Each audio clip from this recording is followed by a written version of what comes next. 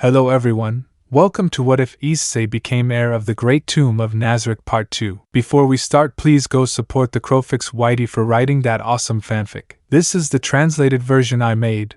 There will be some mistake in character's gender, but of course Issei is a male. Supreme Emperor Dragon, Chapter 5, The Birth of the Dragon King. After many events about the wedding events, 3 months have passed.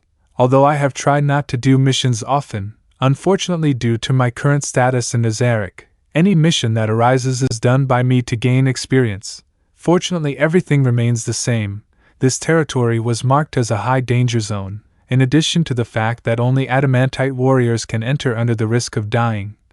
It is a bet that no one would take lightly, although currently most of the adamantite class adventurers are gathering in an elite group to come. Even our team The Darkness was summoned, although we could pass the invitation by taking a mission and leaving for a while. Ainz is seriously thinking about what to do, so that this territory stops being bothered. Currently with his feelings back, he doubts to kill a human just for his purposes, so killing is not an option, but if we let them live, many more may return.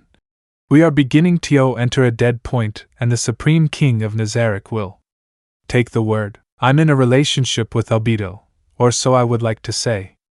I'm not an expert in relationships, and the last ones I've had ended very, very badly. I'm currently thinking about what to do, because we only get together in secret, but I notice she is short and reserved. I try to get closer to her, but she sometimes puts our distance very serious. I know it's a secret, but sometimes I feel that she is not happy with this relationship. I always thought that if we were a couple the severity would end, but now she is more severe and direct with me. I am afraid that she feels hate towards me. My insecurities and their attitude make me doubt, but well, currently everyone in Nazarick, it's complicated. Some accept me, others hate me, and others want me dead. Despite all the time here, I don't even feel like having a home here. I became strong and improved a lot, but still, sometimes I think about them. My parents, I hope they are proud of me even if they don't remember me anymore. My friends, I hope they never forget me. Honestly, I don't know how much time will be before the crack opens again. Pandora told me that it could even be years apart, and that worried me immensely. But well, while I was thinking about all these problematic things, I was lying in my bed, looking at the ceiling, and just kept wandering in my thoughts. Sometimes when I close my eyes I see her, Rias. At one moment I see the most beautiful smile she put on when we kissed and became a girlfriend. And at another moment I see her betraying me and mocking me in my face. I thought I had overcome it with full thoughts, but seeing her a few months ago left me with such a bitter taste in my mouth. Hearing those senseless things come out of her mouth, and even thinking that I would kiss her, was the last straw. But when I'm angry about this, only memories come to my mind. And each one passes slowly. Every time Albedo encouraged me in her own way and made me better, and my friends welcoming me next to her when I win the rating game. Those moments, when I remember them, makes me fall more and more in love with her. Drake, are you still awake, boy? Are you thinking about her boobs again? He said it in a sarcastic tone while laughing. Issei, no, I was thinking about something, and I want you to give me your opinion. Drake, I'm hearing you. Issei, if I fight it at 100%, could I win against the Guardian? Drake, currently that is a distant dream for the moment.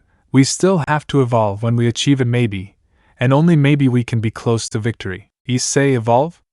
What do you mean? Drake, it's something I'm working on, and I won't tell you until it's ready. Issei, Drake, don't be like that, tell me. Drake, shut up, it's a surprise. Before I could continue talking to Drake, a knocking came to the door of the room.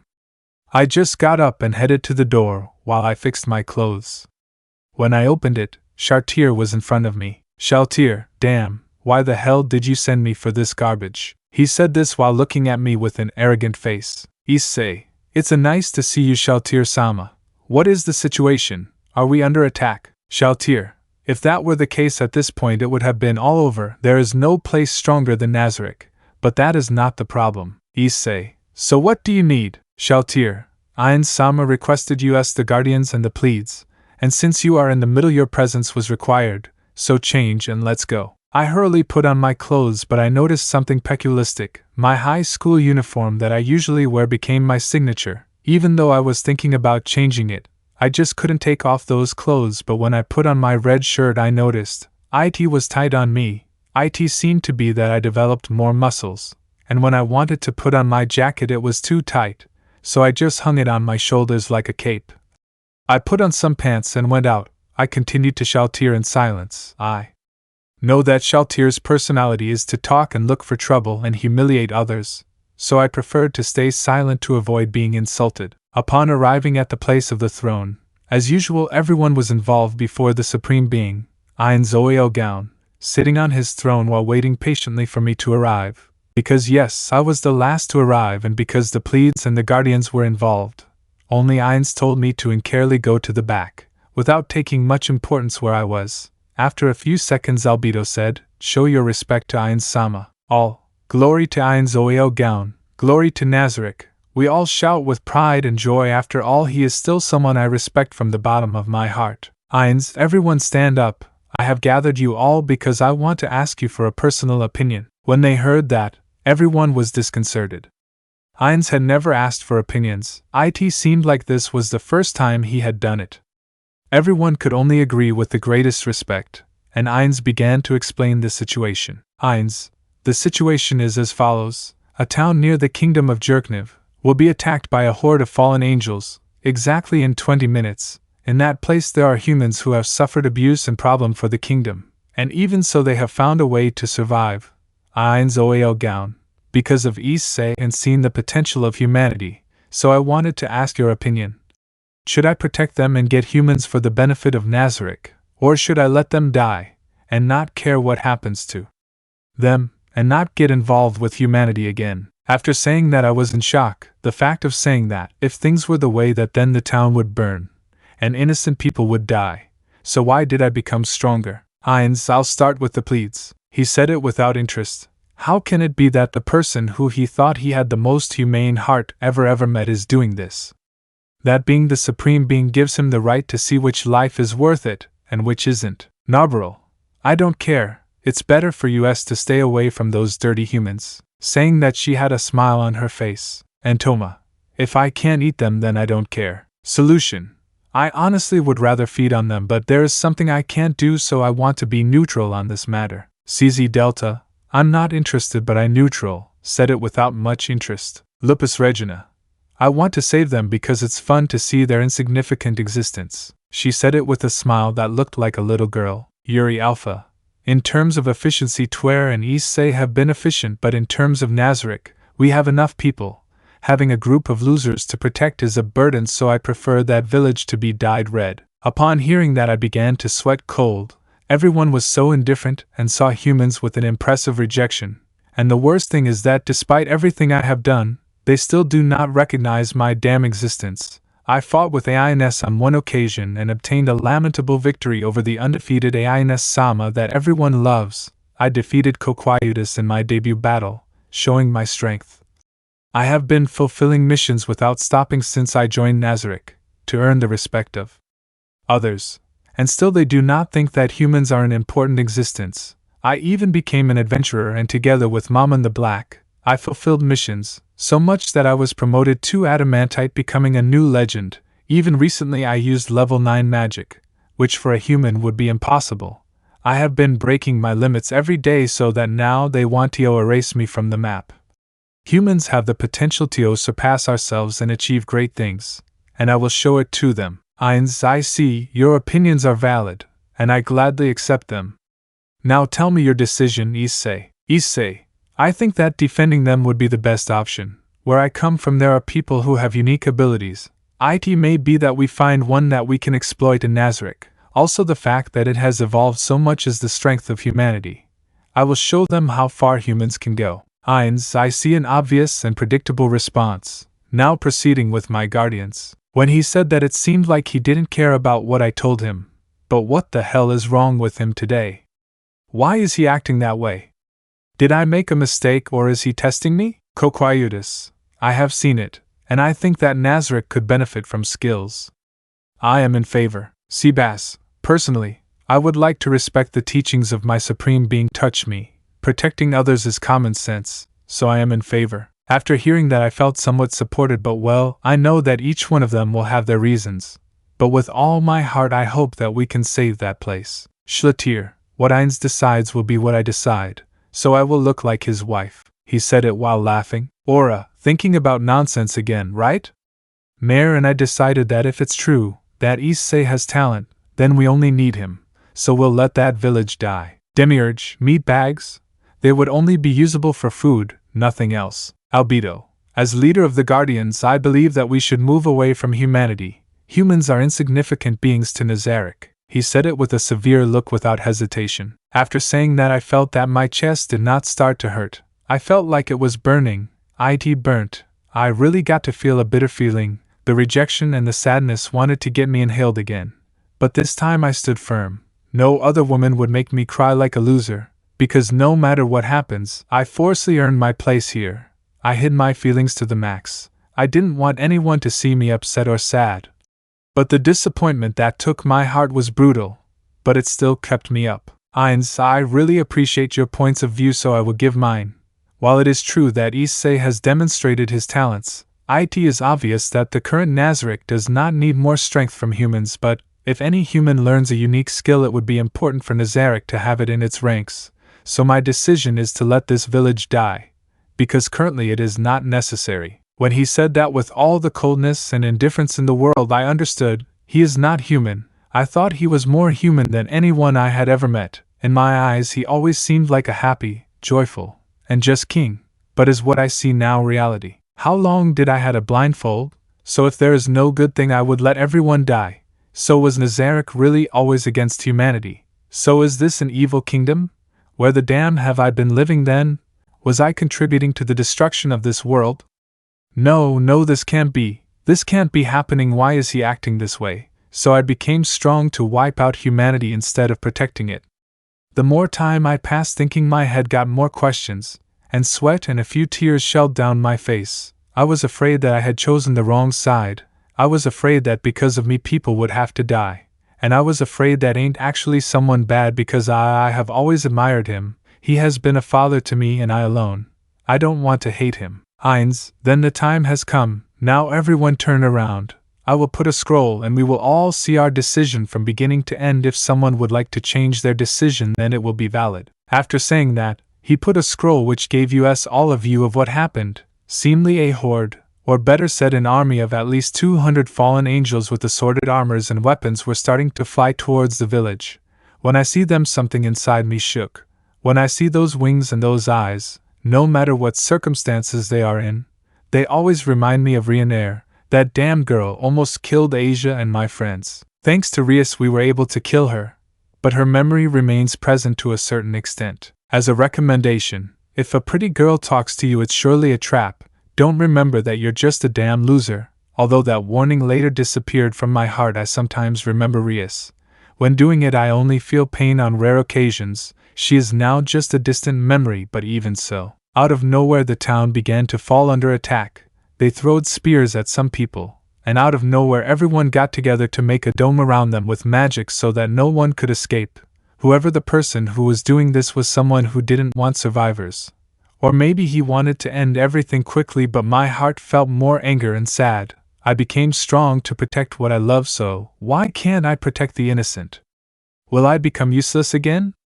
While I was thinking about that, I saw how they began to separate everyone into groups. They wanted to torture them. Death was not what they wanted to give them. They wanted to see their faces beg for death. They were wanting to see them fall apart and beg for death.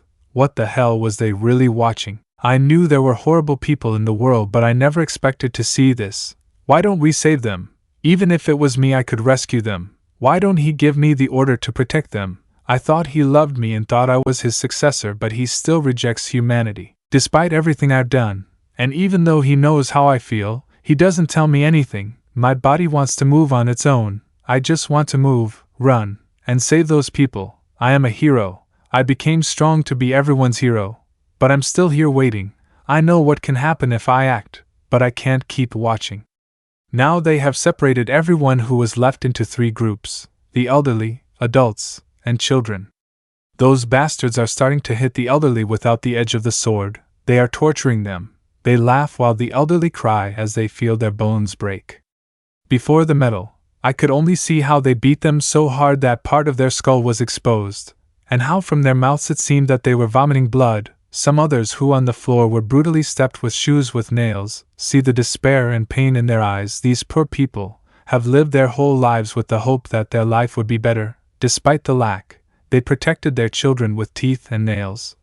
When they didn't have to eat, they hid food for their children, and they spent weeks without eating. They could only see between tears how their bodies were destroyed and their houses that they built with pride being flooded by a blazing fire. Seeing and hearing it, my heart only felt more reaching the limit. I was already thinking of leaving, but Ainz Issei, the will of a supreme being is absolute. I know how you feel, but we decided not to act, so stay calm and don't do anything stupid. When he told me that, a black aura seemed to emanate from him. I could only see him, and when I see those red eyes I understood, he doesn't care at all what is happening. Telling me that in that way, I thought that he would always support me, but Issei, but me, Ainz, there is nothing else to do, you understand at this point. If you do something like this, it could be considered treason. So, as the supreme being of Nazarick, I ask you to stay here. By saying that, he is more concerned about my position than what I feel. Does that mean he was only kind because he was useful? So I was never his pride but his tool. What am I really for this person?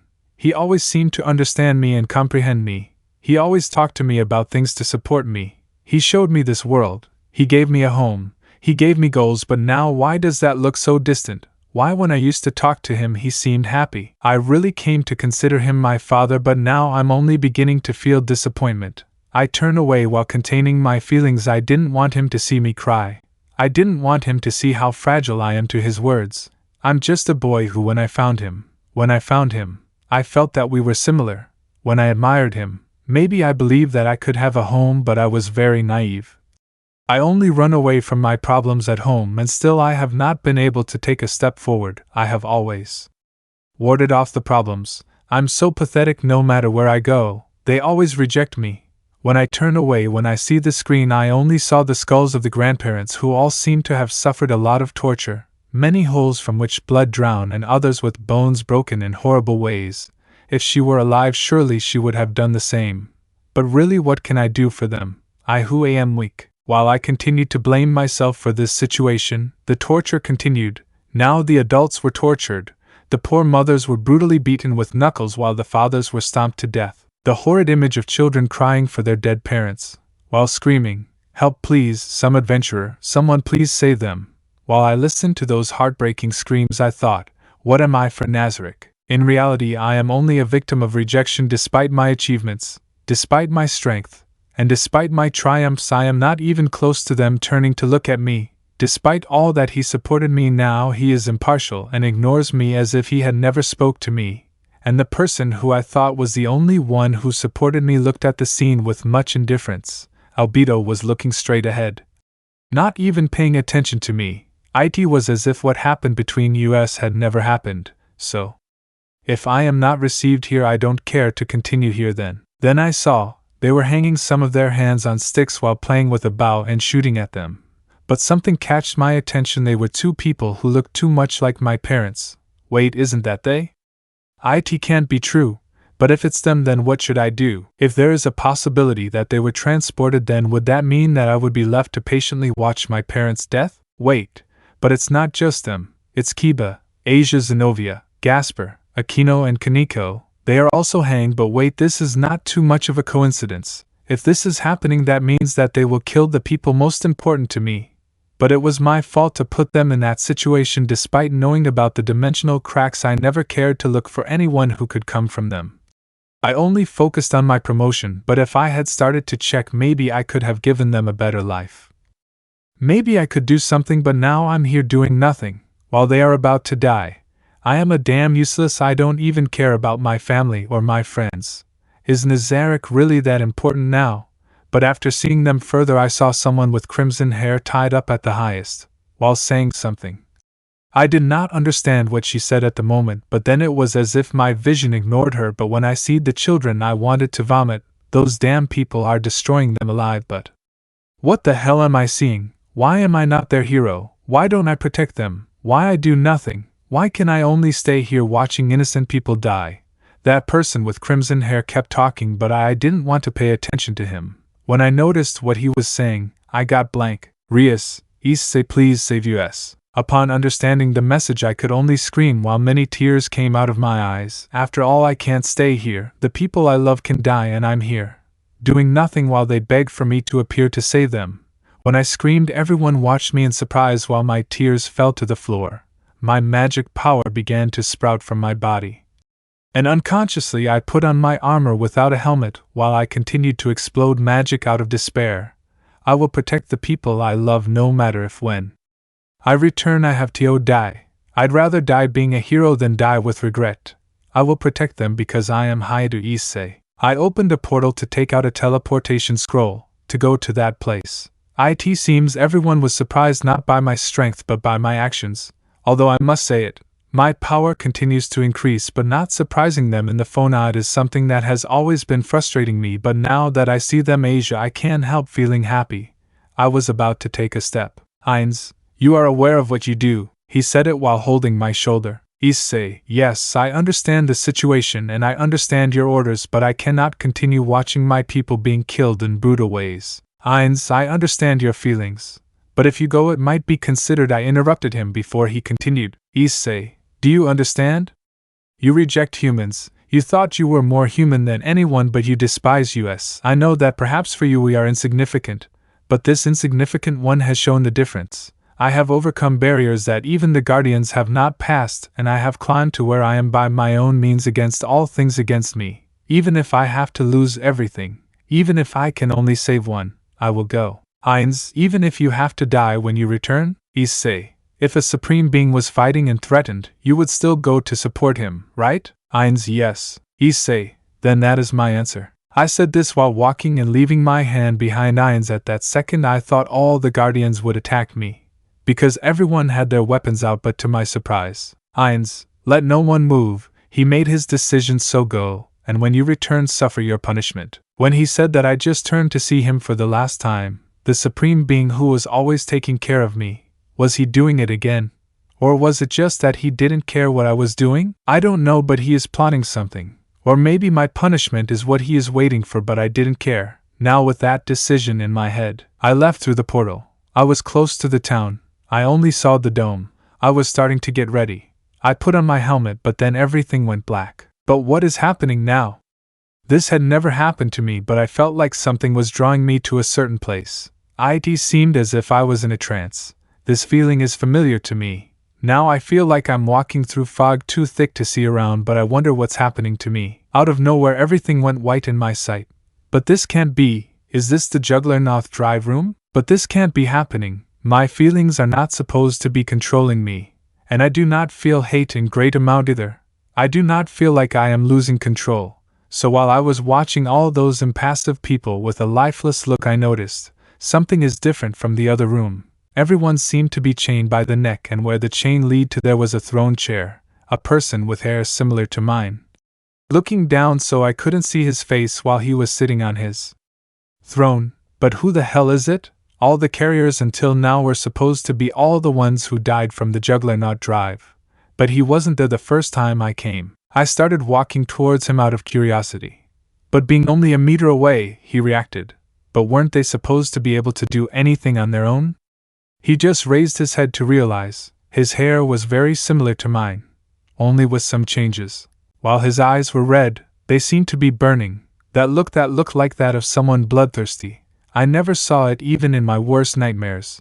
But then he started to talk. So you came to my call. I was waiting for you. Issei, who are you? I'm just someone without importance. A bucking useless wreck. A loser who can't even keep his girlfriend by his side. While saying that he was laughing. Issei, why don't you answer me? Okay, if you want to know then look at me. Well, you idiot, I am you. Issei, but what are you saying? Who created you? Tell me. Issei, dark. Instead of asking stupid things, why don't you ask me why she acts like that towards you? Issei, if you're looking for a fight, I'll finish you and take control. Dark, are you taking control? Still don't understand? You don't have control of your bucking life. You are dependent on others. You're just a damn leech that can't do anything on your own. Issei, but what are you talking about? If I saved and helped my friends in Kwa, and I have been serving Nazarick until now efficiently. Dark, are you still mentioning that hero shit? Understand it now, you didn't save anyone, they saved you from the garbage person you are, although no one can change that you are useless. Issei, I can't stop to listen to you. I have to save those village as fast as possible. Dark, if that's the case, why didn't you go before? Why did you hesitate so much to move? Don't tell me it was because you're a damn coward. You can't defy Daddy Ainz? Issei, I won't sit down and listen to you.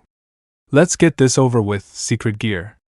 I said it while waving my arm as usual, but nothing happened. Issei, what the hell, Secret Gear? I tried again, but to my surprise nothing happened. Dark, you're doing it wrong. It's like this, Secret Gear. When I mentioned it, my armor covered it completely. I couldn't believe it, but this was happening. Issei, how can this be possible? Dark, you still don't understand?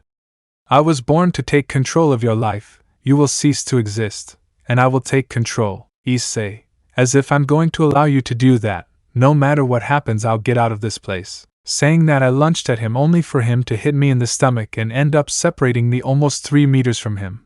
Damn, this pain is incredible, but nothing that hasn't already been gone. Dark, come on, give me fun even if I'm a loser. Issei, then come. Saying that, he approached very quickly. Fortunately for me, I was able to charge enough magic for a level 5 magic, Thunder Punch, which works perfectly with armor.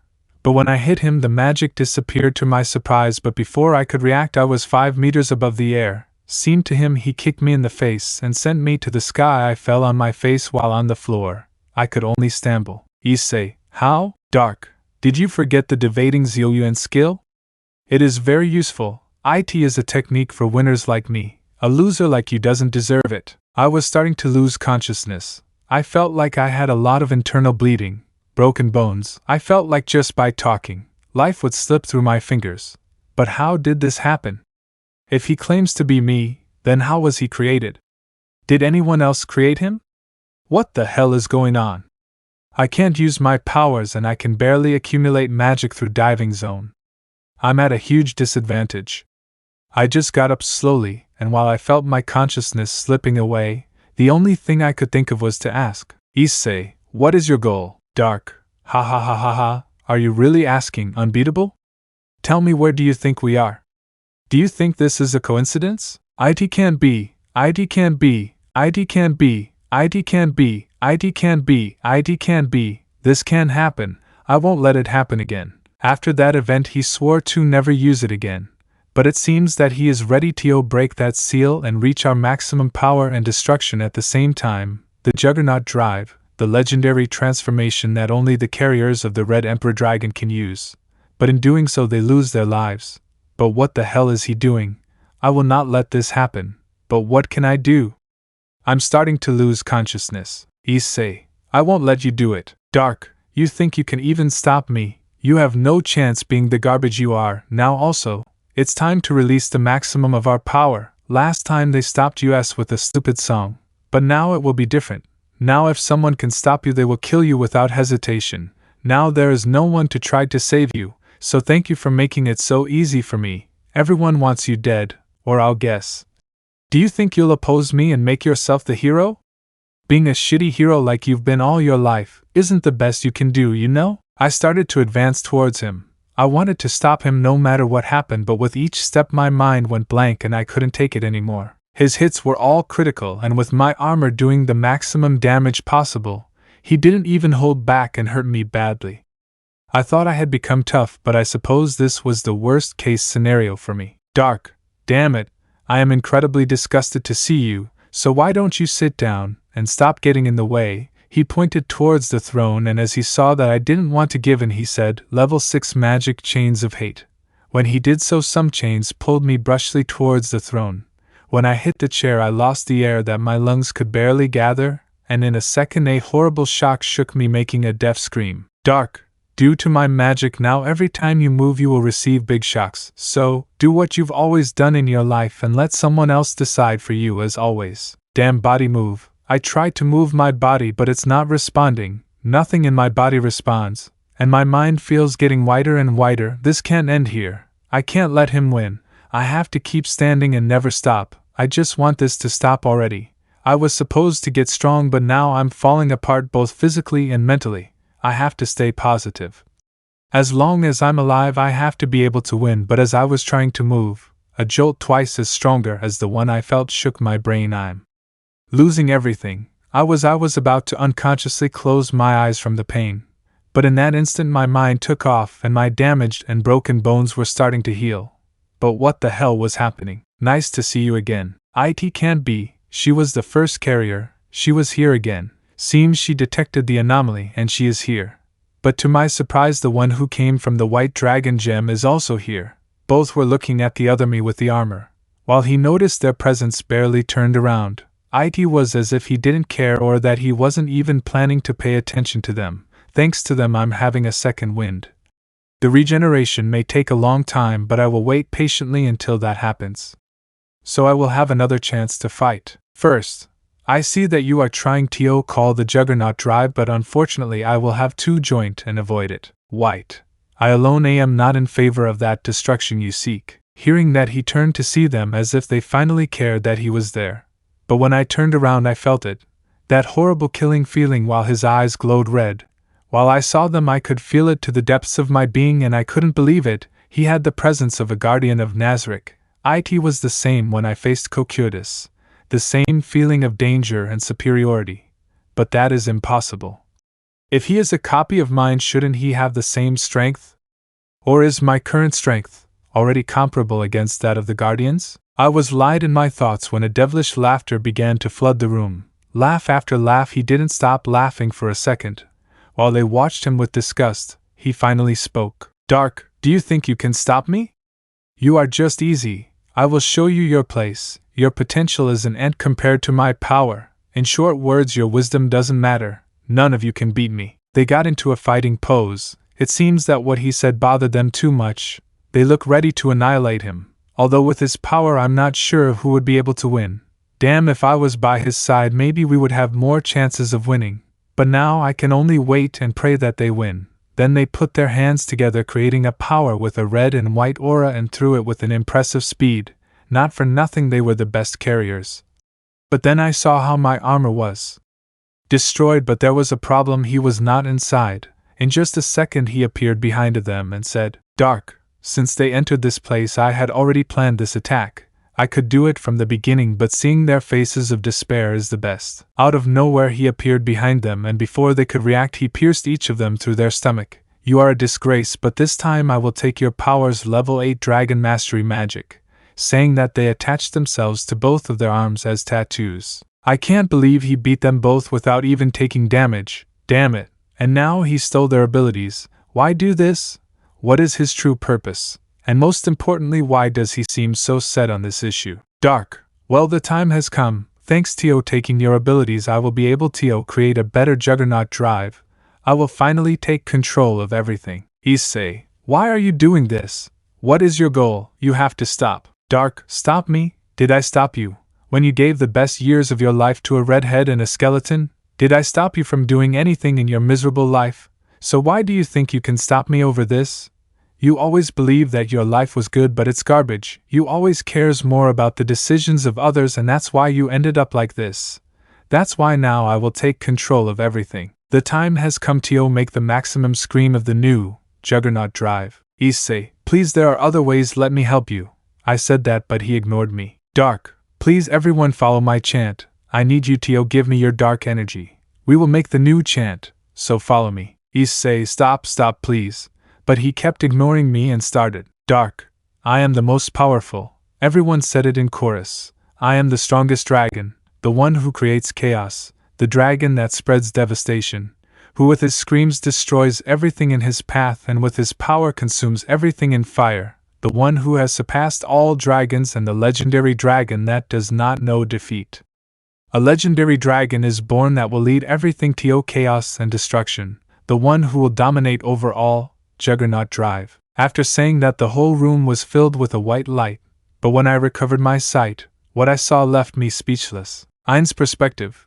I was sitting back on my throne, after talking to him. At that moment I knew that his escape from me and the high pedestal he had me on had crumbled. I'm sorry, Issei, but I had to do this because if I didn't do it you would never have been king of Nazarick. The fact of what I was doing was inhuman.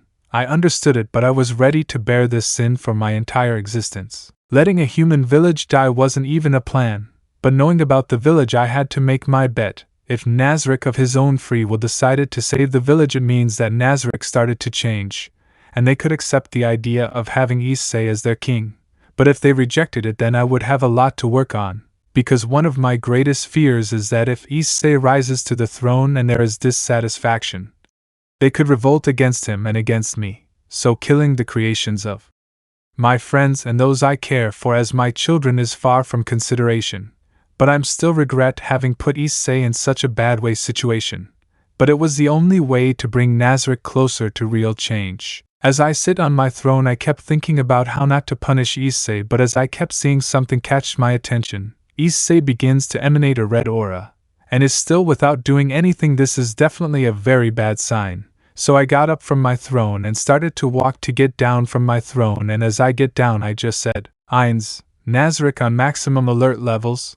And another thing, if any of you apart from me and Albedo leaves this room, it will be treated as treason to Nazarick, and you will be killed at the moment, you understand? All yes. Saying that, I opened the doors and went out with Albedo following behind with a normal look, although I knew that inside she was sad and seemed to wants to get into depression. It seems they are in a very sentimental type of relationship, because Albedo had never tried to hide her feelings. But now she seemed to wants to lock everything in a box that seemed to be about to explode, so I stopped. Ainz, now you will tell me what relationship you have with Issei. Albedo, relationship? What are you talking about? But when saying it, her expression red and she seemed not to want to look at my face. Sometimes Albedo acted like a child, she doesn't even know how to lie. Ainz, you think you can lie to the Lord of Nazarick? Albedo, I don't want to say. I guess a couple. When saying that, I felt a resentment to a certain point in my heart for a damn reason, making my daughter put on a face like a maiden in love. Damn it, you were trying to desecrate my daughter, damn virgin. I'll show you the next time I see you. You're not going to finish her. Even though Albedo is very beautiful, no out of place thought never came to my head. She's like a daughter to me. I will always feel proud of her no matter what she does. But now she will have to take a path.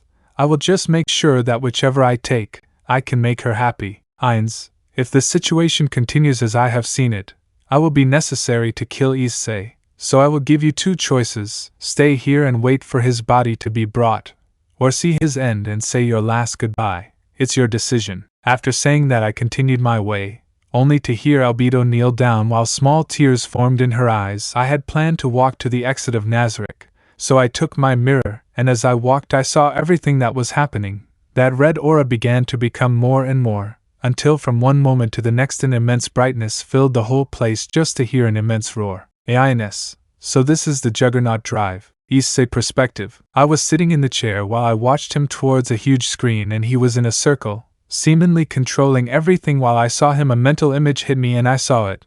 The new transformation of the Juggernaut Drive did not seem very different from the last time. Only instead of hands he had two dragon mouths, one white and the other red. In addition to the 5 gems that Ainz and Harmonia gave me seemed to shine in the center of the green sphere. The wings he had looked as if he were a scorpion with several beaks. The transformation looked like a blood-hungry dragon, and its victim arrived. 5 fallen angels. They tried to get closer only to fall into its jaws and be eaten, and some ending up without half of their body, while the dragon was stained in blood. That was the moment in which the image disappeared, only to see my other self smiling with a devilish smile. Dark, did you like the image I gave you, right? Now I have all the control and I will take this world by force. I wanted to speak, but when I seed his look and his smile, my words couldn't get out of my mouth. Damn, I'm so afraid of the deaths he will cause because of me. So decisions are what I always make. Damn it, I have to do something. This world is not something you can dominate. I will stop you because I am a hero. Although a hero tied in chains is not the best option, the situation is against me. It is practically 99% possible that I will lose. But as long as I have won, I will certainly have a chance. That damn guy is very confident, but I don't have to lose my calm or my spirit. What decides a fight is only one thing: the will to win. The chains are all over my body. One careless move and I'll be knocked out. I have to have enough strength to break the chains and take control of this situation. But now I just have to relax and be calm. That's what I was trying to do, while I closed my eyes, and in doing so it seems he was giving me images directly to my brain of what was happening. He was starting to attack all the fallen angels. Each one he started to eat with their different mouths while they were attacking, but the magic was cancelled. What kind of thing is he using? I just saw how that town filled more and more with blood. They tried to flee, but the speed of the juggernaut drive is supreme. Every time someone tries to flee, they move so fast that they can barely try to react. But when they do, they already have their fangs engaged in their bodies. While I saw distressed parts everywhere and how everything looked like a red lake, I was starting to lose patience, but the calm must remain in me. I promise that I will make all of this worth it. In the end, I will be the one to win this. From one second to the next, everything was over. Not a sound or movement was heard in that town. Everything was starting to happen. That entire army died and all its inhabitants are dead. Damn, it really couldn't do anything. In the town it starts to rain. Everything is starting to become a grotesque scene, but then a blow to my mouth took me from my thoughts. Dark. Come on, Issei. Even if it's just entertain me. You're being so submissive that I'm bored of having you here if you're not suffering. Issei, you won't laugh for much longer. I'll stop you. Dark, you stop me? And how will you do that, trash? Issei, with this secret gear. As I saw that my trusted glove appeared, I broke the chains and in a quick movement I hit his face. In doing so he moved a meter away. Dark, I like it. I want you to show resistance so you can see how superior I am to the garbage you are. Issei, keep talking whatever you want, you won't be able to stop me. Dark, typical of you. You feel strong again just because you believe you are the hero of this story, but I'll tell you something. I am the hero. Issei, what do you mean? Dark, I'm tired of talking, let's do it. Saying that he equipped a glove and lunged towards me. I could barely avoid it. Our gloves collided with great intensity, but the problems continue and keep growing. This damn guy predicts all my movements and makes movements so strange that I sometimes can't predict. He seems to have a killing instinct that makes him predict any situation. Curse. I have to generate a critical hit.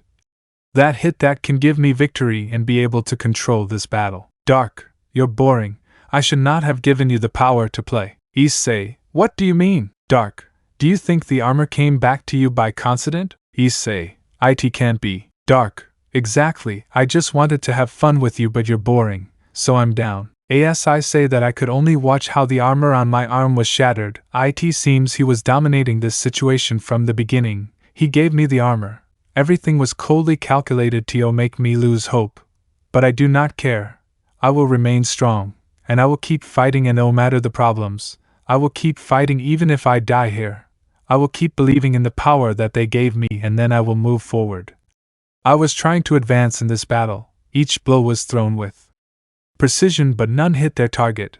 While I felt that I was beginning to gain ground, a hit to the stomach returned me to reality with a ridiculous force, so much that the white floor broken by the impact, making a crater. I felt my ribs break and I vomited blood because I was Bokariba. I was starting to drown on my blood. What a devastating force. I felt like I was fading out. Damn it, who would have thought that I would hit so accurate? It even seems like I was letting me fight as if it was a game. But I have not fallen yet. I am very sure that I can still stand. I have not accepted my defeat yet. Dark, you should know. But if you die here, that would make it easier for me to have control. Issei, then why don't you kill me? Dark, I don't want to carry trash like you on my conscience. I prefer that you die by your own hand. So just stay lying down and drown in your own blood, please. I would be disgusted to kill you. Issei, I'm not gone yet. I'm just taking my second wind. I won't let you win. I said that while I could barely injure myself, blood coming out of my mouth, but that didn't matter. I knew what would happen if I did nothing, but my options were too limited. My strength was running out, but now I just wanted to be able to stand up. But that blow was so brutal that I can barely talk. I would like to be able to recover, but if I do, it would leave me the same in less than a second. Dark, well, in my perspective you look finished without more, but well, it's time you see what I was doing while I was playing with you. In reality I was bored waiting, so I wanted to give you some games, so why don't you look?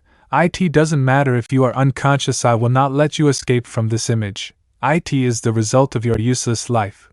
When saying that, even if I didn't close my eyes, my eyelids were filled with an image. It was the Juggernaut Drive, but up in the sky there was a huge magic circle, which shone intermittently, but from one second to the next it shone with great splendor. But that level of magic is 9. I can't believe that I can use that magic with relative ease. Dark, do you see it? It's impressive, isn't it? Now we'll make an attack that will devilish the entire continent. Issei, with the whole continent? I can't believe it. It doesn't matter if I die, I won't let you do this. I said it, barely trying to stand up. Dark, if you want to die without purpose, I don't care. But now is the time for the fun, so if you can ever do something, I would love to see if you can stop me. And at that moment he laughed in a demonic way. He was so confident, and I can't stand up.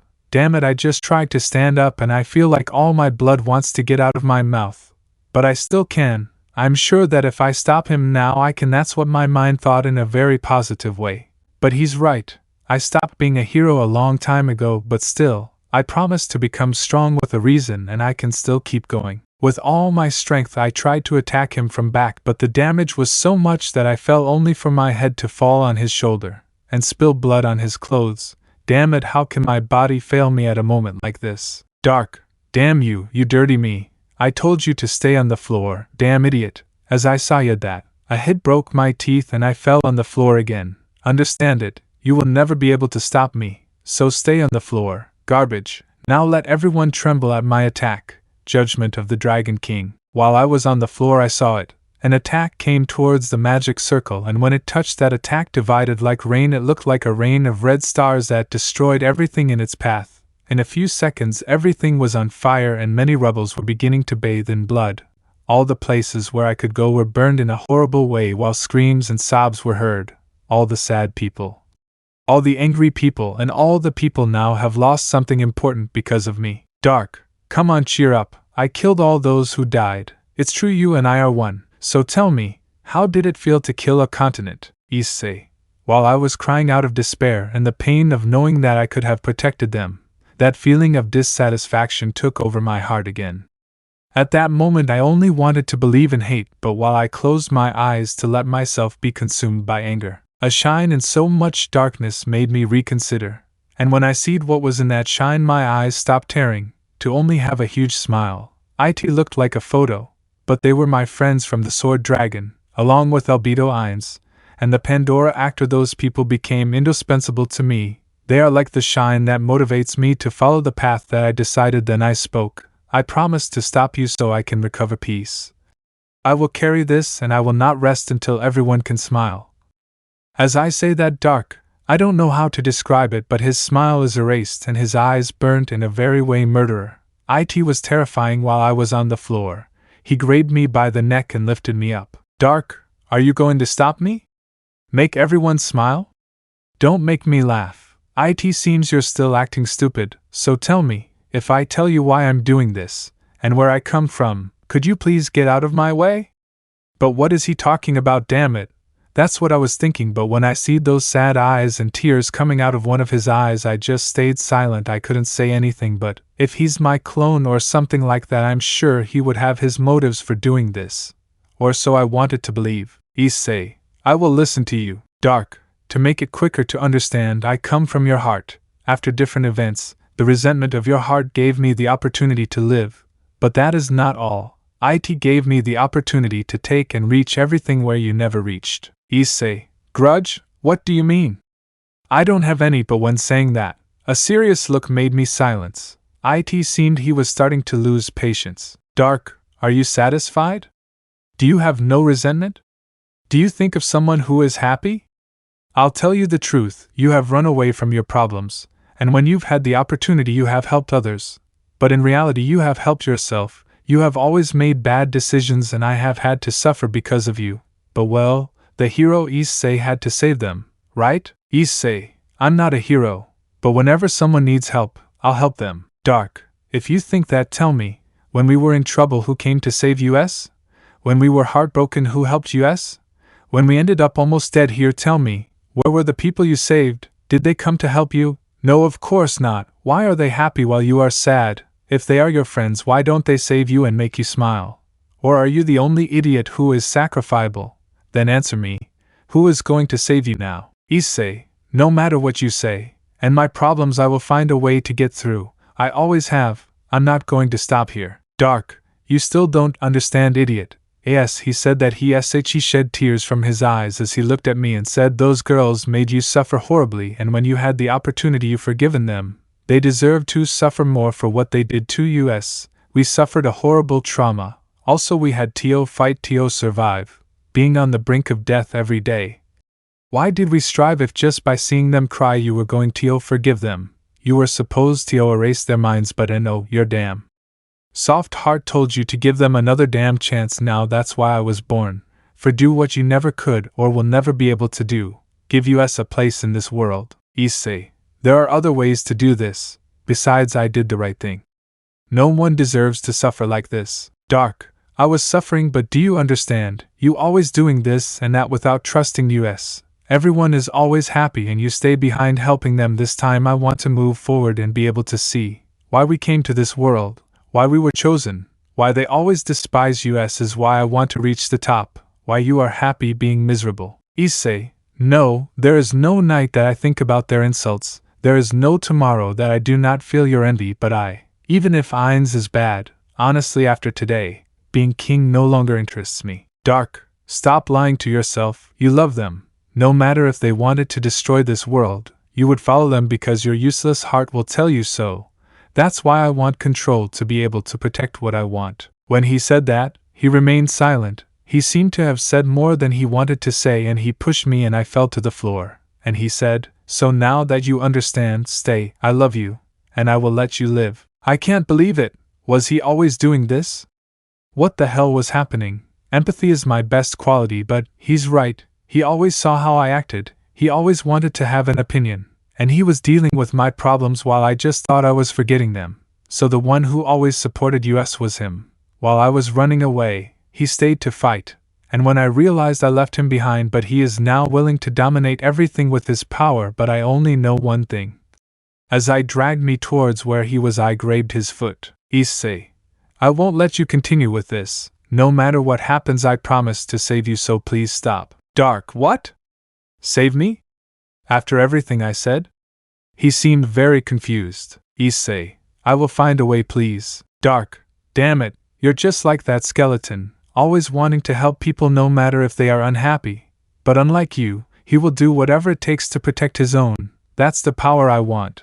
So just die for good, and damn it. He said it while stepping on my head and breaking the ground while my face began to get stained with blood. He seemed to stop paying attention to me. Issei, no, not yet, not until I can overcome it. I will not know defeat. As I said this, an aura of various colors began to shine on my body, and as it shone I felt my body getting stronger and stronger. The wounds began to disappear. As the seconds passed, it shone with colors. I stood up and said, I'm not giving up yet. Dark, that aura it can't be. Issei, I'll have to stop you by force. I'm sorry, but I'm not going to lose. Dark, interesting. Hey, wait, what is that? He closed his eyes and I instinctually closed them to see an image of Nzarick intact. Nothing had happened. That means that they were able to defend themselves very well from that attack.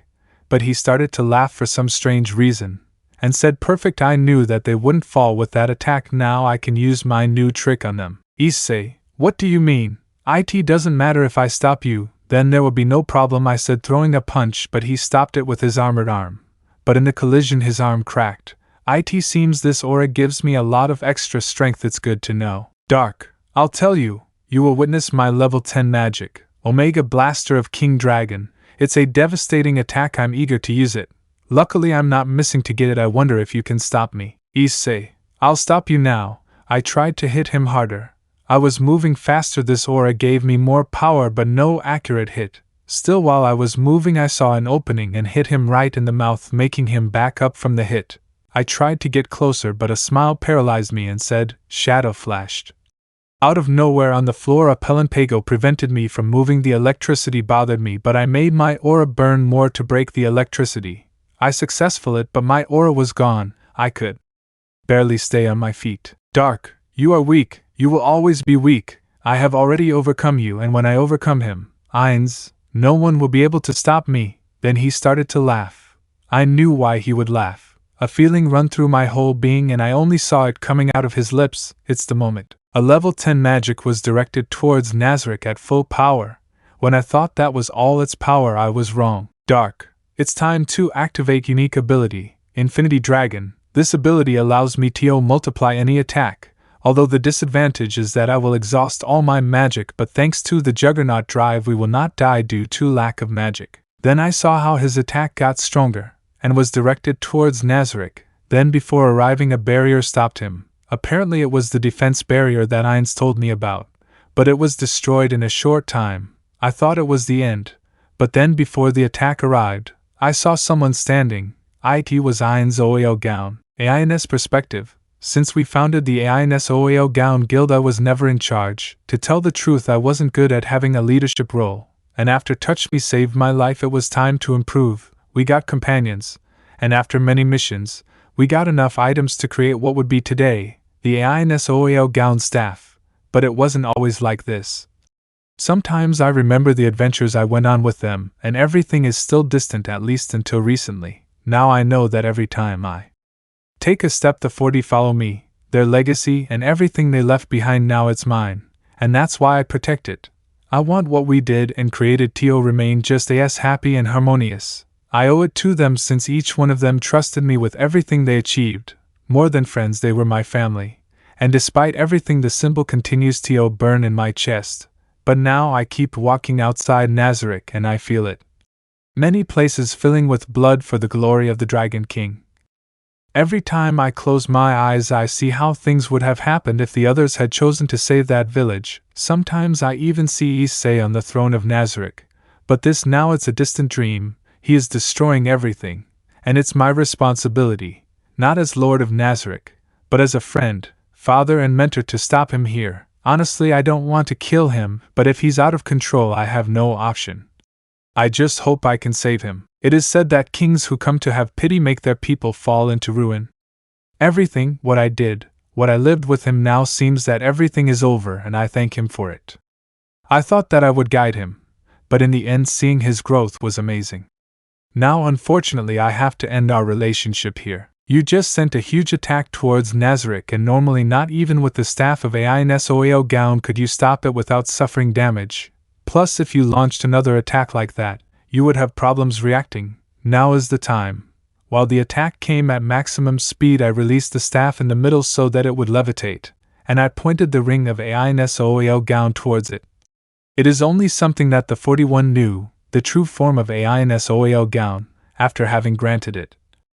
His power was so devastating that even if it was empty, it made victories very easy, so we voted and decided to make it the symbol of Nazarick. But now that I am the maximum being of Nazarick I have the authority to unleash all its power. I never had the need but just for today out of gratitude and respect, I will show you the supremacy of Nazarick. The unique object the sword Ainz Ooal Gown, a sword that surpasses all limits, and every god that has existed, a golden sword with a case that had the gems of Ainz Ooal Gown. The attack was imminent. With a force field I stopped the attack that Issei launched but shortly after it broke, the attack was coming towards me. I just removed the case, and made a quick cut and put it back asking the 40-year strength to perform the technique we created to protect Nazarick. Ainz Victoria Court. Issei's perspective. Everything happened so fast that it seemed unreal. Ainz launched a slash that not only destroyed the Juggernaut drive attack but at the same time was literally destroying the armor literally that our attack was made of glass. He did not oppose resistance. I was trying to capture everything that was happening. I was in extreme shock. I didn't know what to do then I turned to him. He was standing looking at me while blood was coming out of his mouth while he had a smile on his face. Dark, this was what you wanted to know. Please don't see me like that you look pathetic friend.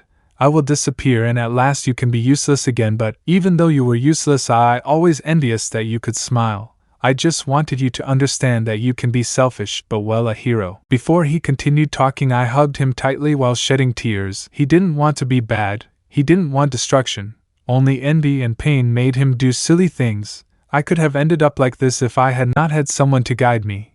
But I was lucky to find the right people. I don't want to be a hero anymore if it means letting my heart suffer like that again. He just wanted to feel the joy of loving, the joy of having friends.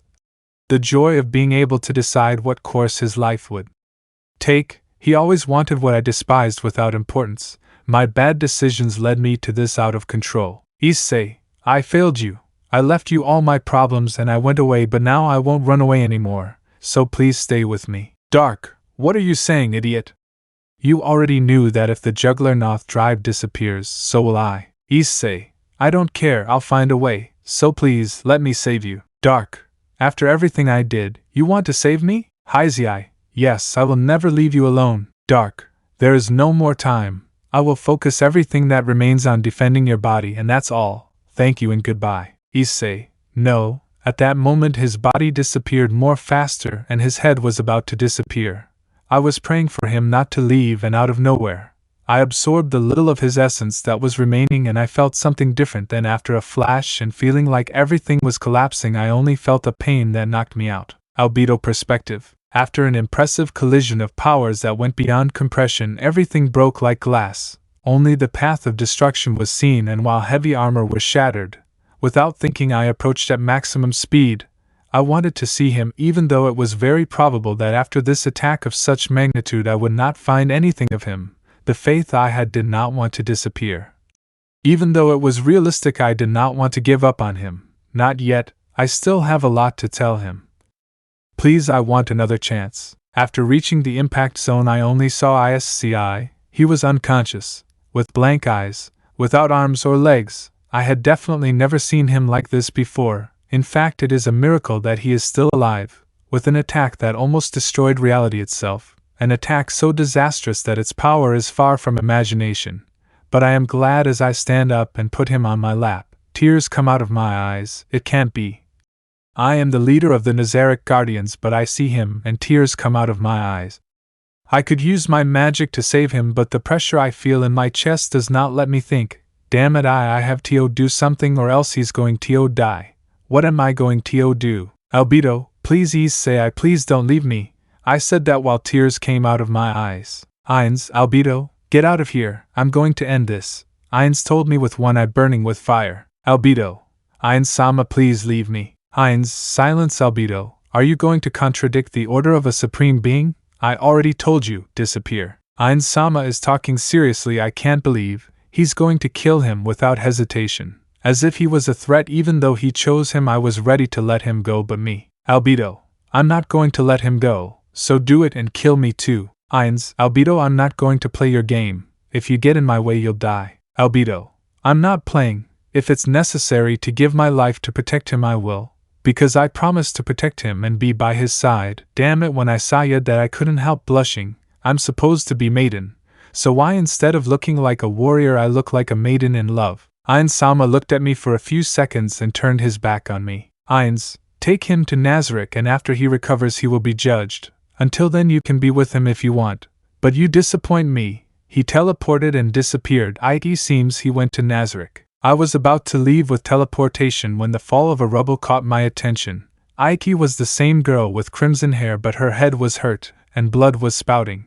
It seemed like her eyes were crying blood, and I only heard her saying the following. Rias, yes, you arrived. After saying that, he fainted out and fell in the rubble of the place. Apparently this is what he wanted to protect.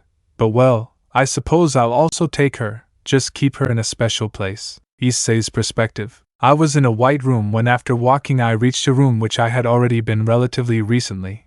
It was the Juggernaut drive room. After arriving I saw them all, especially the bearer of the blue gem of Albion, and the first bearer of the red emperor dragon. Carrier, it's good that you're still with us. It seems we caused you a lot of problems by acting on our own. Blue, our uselessness only cost you much more. I didn't think there was anyone that strong. Carrier, you're right, you've outsped us. Even though they were praising me, I was thinking about something else. Dark Issei's last wish. He wanted us to be the last carrier so that everything could never be devastated again with the Juggernaut drive. That would be living eternally, but I will not let more lives be taken away by this transformation. Issei, I have a few questions. Carrier, questions? Of course. Issei, can people who killed by this transformation rest in peace? Carrier, due to the curse, she is not allowed to rest in peace. Issei, can the people in this room be released and rest in peace? Carrier, only if a higher magic is activated, they would be allowed to leave this plane and rest in peace. Issei, I see, then I will free everyone here. Carrier, but what are you talking about? Issei, Just before he disappeared, I was able to have one last talk with him, and he asked me for a favor. He told me that I should leave everyone here free, that you have lived generation after generation here, and that you want to meet the people you love so much and the friends you left behind when you couldn't rest. That is what you want most, to be able to live with your loved ones and be free again. So I will do this magic to be able to free you, and I will stay as the last bearer of the Red Dragon carrier. But it's ridiculous. You can't stop the dragon from staying with you forever. Issei, things change if I become immortal, right? When he said that, everyone was perplexed. No one had any arguments against him, but there was no reason to doubt. This time he would fulfill one thing he asked me to do before disappearing.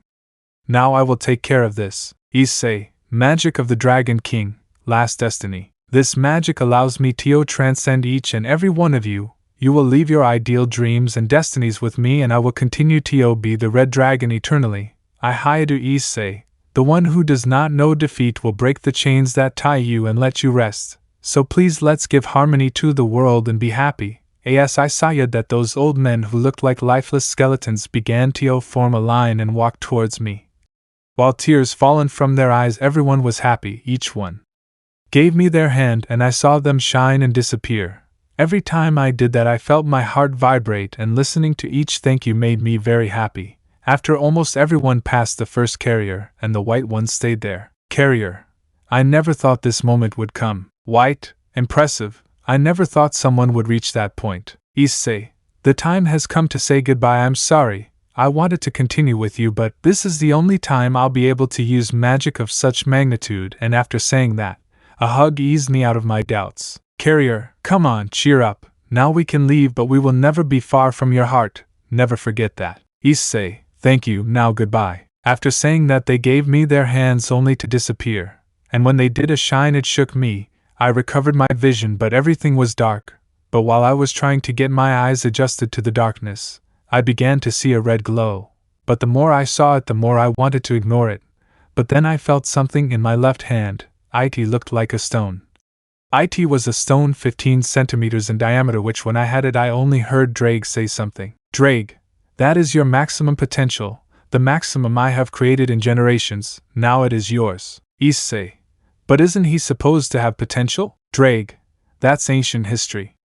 When we changed, we had to evolve, so I had to create new potential for you. Issei, does that mean that if I master it I can exceed my limits? Ainz, your limits? Interesting. Before I could react, I saw Ainz on the place wall looking at me while his left eye burned red. Issei, Ainz-sama, what are you doing here? I tried to stand up, but I felt something else on the bed and Ainz stopped me. Ainz, stay still. I don't want her to hear our conversation. Her? What does she mean, eh? But what is this? Albedo is lying on the side of the bed, and it seems like she was taking care of me. Now I understand why he is angry. Overprotective father. I think that maybe he will kill me here. Issei, about what you want to talk about, I said that, trying not to get nervous. Ainz, I wanted to ask you about how your relationship with her is going.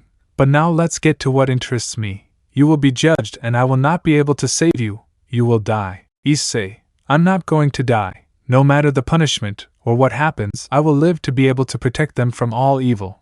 And I know that he's trying to be the tough one, but he's worried about me. Really, he's a great person. Ainz, you know I should kill you to be with my daughter.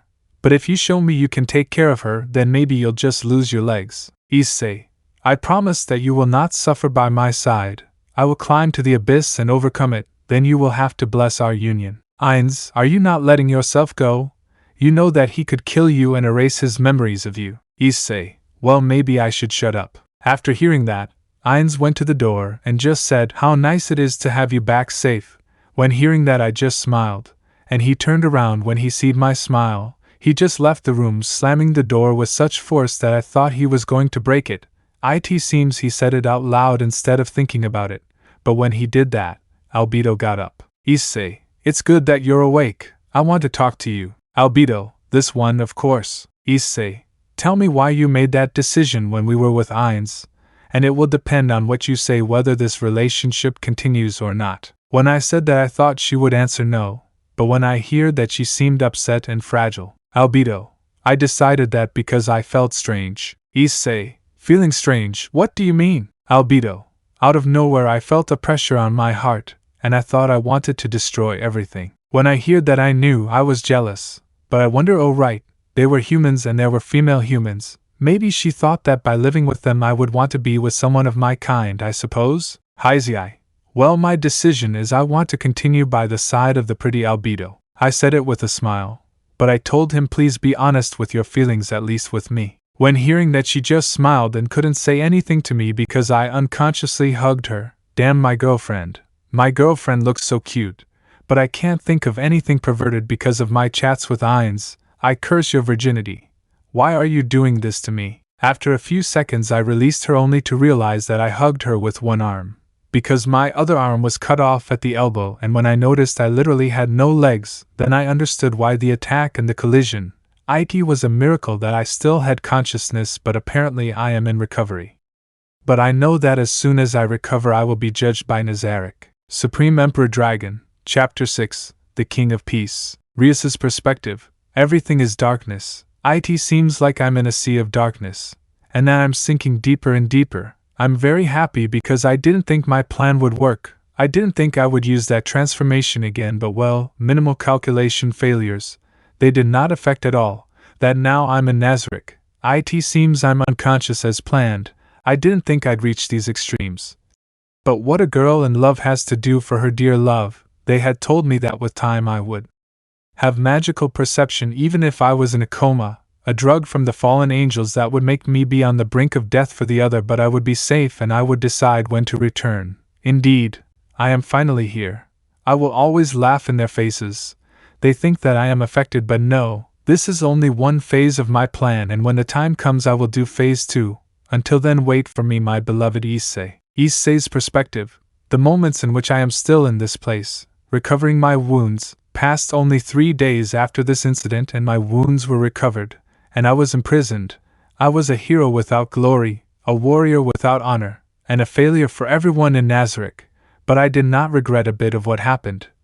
If it was possible I would do it again, and over again, even knowing that the result is death, and that is because I am Heir Issei, a person who always does the impossible to care for and protect others. I am impatient while I see the chains that I have on my arms and feet. I feel anxiety. More than looking like a prison, it is just a dark room. It was difficult to breathe, but I could be calm, even though in so much darkness I felt that the room absorbed me and immersed me in a sea of darkness.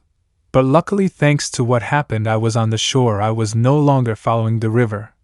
Now that I had touched land, I was willing to keep walking to never enter again. But there is still a lot of sadness in my heart, as I have decided to tell you, Dark Issei, or my evil part. It turned out to have some ideals and dreams to a certain extent better than mine. I always thought that I made my decisions only affecting myself, but knowing that someone inside me also suffered with me, now I feel guilty of always sacrificing myself without having listened to myself before. But his teachings, his legacy and his dreams continue to remain inside my heart, and without a doubt I promise to fulfill them. If that means I have to die, I will die protecting whoever, and I will live to make the people I love happy. Ainz Ooal Gown, the enemy of the world, or at least that's what I thought due to the way things turned out. He ended up being the hero and I the villain.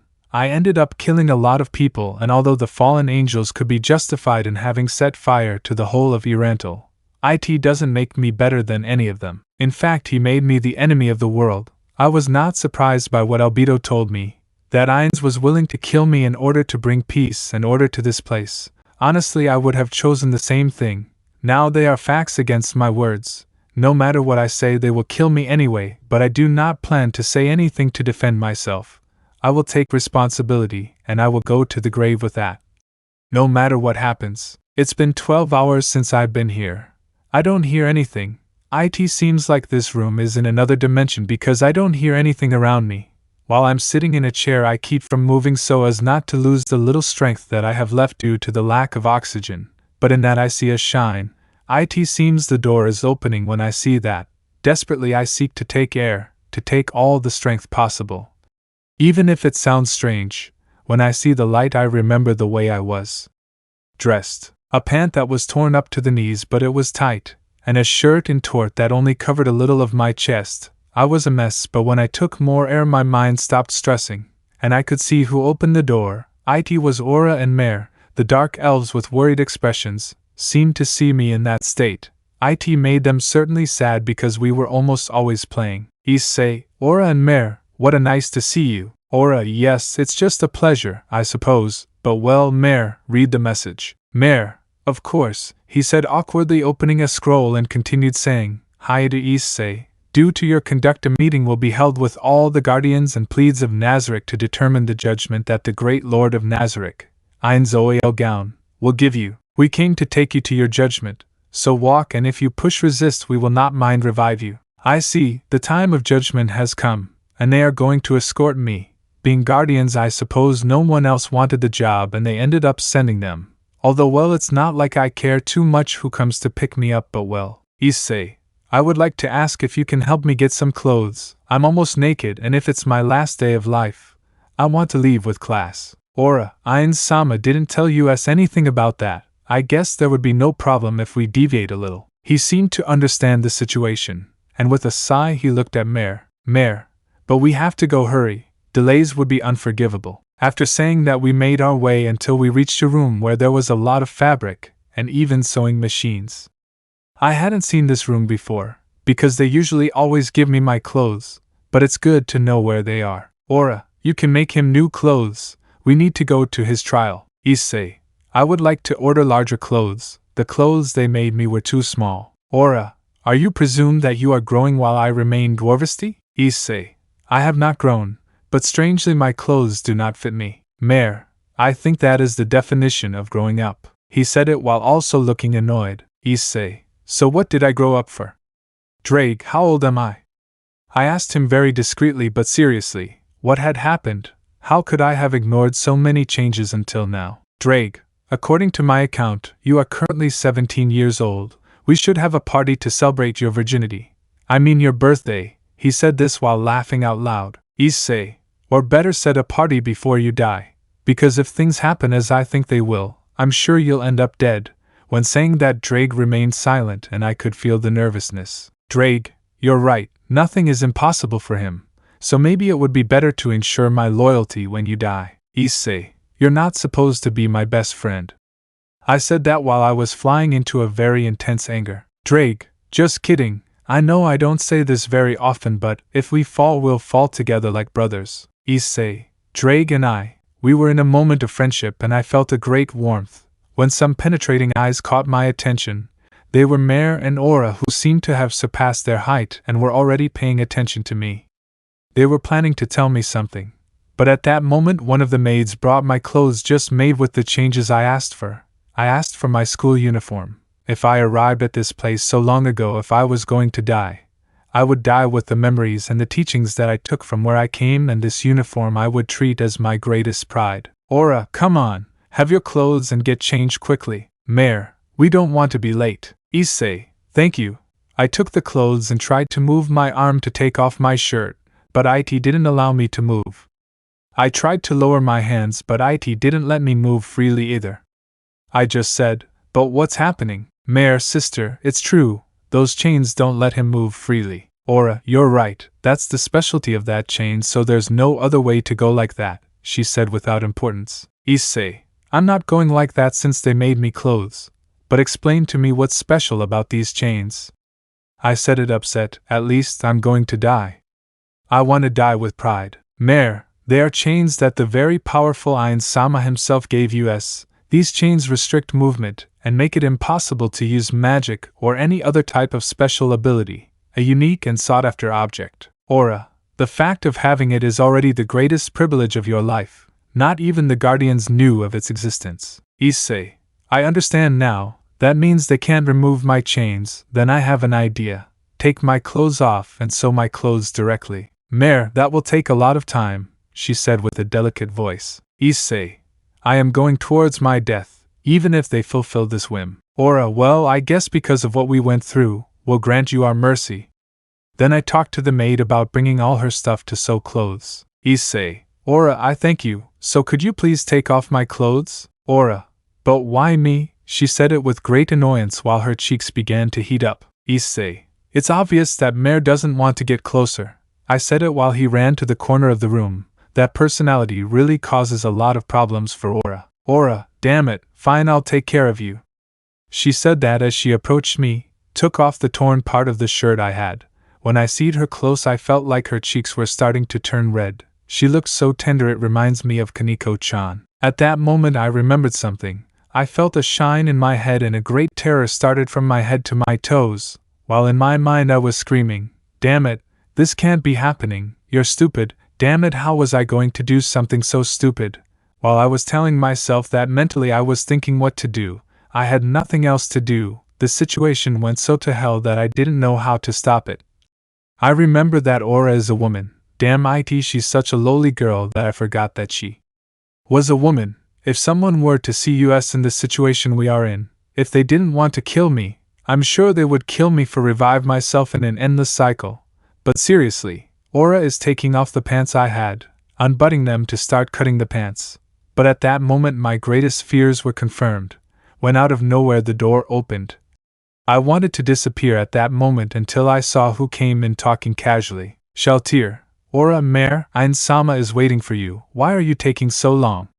But looking carefully, the scene couldn't have been worse. I was standing while an Aura squatted, had just unbuckled the button on my pants while her face was red.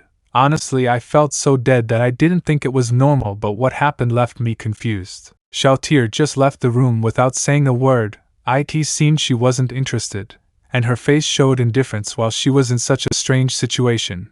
But I begged in my mind, in the most possible way of my heart, not to tell Ainz-sama, because if not I am more dead than I already was.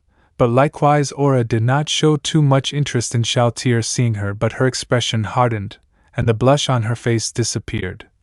She just cut my pants, and it took a little longer to fix me and escort me. While we were walking I tried to talk to them, but they had no more to talk about with me. The moment of judgment came with every step, and I was ready to take responsibility, because that's what a man does. After walking a little more we arrived at the throne room. A moment later the doors opened and Demiurge began to speak. "Demiurge, everyone attention, the moment has arrived. The trial of the traitor of Nazarick is going to begin.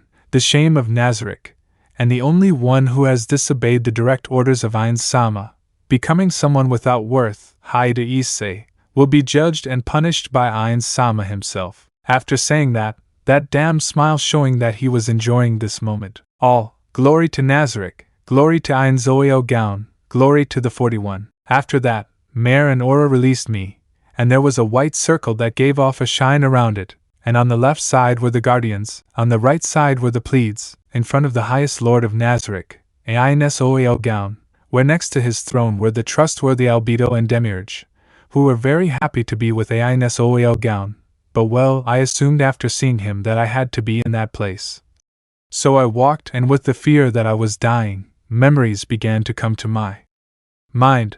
When I took a step, I remembered when I was at the table, eating, and my parents hugged me before going to school and telling me that they loved me. Then when I took another step, I remembered that I was late to school, and outside of school my friends were waiting for me. And when I looked up, I looked at my classmates from the Gremory group. I saw Rias, and strangely I felt happiness.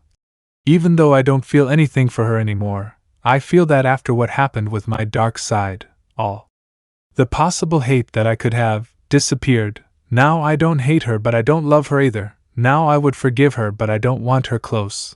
A very correct feeling for our situation. After taking another step, I did not see a memory. Maybe I saw a dream that I had once. It was me walking, and while I sat on a throne, Ainz inherited a crown from me, and after that Albedo comes to give me a big hug, while everyone crowds up to praise me. The most idiot and selfish dream I could have had. But it is a dream so ambitious and senseless that it apparently is what my heart really wanted. Ainz maybe made me his heir, but I was the one who ended up falling in love with Nzarick, not with his people who treated me badly all the time, but with what it means and what Ainz taught me and the value it has for me now. I arrived at the brightness, and when I arrived it all started. "Demiurge, Heir Issei, you will be judged. But out of curiosity I will ask this question, although I already know the answer. After having done your acts, how do you consider yourself, guilty or innocent?" When saying that, he mocked my face, had a very cynic attitude, and seemed like he wanted to torture me psychologically. "Issei, I plead guilty in Nazarick, but I also declare that I will take full responsibility for what happened, both in Nazarick and the entire continent. Demiurge, no one cares about the continent. You're a shame. You should die already. I always said you were a mistake. Issei, well, this error has surpassed the Pleiades and is on par with any Gueridian. If I am a mistake, what are you? Because I assure you, you are below me. Apparently your plan was to make me angry and lose control all the time, but when I heard what I said, her mind began to fill with wrinkles and a bloodthirst began to come out. Demiurge, shut up, on your knees, he said it screaming while a demonic aura came out of him. He seemed to be putting in too much magic this time.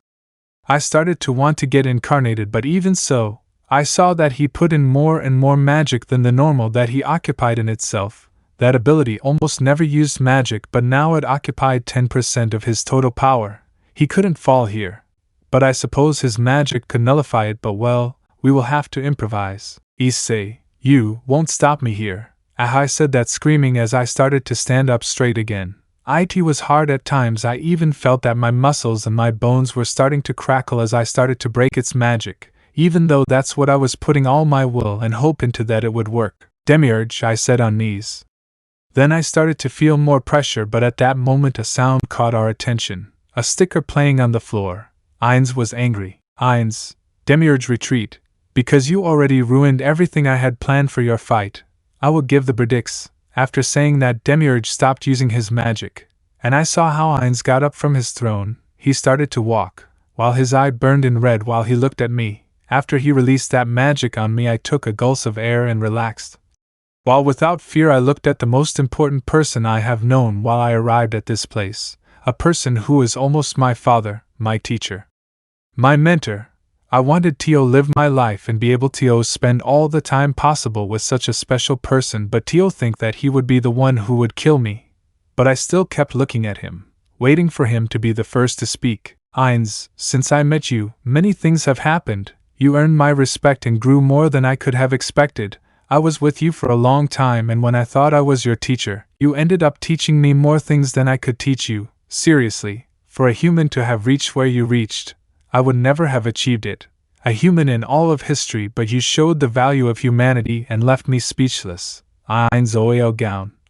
I want to hear everything you have to tell me before I say goodbye, my dear friend Issei. Issei, having been in Nazarick, I learned many things.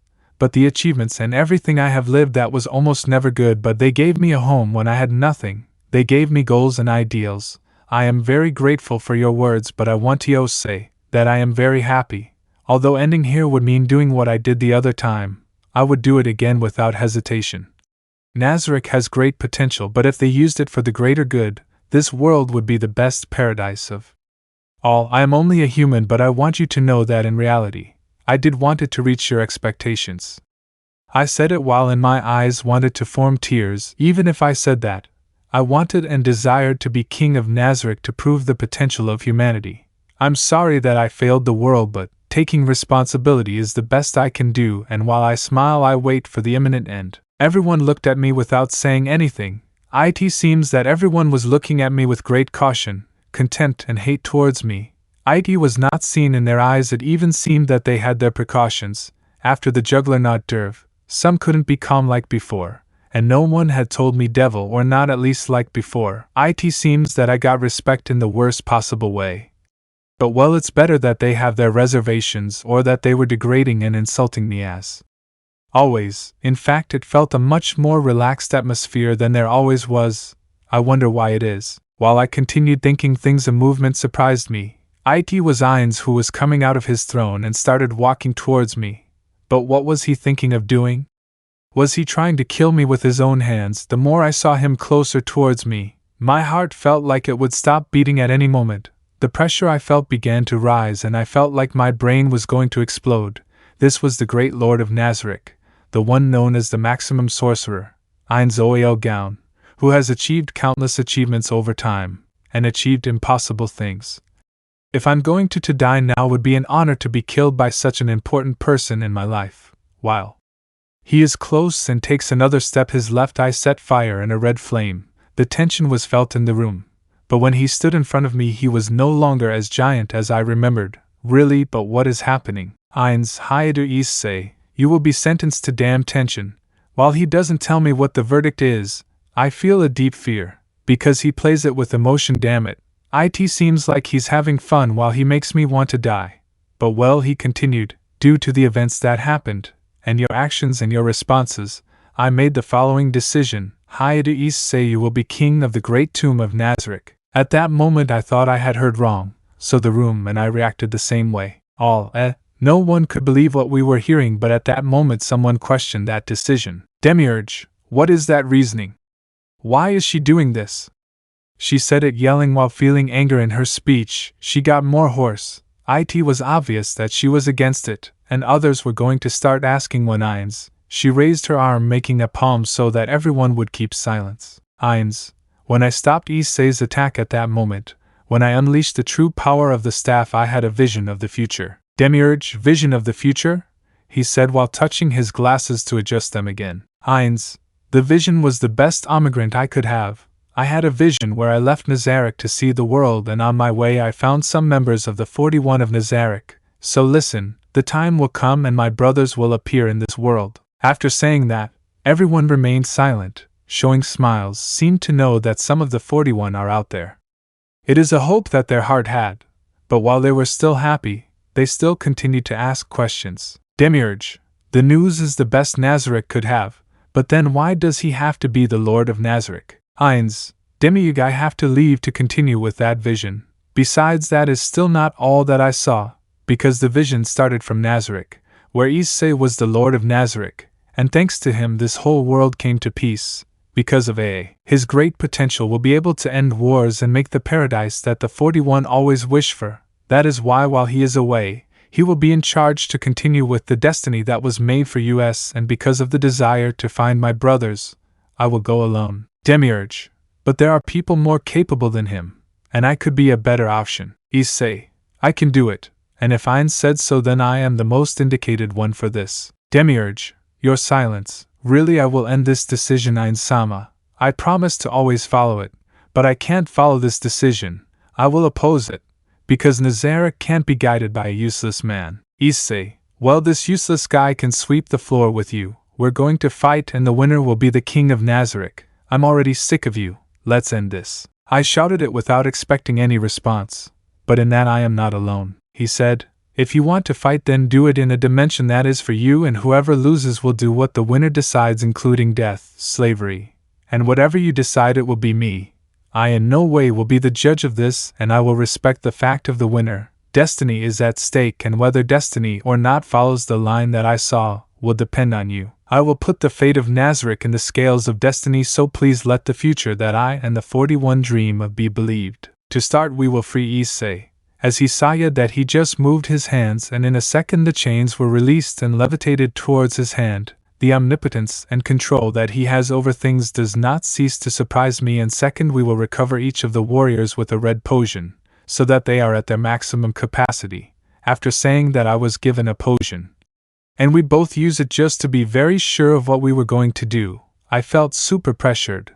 By my decision, I ended up accepting a fight, but it was something I had to do. A king has to show his power so that others follow him. If not, I show that I am up to the top, they will never follow me. But the moment came faster than I thought. This fight will decide if I am ready for the throne or not. And to top it off, I have my doubts about my strength, but my dark part used my same strengths and had the level of a guardian. So if we go with that logic, if I stop doubting and show all the courage I got by being with him, I will have the strength of a guardian, and more importantly the heart of a warrior. Now I feel secure. The more I think and remember the last thing I lived, my doubts disappear, and I feel like certain shackles that were my insecurities and fears disappear from me, making my body feel powerful, feel invincible, and feeling that I feel him behind my back makes me feel that I will never be alone. While I continued thinking, I saw someone looking at me. It was Ainz, but when he seed my eyes closed his and smiled, was he happy? Does my face make him laugh? But well, as if he ignored me, he continued, the fighters will have their encounter in a dimension which I will create, exclusively for their fight. The victory conditions will be that their rival can no longer fight or dies. Any type of magic is allowed except killing magic. Because we do not want this battle to end faster, It would be boring, and what they are fighting over is something too big to leave it only to luck. Giving up is out of consideration, and I hope that this battle is satisfactory. The devils must be on the floor and the forces must reign. The victory is everything. The strong are the ones who will dominate over this world.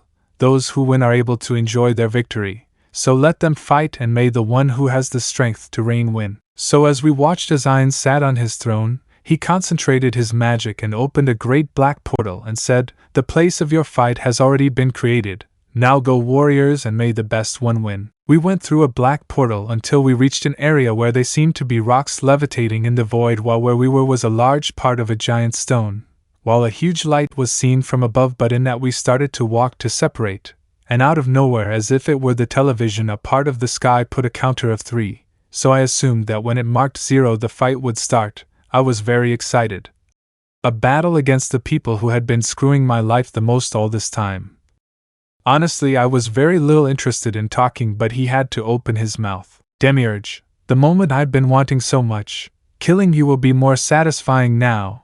You really have me at my limits of tolerance for garbage." He said this while touching his glasses and adjusting them again. "Issei, arguments considering a nobility that you won't have after I kick your ass." I said it without much interest, while moving my head, making my neck crack. "Demiurge, I've never been insulted so much. Your hypocrisy is on another level. You think that an insignificant human can win against me. Issei, this human has surpassed the Pleads and is currently at the level of the Guardians. Plus I have something that you will never have." I said it, trying to get him out of his boxes.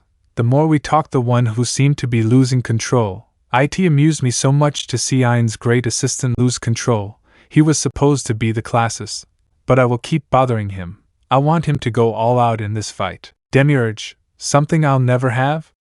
I don't believe something like that exists. Issei, I was recognized by Ainz and I have his respect. Something you will never have because you are only one thing to him, while I am his second son." "Demiurge, you called Ainz without the Sama? What a lack of respect, and he appreciates me more than you could imagine. I will not tolerate this anymore." While he tried to move to attack me, and he realized that he couldn't move, because it seems the 3 started to go down. Now there were 2 and then it was 1. At that moment I was already ready for the fight, after having lived everything I have been doing in Nazarick. Even in the easiest battles, even in the battles that I knew I could win, I had a deep pain in the defeat. I was afraid of losing and I was always cautious. Now strangely I feel the victory within my reach. I feel that I am strong. I feel the weakness and the strength at the same time. I feel the weakest and at the same time the strongest in this world. The more I believed I was devil, I learned that weakness and human fragility is what gives us the strength to change our destiny. In that second frame, 0 just screamed and Ainz said, "Start the fight for the throne of Nazarick." When he gave that scream, I activated my arm, and in that second, arm movement was no longer restricted, and with a devilish speed he moved in front of me. He was throwing a precise fist towards my face. I was barely able to react, and making a counterblow I thrown my fist towards his chin to take away his balance point. But in that second my punch pierced his chin. But what happened? "Demiurge, that's just an image I made being so fast. My true body is above you." While I looked up, a kick burning in black fire was heading towards my head. There was no time to react. Issei curse. "Demiurge, die, scum. I hope your brain explodes." At that moment an image of mine was pierced by Demiurge's kick, surprising him a little, to turn to the left to see me while he was folded with his hands. "Issei, did you have fun?" "Demiurge, the real fun will be when I end your life, although I must admit you're a little different." "Issei, you still don't understand why I wanted this battle." "Demiurge, are you saying it was appropriate? Why did you want me to kill you?" "Issei, maybe if at some point you use that brain you will reveal what I want to do, but I will not play anymore." Balance breaker. While I said that, my armor was put on my entire body. "Demiurge, I always wanted to destroy that armor, of which you're so proud." And at that the nails on his hand turned into claws, and he said, "Let's start with the killing." He came quickly and I equipped my dragon sword. A quick move and we started to collide. His maneuvers left me very defensive. His judgment and strategies were worthy of any situation. It didn't matter how I planned to move, his movements did not let me advance. Every second was more and more pressure, but in a careless way I crouched down to hit his legs, but something happened that I didn't expect. I tried to attack his lower part, but he also removed claws from his feet, and in a lack of balance he thrown a claw in the face, but nothing happened. My helmet was so resistant that only small cracks formed. Is this what they meant with my potential? Will my armor evolve again? Every day that passed it seemed to improve more, and now it is more resistant than it ever was. Now that I was sure that Ike wouldn't hurt me too much, I concentrated my power and directed it towards the sword, saying the following: Dragon fire burns, to show our enormous strength, sword dragon. While saying that, a symbol was traced on the floor while flames came out of it. Demiurge, I tried to prepare, but this technique is the fastest slash ever created, a technique that will be inherited from generation to generation, according to Pandora. I'm not sure where he got this technique, but because the precision of this technique is terrible, no one would use it in battle, but I am ready enough for this. He never told me the name. Because according to him, if I gave the technique a very cool name, I would be tempted to use it, and it's true, giving it a cool name is the only reason why in this situation I will use it. So it destroys everything. Legend Saber EX. A solid impact and a huge explosion of fire separated us. It seems it hit its target. Although Demiurge was not hurt, he was starting to get fed up with this. Demiurge, I will start using 50% of my power. That is what I will need to finish you. So feel this. Level 6 magic, underworld fire. And attack a large flame that would be headed towards me. I dodged it, but it was all part of his plan. Out of nowhere the flame stopped, and as I turned to see it, the flame divided and started to ignite. Everything but that fire was a distraction. Reality, black ashes falling, making me a little confused. A second was all it took. A hit to the helmet, a kick that lifted me to the sky while I heard how he was flying, giving me a spinning kick, which I dodged at the last second, launching a desperate attack, a level 5 magic that consisted of a kick full of lightning, which I called Fragment of Thunder, which knocked Demiurge flying a bit, who just smiled when he falled while his expression said, "That's all." I was starting to take this more and more seriously. Demiurge, it's time for you to know the dark fire, he said while a fire full of darkness burned in his hand. Take this, he said, crashing it against the floor. Level 7 magic salamander, king of dark fire. At that moment I felt a great tremor, and without abyss a beast that looked like a snake wrapped in flames bit me and lifted me up to the sky. Since we got high enough, a great bite setting me on fire absorbed me, followed by a great explosion, and while I fell in a hard fall to the floor, falling on my face. Demiurge seemed to be happy while the flames consumed me, but to his surprise the fire consumed itself little by little, and I began to get up, showing him that the wound was minor, and it wasn't able to dare all my armor. Demiurge, but what did you do? Issei, you forgot about my dividing ability. This allows me to divide every magic I wish, until I nullify it, although from what you see I almost couldn't stop it perfectly. But well, that doesn't matter, it's my turn. While saying that, Demiurge removed his wings and rose just to see me, as if he was told me that while I am on the ground he is at the top. But he doesn't know something. Those who are below can rise even higher than the top he is on. I charged 2 level 7 spells and thrown the first one, Thundercaner, a large amount of lightning magic, making a huge ball thrown, but before hitched. Demiurge, Devil's Magic, Demon Evasion. After saying that, the attack hits him, but as if it were nothing it was deviated on impact without much resistance, but I still wasn't going to give up and I launched the next technique. Now what does this think to you?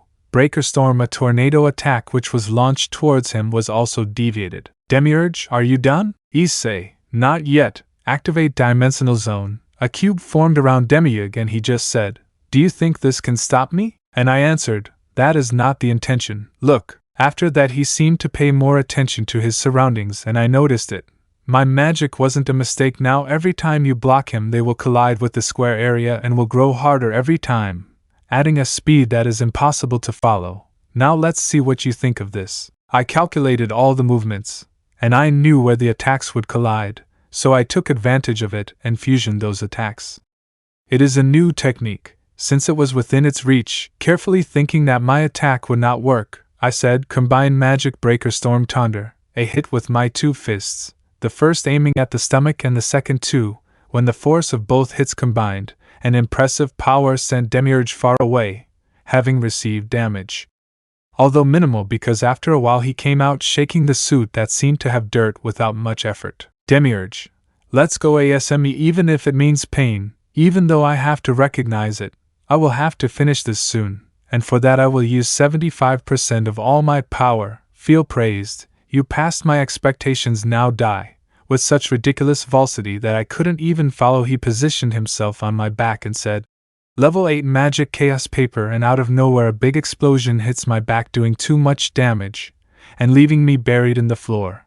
While I was trying to react, what happened? A kick lifted me into the air and 5 papers attached themselves to my armor, which started to burn, with black fire to generate a colossal explosion, making me lose consciousness. I felt that my bones were turned to dust while I felt that the blood would leave my body. Fortunately, my armor was resisting, but it couldn't still break. But for me, I was beginning to lose all my senses. And when I was about to fall to the floor, while I felt that my head was exploding, and my body was slow to respond, another strong kick sent me flying again, so that this time 10 papers attached to me and 1 on my helmet. I could only feel the explosion, and I lost almost all trace of consciousness. I didn't listen why my head exploded eardrums. I couldn't speak. I couldn't feel. I felt like it was the end, but the pain was still there, and the pain got greater. With what remaining consciousness, I could see that my helmet was shattered, falling in fragments to the floor. My arms without armory, my legs barely had fragments, and my armor breastplate was teared into shreds, although I was still trying to protect myself. But then I felt another kick, and this time it was 20 shots. Is this my end? I only heard an explosion sound, and then Demiurge's perspective. After a somewhat boring fight, I finished him. I just watched his remains fall to the floor. What is what Ainz saw in this garbage? I still don't understand it, but now I know that he won't get up. That attack had been going on for centuries since he hadn't used it. To think that he would use it on someone as unworthy as him. It seems like a shame, but he seriously reached this point. I suppose I won. Unless I can magically move on, but I go on and on questioning this decision. But a human in Nazarick was always a mistake. I finally corrected this situation. I finally honored the supreme ones who left us behind, and they will soon return. Honestly, I always disliked him. I was free from ties. I could have gone through the world while we had to do our best while they returned. But well, this battle is over, and you will always be a mistake. As I approached his corpse, I noticed something. A red aura covered him. I thought it was his blood which was spilled on the floor. He did not have an arm, and both legs had been destroyed. One arm was almost about to detach, and his eyes closed while his jaw seemed broken. But at that moment the aura continued spreading through his body, and he, that damn guy, opened his eyes. But they were different. Instead of common eyes, they were dragon eyes which looked at me with hate. He just moved his arm, fixed his jaw, and gave a loud scream saying, Drag, in Heiz's eyes body maximum heal. After that a huge green light began to cover him, and a green aura began to come out of his body, which stopped bleeding and began to recover the damaged parts. That damn thing was beginning to recover. He wanted to suffer more, but I would not allow it. If he used a magic so powerful as to recover limbs, at most he would need 20 seconds to be recovered, but I would block it before that. I attacked with the chaos paper again, but he used a kind of sphere and encapsulated them, making the explosion not harm him. I tried to attack him, but he began to fly using some black wings. I followed him while he continued throwing papers, but they were blocked. The more I attacked, I began to notice it. My movements were slow, or was he faster? I wasn't sure. I was going fast, but what was happening? While I was trying to find an explanation, time ran out and a recovered Issei descended to the floor. Just a smile. Am I really going to kill him? Is he making fun of me? Issei's perspective. I lost consciousness, and Drag woke me up from that place. He told me that he would take control, but that it was the only time he could help me because this was my battle and I had to show what I had done, and that the training had taken me further, and that I should stop playing because I would end up dead. Then he disappeared and I recovered consciousness with my parts recovered and without being hurt. I smiled and just said, Issei, you don't notice it yet, right? Perfect, get ready for my counterattack. Demiurge, what are you talking about? It doesn't matter, I'll finish you. Issei, I don't think you can follow me, old man. I activate my speed dragon ability. I started moving too fast, so much that he had trouble following me. Then while I charged my magic, he tried to attack me with his chaos papers, but I was the king of speed here. Even though he thrown a lot, little by little he started to stop throbbing, and I just said, "Tired old man, then go to sleep with this. Level 9 magic burning spiral storm." With quick movements I hit him from all directions, creating a burning tornado, which exploded constantly. My fire strikes, they exploded on contact, and after the storm a hurt Demiurge falls, bloody streaming from his mouth, surprised by this action. Demiurge, what the hell? Was my defensive magic weak? What's happening? Issei, you still don't notice it, right? At the beginning of the fight, I activated the dividing zone, which allowed me to make you tired, even more by using your magic carelessly, making you use more magic than you allowed yourself to use because of your ego. Even though it's obvious that you have more magic, the damage that your pride generates is great. Still, come on, keep underestimating me. Demiurge, damn, from the beginning while I thought that I was playing with you, you were playing with me, that's it, you damn. He gave an impressive scream as he stood up, and even stones in the distance exploded. An excessively high demonic power began to burn in him, while that bloodthirsty look told me that he wanted me dead 1,000 times. You have insulted everything I respect. To hell with hold back. I will make you pay for everything you have done. At that moment I saw it.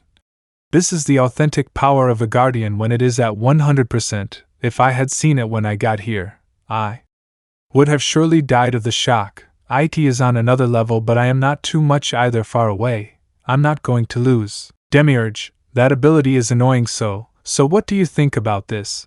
I activate my summoning ability. Legendary Demon Ever emerges. Issei, what the hell? Is that a skill? I knew he had impressive skills, but I did not know that he could summon something like that. Demiurge, come on, use your majestic attack. Hammer cancel, joined his arms in a hammer, and when hitting the floor a huge wave shook me. But when I saw what he was doing I was surprised that he didn't suffer damage. But then a layer of blue crystal. Then I said, wait, that won't be it. Demiurge, have you noticed it? Exactly, that was your dividing zone ability. My demon has the ability to block skills, although unfortunately I can only use it once a week. But well, now I will recover magic, but so that you don't try to attack me anymore, I will activate another ability. Come on, Sin of Life. Just because I want to have fun seeing your reaction, I will tell you what this technique consists of. He said it by adjusting his glasses again. It consists of, if you hit me, I will recover life, but here comes the fun thing. If I hit you I recover double the damage you received. Don't you seem funny? Issei, that's if you touch me. Crimson Dome. I said it while covering myself in my trusted dome. He moved quickly and with one blow left a crack in my dome. Really? This dome had withstand much more before, but it seems now it doesn't come with games. My dome is going to broken. It broke, and a kick followed by a kick. Get me out of there. Incredible, even with my sped dragon it was hard for me to follow him, even though it was true. I can't hit him, and I don't know how long his ability lasts. I tried to think of a possibility, and another blow to my helmet arrived. Although I responded using my legs to pushing me away with his chest, I activated again, Crimson Dome, trying to think of what to do, and in a second I ended up closing my eyes to see Drake in front of me. Drake, don't hesitate any longer. I'm your support. I'll give you something to end that annoying ability of his. Issei, I thought you said you wouldn't help me, that you're a tsundere. Drake, do you want to continue being a punching bag? Issei, I humbly accept your help. Drake extends your fist, and out of nowhere a huge rainbow-colored flame formed. Then he told me to open my fist. When I saw it I had a fist that glowed in rainbow. Then Drake told me, you just need to touch it with this, and then his ability will disappear and will prevent him from using it for 5 minutes. Issei, is there any disadvantage? Drake, yes, when you attack him I will use all my magic to give you those 5 minutes. So you will be alone. The victory will depend on you after this. Obviously your power will not decline. That is why I will give you everything. But I will only ask you for one thing. Win, partner. Issei, leave it to me. After that I opened my eyes only to see Demiurge almost breaking the dome. But it was strange, when he seed the fire on my arm he was cautious and went away. Then I quickly advanced. I was close to him then. Demiurge, come on, come to your death. Chaos paper. He threw 2 papers at me since I was a meter from him, and a huge explosion bigger than that of the 20 papers resounded. But for my fortune he had made me a second layer of defense with Crimson Shield, which when removed from my body with the papers the explosion did not end up hitting me completely, although I did feel part of the damage, but Drake was sacrificing himself. This couldn't be a failure, not now. He trusted me, and since I was close to him, I was close to touching him, and a blow to the stomach that made me stop. This damn guy was strong but careless. I thought that was over. But then a circle surprised him, and before he could do anything I hit him in the chest screaming, "Seal, Dragon Heart," and at that moment we both went away. I got up, but when I saw him he was very surprised. While he looked alone, he said, "Demiurge, do you think that by blocking my abilities you can stop me? Then you are wrong, now you will suffer death." While saying that he rose in the sky and said while raising his wings and said, "Level 9 magic, great rain of chaos," and an immense attack of heroes fell from the sky, so many that they looked like raindrops, but if they touched you they could destroy you without leaving a trace, even one of them. Damn it. Even with my armor I think I could withstand 10 drops without dying. I activated Carmine Dome, but it was destroyed little by little, so I used my last resource, Level 9 Magic Dragon Wings Defense. These withstanded attacks better, although in a second I stopped, and when I noticed why I was speechless. "Demiurge, you were able to survive, so see what you think about this. Level 9 Magic Lethal Flood." Literally large spears of dark material were created, which began to spin at a devilish speed, and were sent towards me. Thanks to my new magic I could stop them a little, but they exploded on contact. They were so strong that they destroyed the rocks in which we were, those rocks that, regardless of so many attacks that we launched, they barely cracked, but this destroyed them entirely. Damn, my magic is weakened. While everything collapses, the only thing I can do is keep myself, because the attacks are so impossible to predict that if I removed my shield to fly, I'm sure I would be dead in a second. Damn, everything collapses as the attack grew in intensity. As I fell I saw it. Ike was a platform, it shined like gold, but Ike wasn't broken by the attack despite everything, not even a small crack. This platform is my way of fighting. Demiurge, you an insult, a mistake, a piece of garbage. You were supposed to die, but you're still standing. Damn it, Ainz recognized you above all. Now you have my respect, but I will not underestimate you anymore for what you have achieved. Honestly, this battle longed longer than expected, so I will not play anymore. Feel my great magic level 10 chaos control, as he raised his hand. All the attacks he had thrown at me before, and those that were embedded in rocks, even the golden floor had a black sea. It began to move towards his arm, while every second past it grown more and bigger. But what the hell is that? His great magic is incredible, makes this a guardian. Even though he underestimated myself the whole battle, I still don't feel like he has the advantage, even having blocked his abilities. I really feel like I'm running out of options. Then after making a giant ball he just said die. And an incredibly strong attack crashed into the sand. Then, Demiurge's perspective. I did not think I would use my great magic on him.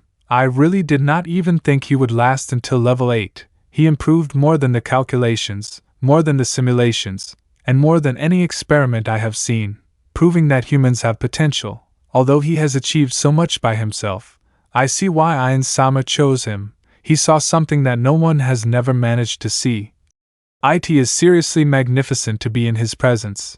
This child became a warrior and, more importantly, a proud defender of Nazarick.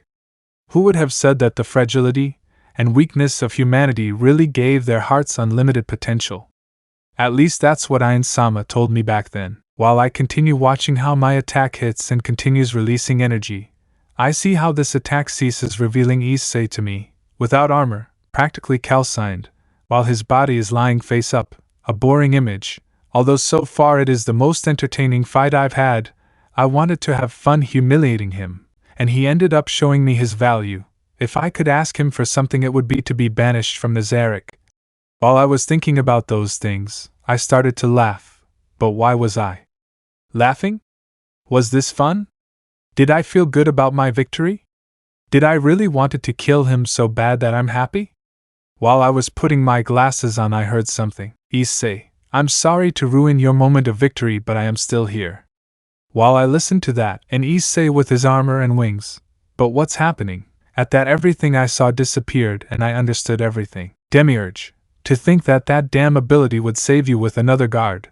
I definitely understand why Ainz chose you, but understand it, Issei. You can't win. Issei, Ainz told me that victory will always depend on the desire to win. As long as I have this desire, I don't see myself losing to you. Demiurge, you keep insulting him, then I'll finish you. Issei, try it if you can, as long as I take advantage of my ability to charge magic. Now get ready for my new level 10 magic. Demiurge, you, level 10 magic? Are you kidding me? That's impossible. Issei, there is nothing impossible for a human like me, so it emerges. Level 10 magic double dragon revolution. An impressive attack from 2 dragons came out trying to fit their jaws. But, Demiurge, do you think I'm going to stand by and watch you attack me?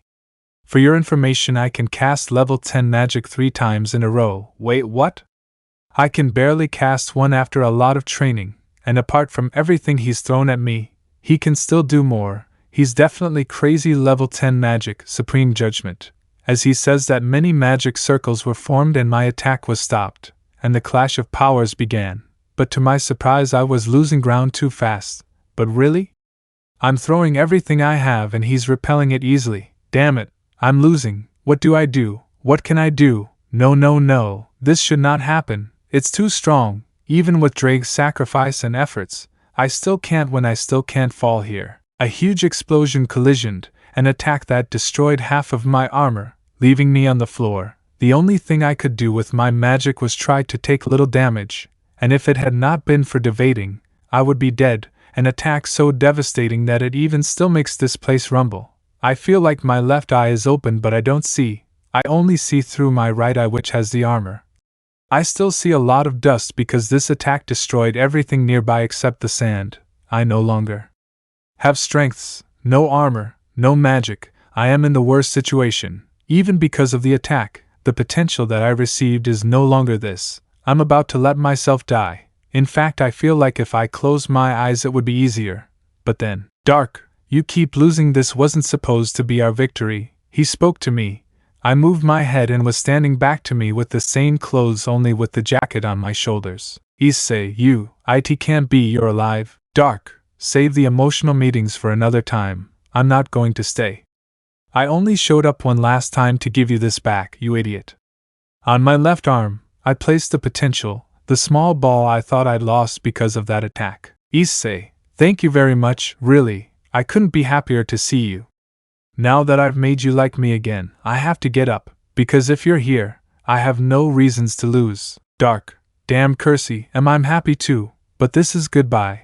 At last you will be the best version of yourself that has ever existed. You fill me with pride, so go. Issei, thank you, just let me get up. With much difficulty, I could barely stand up. You were always there for me. No matter what happens, I will never forget you, and I swear to always take you with me. While I said that, he began to disappear but said, Dark, this sphere represents the pride of the ancient bearers of the Red Emperor, their dreams and their goals, their desire for a better world.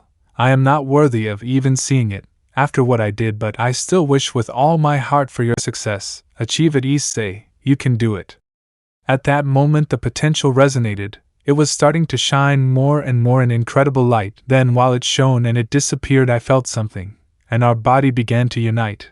If this was my desire, and it was approved by my potential, then I would be happy. The fusion of the two Issei was made while an incredible wind and a light destroyed the armor.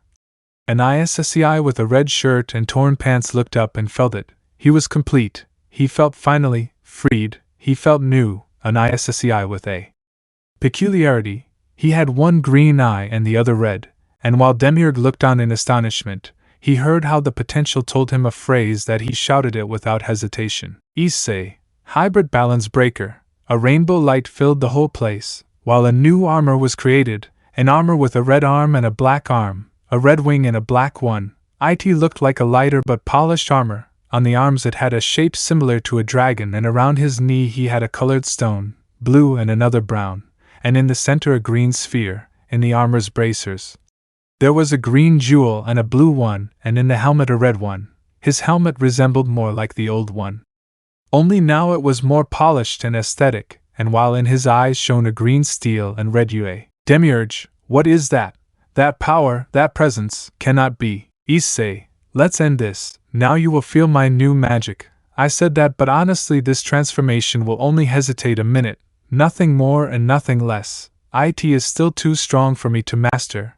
While I was thinking about what to use, it was as if someone was speaking to me through telepathy. Dark, that's the way we talk. Let's end this. Now that we are one, we are invincible. Issei, do you have anything we can use? Honestly, they just blocked my best card. Dark, leave it to me, let's go for the victory. And I responded, let's go. Then a lot of red rings were created. I would be liar, but I thought I saw around 100. Then we both yelled, take this. Level 10 magic, superior wonder of the Dragon King. We started going through those rings and each one made me stronger and stronger. ID was definitely impressive, so this means being the Dragon King. Demiurge. Well, then suffer this. Level dies magic chaos requiem, an attack which made all the power he sent me before turn into a giant axe. Damn it, what else could this guy create? The closer I got closer to him, the more I felt the tension, and I went faster and stronger until I passed the last ring and thrown a hit against that axe, which collided with my fist, making it an impressive force of power. So much so that I felt that the dimension was cracking. It seemed that just by colliding our power everything would explode, but I couldn't care less. Ainz perspective, this is something I never imagined, a battle I never thought about and a result that still has me intrigued. This battle has gone beyond what I imagined, what I foreseen. Seriously, that boy achieved great things. Now he is at the level of the Guardians, and if he learns to use that new armor well, I would not be surprised if he would go much further. What I asked him at then, was it his way of responding? Status so that everyone would follow you, strength so that everyone would trust you, and experience to have the criteria to decide. In the end you finally reached everything I asked you for. Even if you have a lot to learn now, there are many steps. Go ahead, do your best. At that moment Mare and Aura came with worried faces, seemed something was happening. The Guardians and the Pleads admired the battle in silence. If before they believed in Demiurge's victory, now they were starting to doubt who would rise with the victory, and they were starting to wait for the end of this encounter. Then, Aura, Ainz-sama, we have some problems. Mare, certain Ainz-sama. Ainz, what's happening? Aura, what happens is that the dimension that I created now is about to be destroyed. The collision of that magic is devastating. Mare, and if the dimension explodes we wouldn't know for sure how to bring them back. After hearing that I just stood up and extended my arms and said, Ainz, I will take care of it. I will give my power to keep this dimension stable. Everyone was about to protest and ask that they would take care of it, but then I said, I am the Lord of Nazarick. If someone will be the judge and arbitrator in this fight, it will be me. The successor of Nazarick will be chosen, and I want to see how this ends. After saying that, everyone stayed still, while with my magic I stabilized the dimension. Who would think it would end like this? Issei with a new armor and Demiurge improvising a new magic to be able to win.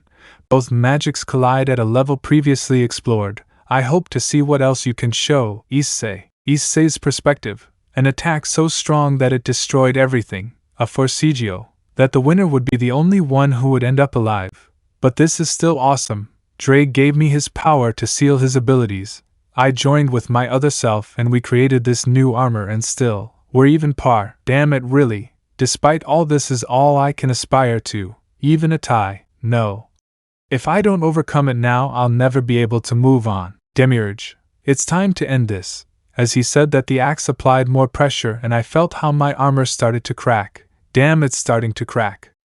If this continues, it won't be long in breaking it. No, this can't end here. Issei, I will be the one to end this. Activate my ultimate boost ability. A rainbow shine emerged in me. My strength grew and the forcigio was starting to go in my favor. I was starting to win this. Damn, just a little more. Demiurge, it can't be. You're not going to defeat me. I'm not going to fall. I won't let you keep everything I love. While saying that, the axe began to crack. It couldn't take much more, and said, why don't you give up? What drives you? Ah, I see it now. At that moment the axe was shattered and a blow that destroyed Demiurge, and the impact was directed towards the arena, causing it to be filled with huge cracks. After that, I was flying, seeing how the brightness of the attack was still here, and how the parts of the dimension that was broken launched rays of light. While balloon, then I noticed it.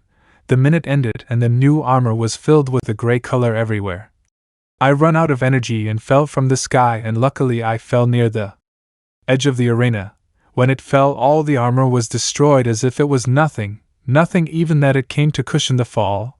The arm I used to hit the axe was broken, and as I walked towards where what remained of Demiurge was to see him, he was on the floor without half of his torso, without hands, and he was quietly looking at the sky. He was conscious.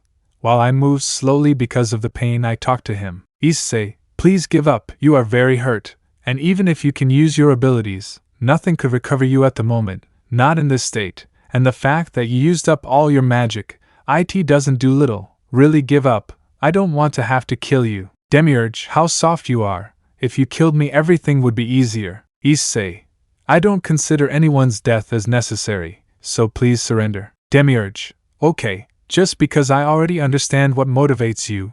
You may not believe me, but while we were colliding powers above I saw it. What you carry inside your heart. I saw your friends, your family, and in that place where all those people supported you. I saw him, Ainz. He was in that place. That means that you love him more than you usually admit, so I Demiurge admit my defeat. You are stronger than I could foresee. Red Dragon Emperor Heir Issei. At that instant we were transported again and appeared in front of the throne. Ainz was there. While his eye was burning, he only said the following. Ainz. It is the most impressive battle I have seen. Humans are impressive beings. I had never known of the existence that Ogwyn could defeat a guardian, but well in good time. For defeating the guardian Demiurge, I will grant you the throne. Heir Issei. While saying that, I didn't expect anything. I was beaten, injured, and unfortunately exhausted. But then something happened that I never imagined. Did they start applauding me? Not only the Pleads, but the guardians too. But what the hell is happening? Ainz, everyone saw your battle and you earned their respect. The beings of Nazarick only follow the strongest, and the fact of your battle today has demonstrated your enormous strength. Coquiutus. Sorry, Ainz-sama. Issei is not that strong. Judging by the battle, it was that it depended on luck. Schlatir, you're right. It was just a coincidence. Ainz, really? Because I don't believe that. What I saw was how he evolved to be at the level of Demiurge and surpassed him. Even that last transformation, if he learned to use it, I wouldn't be surprised if he went to be above you. Albedo, you're right, Ainz-sama. Things like luck do not exist for warriors. The fact of the battle is that it evolved and achieved victory the way we do in Nazarick, the method of the strong. Aura. He is stronger than ever. Mare. But it seemed to me that her power exploded out of nowhere. Was it on purpose? A coincidence? Although it is true that she got further than anyone before. Aura, which side are you on, Mare? Mare, of course yours, sister. Aura, then come with me to shut Schlatir's mouth. Ainz, silence. Issei, I want him to be my friend and advisor, just like with Ainz-sama. Ainz? Are you sure? Something like that? Issei, exactly. So Demiurge, I hope to count on you from now on. I said it with a huge smile. Demiurge. Well, if that's what you want, I won't refuse. He said this while adjusting his glasses on his eyes again with reluctance and a little annoyance. But still in the corner of his lips, was it a smile? Ainz, the person who came as an unwanted visitor, the person who became my future successor, and the person who was ignored and humiliated every day here, now look and be amazed that this human overcame impossible barriers. And it's all because you pressed him, and under my tutelage his true potential was born. That's why I am happy for him, a rejected person, an indiscriminate person, a depressed person. And a sad person is what I saw every day since he was here. The reason he changed was US. But the reason he stood so strong was because of his heart. I am proud. You will finally inherit Nazarick, and the legacy of the 41 will fall on your shoulders. Issei, thank you. I said it while my words did not come out. I wanted to say a lot and many things, but in that moment only certain words came out of my mouth. And that was the sincerity of my heart. They gave me a home when I was alone. They gave me a dream when I was without goals. They gave me a life when I was a living dead. I am very thankful to Ainz-sama and you for taking care of me. In my heart there is kindness because you are with me, and now I hope I can continue counting on you.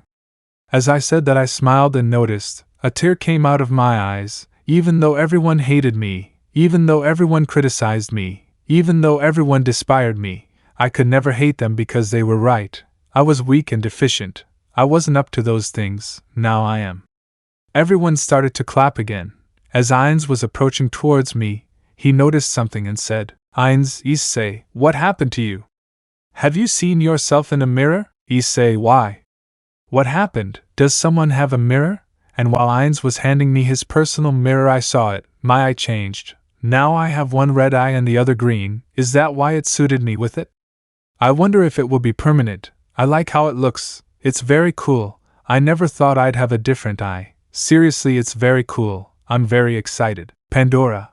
I can't believe it, brother. You won and you got a little bit of asshole. I hope that one day you reach the great Pandora actor. He said this with a sign while raising his thumbs, similar to the fact that he is number one. Ainz, whatever. Now Heir to Issei. You will be crowned as King of Nazarick. When you sit on that throne it will be your crown and your symbol of supreme authority. Issei, is the throne the crown? I thought you would give me a real crown. Ainz, crowns are unnecessary, but if you want one, I take an object. Ike was a jeweled crown, but it was very small, so I put it on my shoulder. Strangely, Ainz seemed to hold back his laughter, but he never told me that that object was known as the crown of the virgin idiots. Literally, that is what the object was called. It had no other function but to point out to the virgins, although he never told me that. I walked towards the throne and with much terror I sat down, only for everyone to rise up to receive the new King of Nazarick, while an exalted albedo shouted, "Glory to Issei-sama," and they all said in unison, "Glory to Issei-sama, the new King and Protector of Nazarick," while everyone repeated in chorus. I was impressed, and I felt so impressed then I interrupted when they finished. Issei, perfect.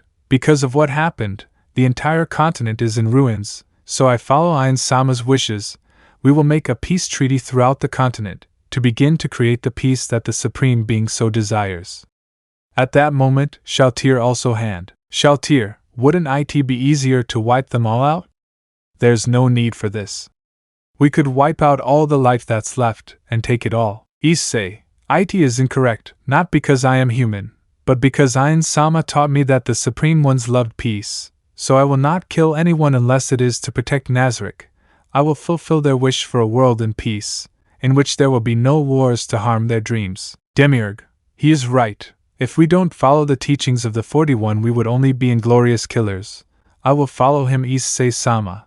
After hearing that everyone accepted without major problems, then Ainz interrupted. Ainz, today we will have a feast and tomorrow Issei will go to negotiate peace. Albedo, I would like to make an important announcement. Issei, Albedo continues, giving him the floor. Albedo, Issei-sama and I love each other, and now I hope that everyone supports our relationship. I don't care about losing my rank. I don't care about losing my position. I just want to keep loving you. She said it while her burning cheeks and her face looked so pretty. Demiurge, I don't care. The Guardians have the right to do whatever they want with their lives. Aura, I'm not interested in the same way. Mare, this. Just don't be too intense. Shlatir, I couldn't care less if it didn't include Ainz-sama. After hearing that, Albedo jumped for joy while applauding happily. It seemed everything was going out well for us. After an incredible banquet, where everyone treated me like my war friends, some talking about the battle, and some others telling me their impressions, but I did not feel malice in their words. Everyone was honest and sincere with me. After leaving that banquet I went to my room, which had an open door, and when inspecting the room, an albedo covered only with a blanket surprised me in the dim darkness. I knew what was going to happen. I knew that I just had to let myself go. I knew that my mind would reset. But there goes my damn Morales. And I remembered something very important that I left back. Issei, I'm sorry Albedo, I can't be one with you. Not yet. Albedo, do you not find me attractive? Or is it because you don't love me anymore? Issei, of course I love you. It's just that I left pending issues where I come from. I have to fix them, and after that I promise that I will marry you. Until then I would appreciate it if you didn't do this. I will always be by your side. Albedo, I'll accept it, but really, fix it quickly. I don't think I can hold back anymore. After that the morning sun arrived, I just got up and left my room, in which a maid when she saw me almost knelt before me. But luckily I was able to make her relax. Then I started to walk. I had a robe to sleep in, then I headed to where they made clothes, and I just wanted clothes that gave respect, so as not to give a bad impression against the kings I was going to see today. I was really wanting to make a good impression. To my surprise, when I arrived there was Pandora sitting in a doorway that looked in front of the door, and when I entered she only gave me clothes after having bowed before me, like all the people who were there. Really, being king is so exhausting. When they get down, for some reason I feel very tired. Pandora Issei, Lord of Nazarick, the one known as the Dragon King, would humbly ask you to wear these clothes today when you go to see the rulers of Irantal. Without problem I grab it and put it on, black pants, followed by a red shirt, which seemed to have as an attachment a vest with blue sleeves which, on my back, held a black cape. Pandora adjusted the vest so that it looked as cool possible. When seeing me, she told me to put on the crown that she gave me, on the right side, and the adamantite plaque on the left, showing the achievements that I had obtained. And that the symbol that came on the cape was the symbol of a blue gown, which would always be taking care of him no matter where he was. He told me that he did not make it with long sleeves because it would look a lot like his clothes and I didn't want copies. Although the last time he gave me exactly his clothes, but well. After that I put them on. I really liked these clothes. I looked like a real king, or at least that's what I thought. I suppose that so many years watching anime did not leave me the greatest criteria in the world. But well, I left Nazarick towards the carriage where all the maids were waiting to say goodbye. Seriously, being with all these people who flatter me is annoying. Now I feel very bipolar. But since it feels good at first, I wonder if Ainz also suffered from this. Arriving at the carriage, there was a human which I had chains, and with dull eyes I looked outside, and Gabriel was waiting for me in the carriage. Gabriel, nice to see you, Issei. I know about your mission and I would like to go to offer you support. Issei denied. Gabriel. But why? I'm one of the most efficient pleads. Issei, it's not because of that, or because I hold a grudge against you or anything like that, I told him, touching his head. You're too good for such an insignificant job. I promise to put you to work when I return, so wait long for our return. Gabriel, thank you, Issei-sama. Really, before she continued talking, I stopped rubbing her head and headed to the carriage. Then I talked a little and freed her so we could talk, and we created a strategy, which we would use. It seemed that she had been captured and tortured. Many things had happened, but she decided to support me with only the guarantee that she had a life full of peace. Then, without realizing it, we arrived and started talking while we arrived at the place. Everything in ruins, and some parts all destroyed, many people everywhere. So I asked for the carriage to stop because it seems the military force was exclusively protecting the king, so there was no one nearby. So I asked to go down with her. We were walking among rubble. Seems to be half of this city was destroyed. While we were walking, I noticed it more carefully. This girl had no shine in her eyes and she looked very thin. So I opened a dimensional hole, giving her a blue potion and a little food which she devoured quickly, returning her vitality. In reality, I was so focused on the plan that I never noticed it. Really, being king is giving total attention to everything that surrounds you. If you are careless, your people may die before you know it. We kept walking, and the further we walked, we began to see people. More and more people moving rubble to get into their houses. The more people we found, the people stared at us.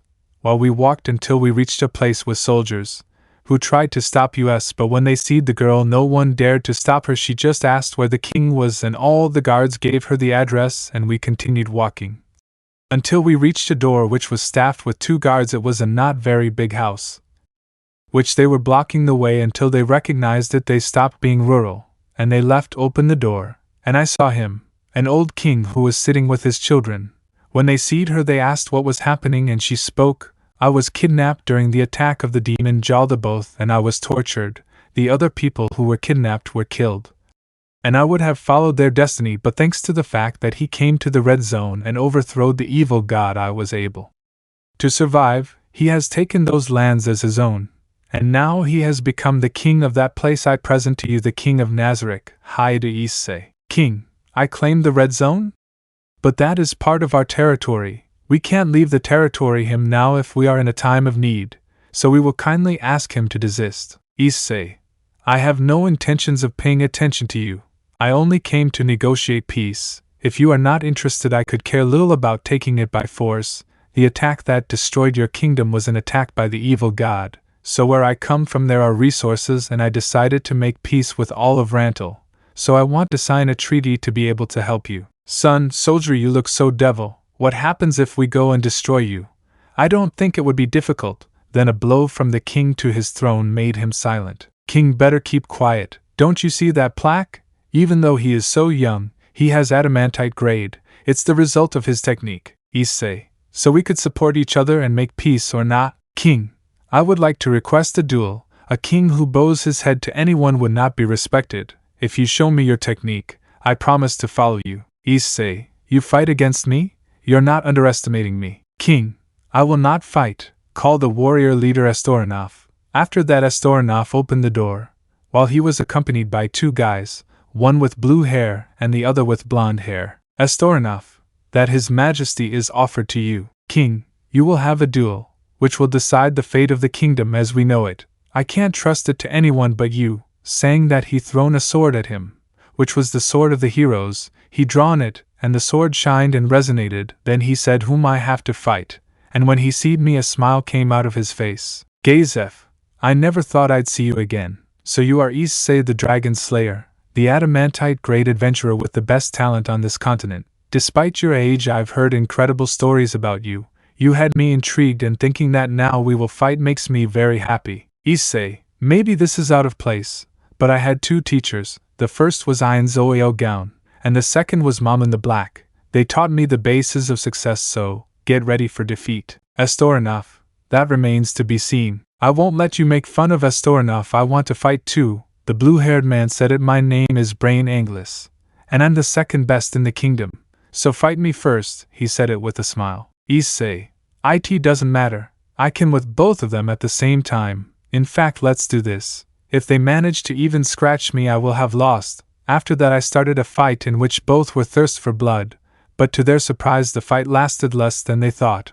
I activated my sword dragon, and the first to come was Estoranov. A clash of swords in which I added a trick which made Estoranov unable to move. Long ago I learned that a vibration is produced depending on the impact of a sword. It depends on how you use the vibration and the force. You can cause paralysis of the muscles due to the vibration.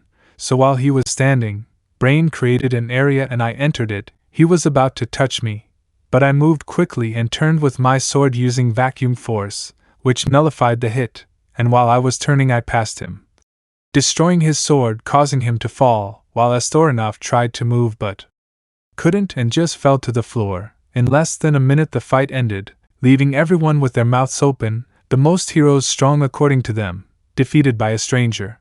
But well, they still do not know what is to come. A peace treaty was signed, and after that we went to the carriage again. We promised that in a few days we would start with everything after making peace with the entire continent. We headed to the carriage, and while it was moving, a sigh of relief came from my chest.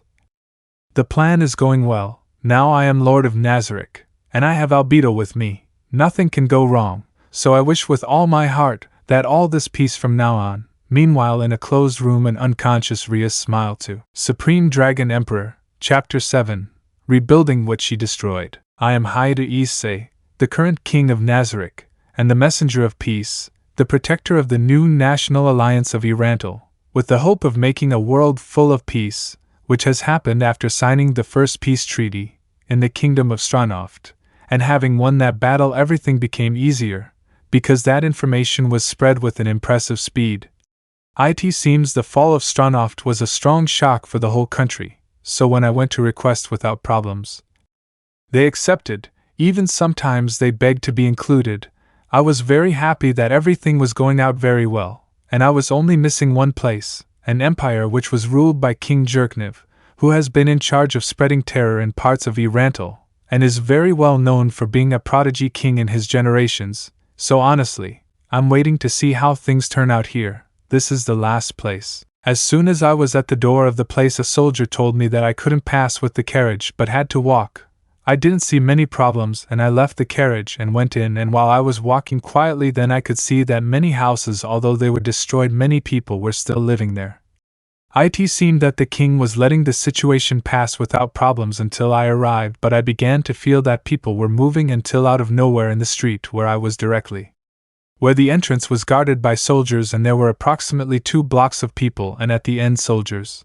While I walked, and I arrived at the place, and started to listen to what they were saying. Villager, he is the tricky demon who beats North. Boy, there is no way he could beat the hero Stranov. While they sighed that, I continued walking without problems, but then they started to throw stones at me which did not touch me because I avoided them. but then some people stood in my way with swords preventing me from passing and others were starting to surround me. Honestly, I don't have time for this, and if this was the objective when inviting me in this way. It was obvious that everything was planned, although I am sure that that king never met someone like me. In a second I evaded them all at maximum speed and opened the door on the spot, surprising the guards who just turned to look at me, and I just said, Issei.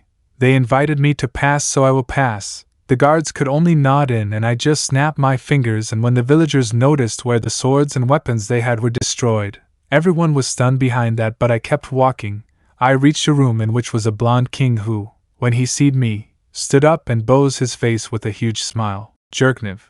I see I have arrived, the king of peace and adamantite great adventurer, Heir Issei, better known as the Dragon Slayer. It is a great honor to have you here. Issei, the pleasure is mine. It's not every day that I meet a king who has total control over his kingdom, so much that they set up an ambush. Jerkniv, ambush? What are you saying?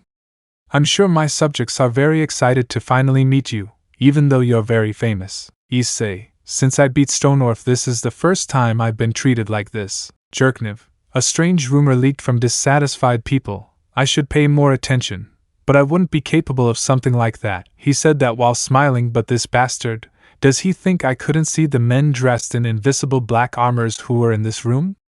Does he think I'm an idiot or what? But well, it's not like I care, but if he does something stupid then I'll have to act. Jerkniv, please sit down. He said this while offering me a chair that was in front of the table and another chair which would be on the side, because apparently he wanted to sign the peace treaty. While I was about to sit down I felt something strange in the chair, but I did not pay much importance to it, and I sat down. And out of nowhere a black stain appeared all over my body. I suppose it was so that I would not move, even though it didn't affect me in the minimum. But when I seed his smile I knew that he planned everything to kill me and take responsibility for the alliance for his own benefit. But I really would like to kill him. But I don't want to kill anyone. The four jumped with swords. They were still invisible, with the determination to kill me. At least that's what you could see in his eyes. Issei, you thought I couldn't see them. But well, it's time you understand who you're playing with. Sword Dragon Salamander Storm. Fire burned from my sword and expanded without moving the sword, creating a wave of fire which by the pressure embedded 2 to the floor, and 2 more to the wall, leaving Jerkniv's idiot face, unable to understand what was happening. Jerkniv, man, what the hell happened? What kind of magic is that? Flutter, magic that I had never seen. I cannot determine its level or strength. It may be around level 5 or 6. Issei, let's get it over with this. I'll overlook what just happened. Honestly, I could kill you and make your country follow me, but I don't have time for this.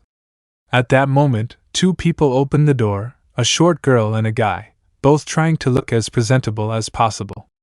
But when they opened the door, they stayed paralyzed for some reason until someone spoke. Are you Heir Issei? Please tell me you're him?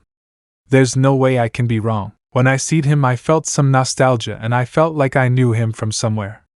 Then, when I thought a bit, my memory took me to a certain event in which I ended up in the demonic world of this place. Issei, well, because of what just happened, they too will stay as escorts and follow him until the meeting where we all sign, in exactly 1 week in the center of Irantal.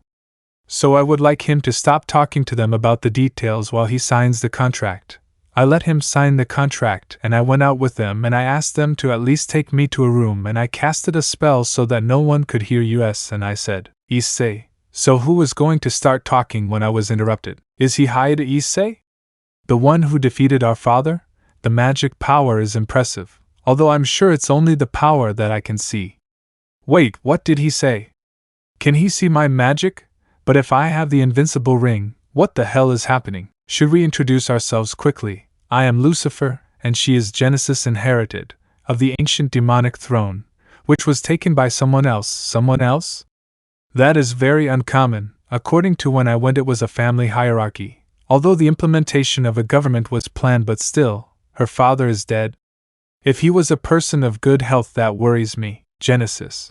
Because of that damn woman, we had to destroy the village that took our generation so much to do. All the demons are now scattered throughout Irantal. Lucifer.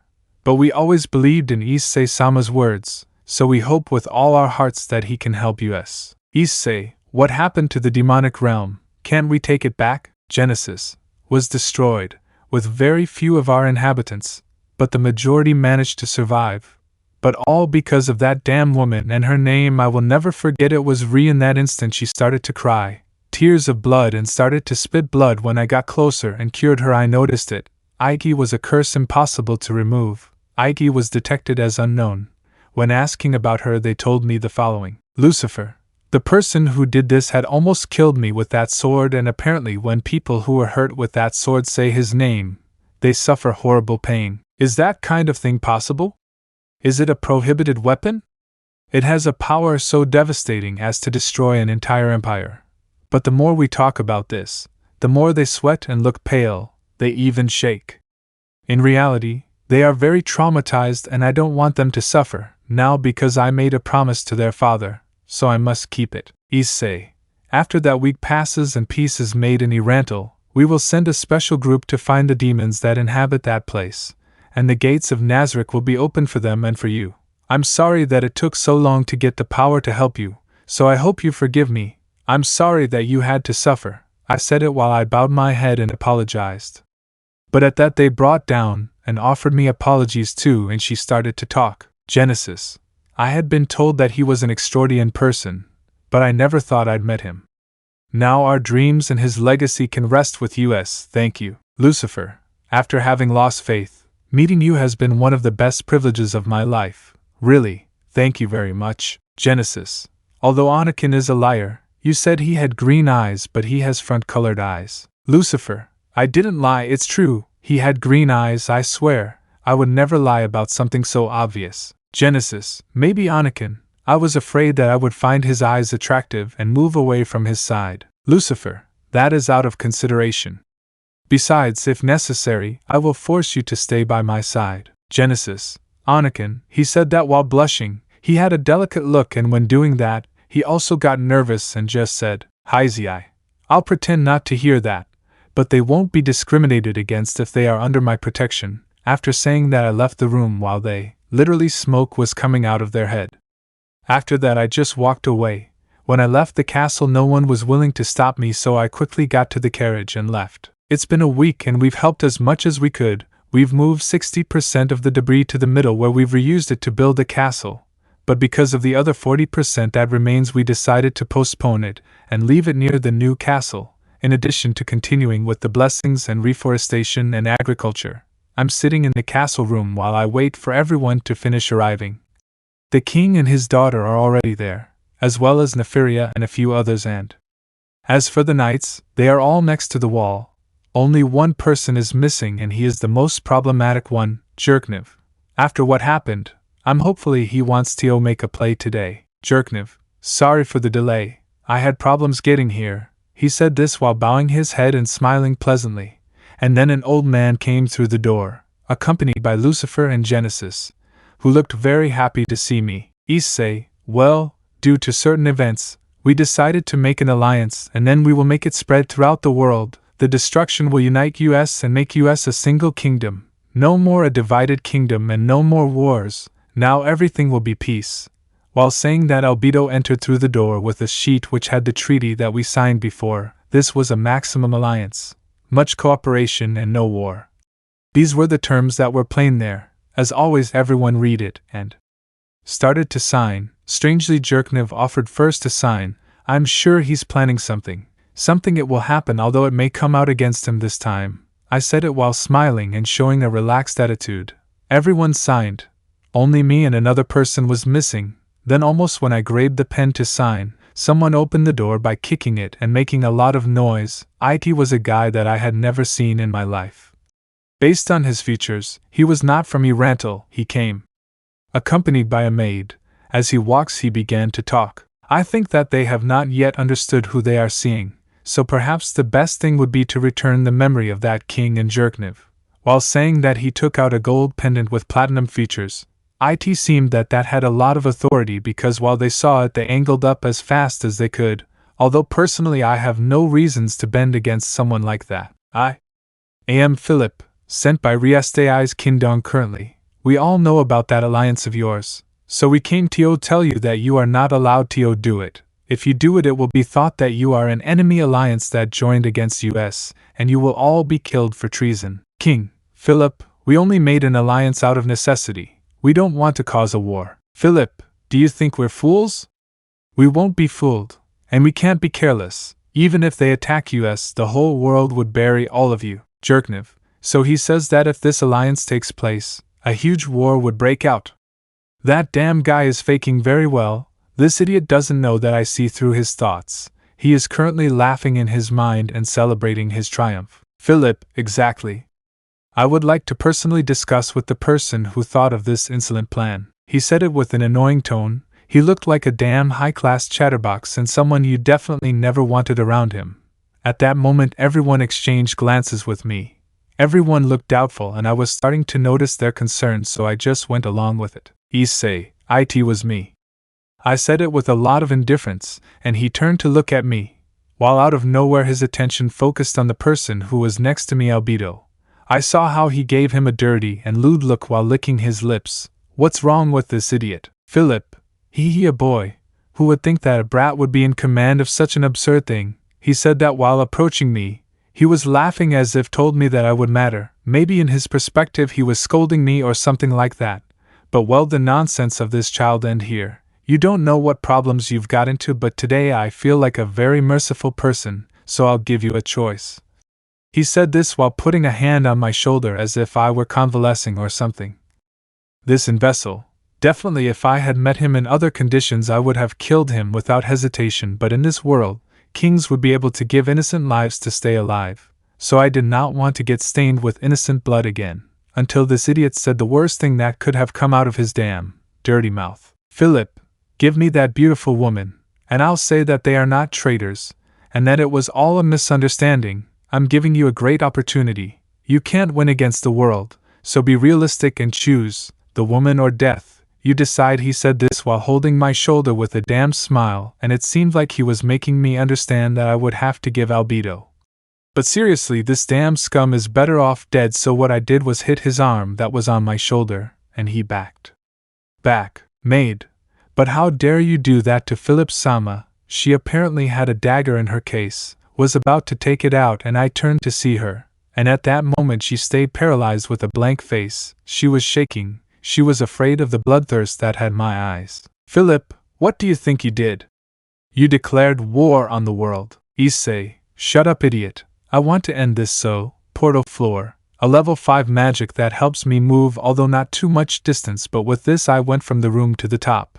To everyone's surprise I was in front of Philip and I said, Issei, come on, use the best you have now. I know you have a forbidden item, use it, and after seeing how things end, go back crying to where you belong. Philip, bastard, you broke my arm, you sent my charity to the devil, and now you say that you will definitely die here, you damn devil. You are the trash of the world, and I, Philip, will kill you in the name of the world. Note, he says demon as a bad word, not because he knows Issei is a real demon. He took a staff with many seals and thrown it with his good arm. Although he did not throw it far, the staff began to levitate, and went to the sky, where out of nowhere storm clouds formed. Then while laughing he said, Suffer this, divine thunder. A thunder that came from the gods struck me. I had no armor or anything, and a crater was made.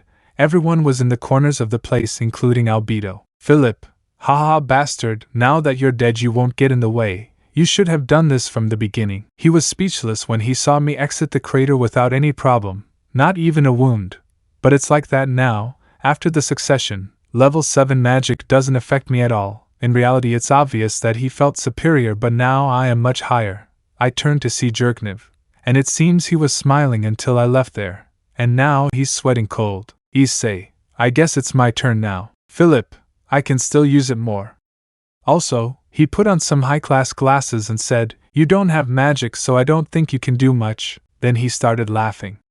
While preparing another thunder, then I activated my level 7 magic crown of fire. A small mass of fire came out of my finger, and as it went away it grew in size. The thunder tried to destroy it, but upon market contact the lightning was nullified by my attack, and a huge mass of fire was created and the clouds dissipated. They could only see how a staff turned to ashes and falled. Philip, impossible. Issei, and there is still more. Now observe my power, secret gear. I said, activating my glove, and used Boss once on the fireball. It doubled its size, leaving everyone surprised. Jerkniv, old man, what happened? Flutter. It's impossible. This boy just doubled the magic he already had. Philip, what? I duplicate it? Is that even possible? While they kept talking, I just kept casting Boss a few other times. Everyone was speechless. A huge mass of fire that would race the sun had formed. Everyone was panicking. Philip, now what will he do with that magic? He said it on the verge of tears. The fear and the pressure that my magic exerted was finishing him off. His sanity could no longer be held, and while saying that he was thinking about running away, so I smiled and said, Issei, except here. I said that and pointed my fingers down, and the mass of fire began to decline. Everyone began to scream, and Philip, not able to hold back anymore, thrown to the floor while wetting his pants. I knew this guy was a first-rate coward. This bastard was too funny, so I put on my other glove, changed it to the white one, and used the divide evading until it became a small ball, which when I squeezed it, heated my glove, and I approached Jerkniv and put it on his chest while I screamed and said, Issei, I know that you called him here, so I marked you with a curse. If you try to hurt me or hurt me again, this curse will kill you, so I don't care how it ends, you will die, so don't betray me. I said it while I was all scared and the bloodlust in my eyes. I think it helped too much. I approached Philip, almost foaming at the mouth, while he cried and held his head. I lifted him by the neck and said the following, Issei, you can come and challenge me with the world if you want. I will kill everyone because you made 2 mistakes. Number 2, presume a strength that you don't have and never will have because you are just a commoner, useless bastard. And number 1, have provoked my wrath. When you said that, I felt all the bloodlust come out of me. While saying that, I literally started to squeeze his neck. So do me a favor and never even think about seeing my fiancée, or else you will die. While saying that, I squeezed his neck and blood started to come out of his mouth. I let go of him, and he sat down, and while he was trying to recover a little bit of sanity, I said, by the way, a memory for having wanted to touch my wife. While saying that, my finger pierced his eye. While he was screaming in agony, his maid took him away, and everyone was speechless.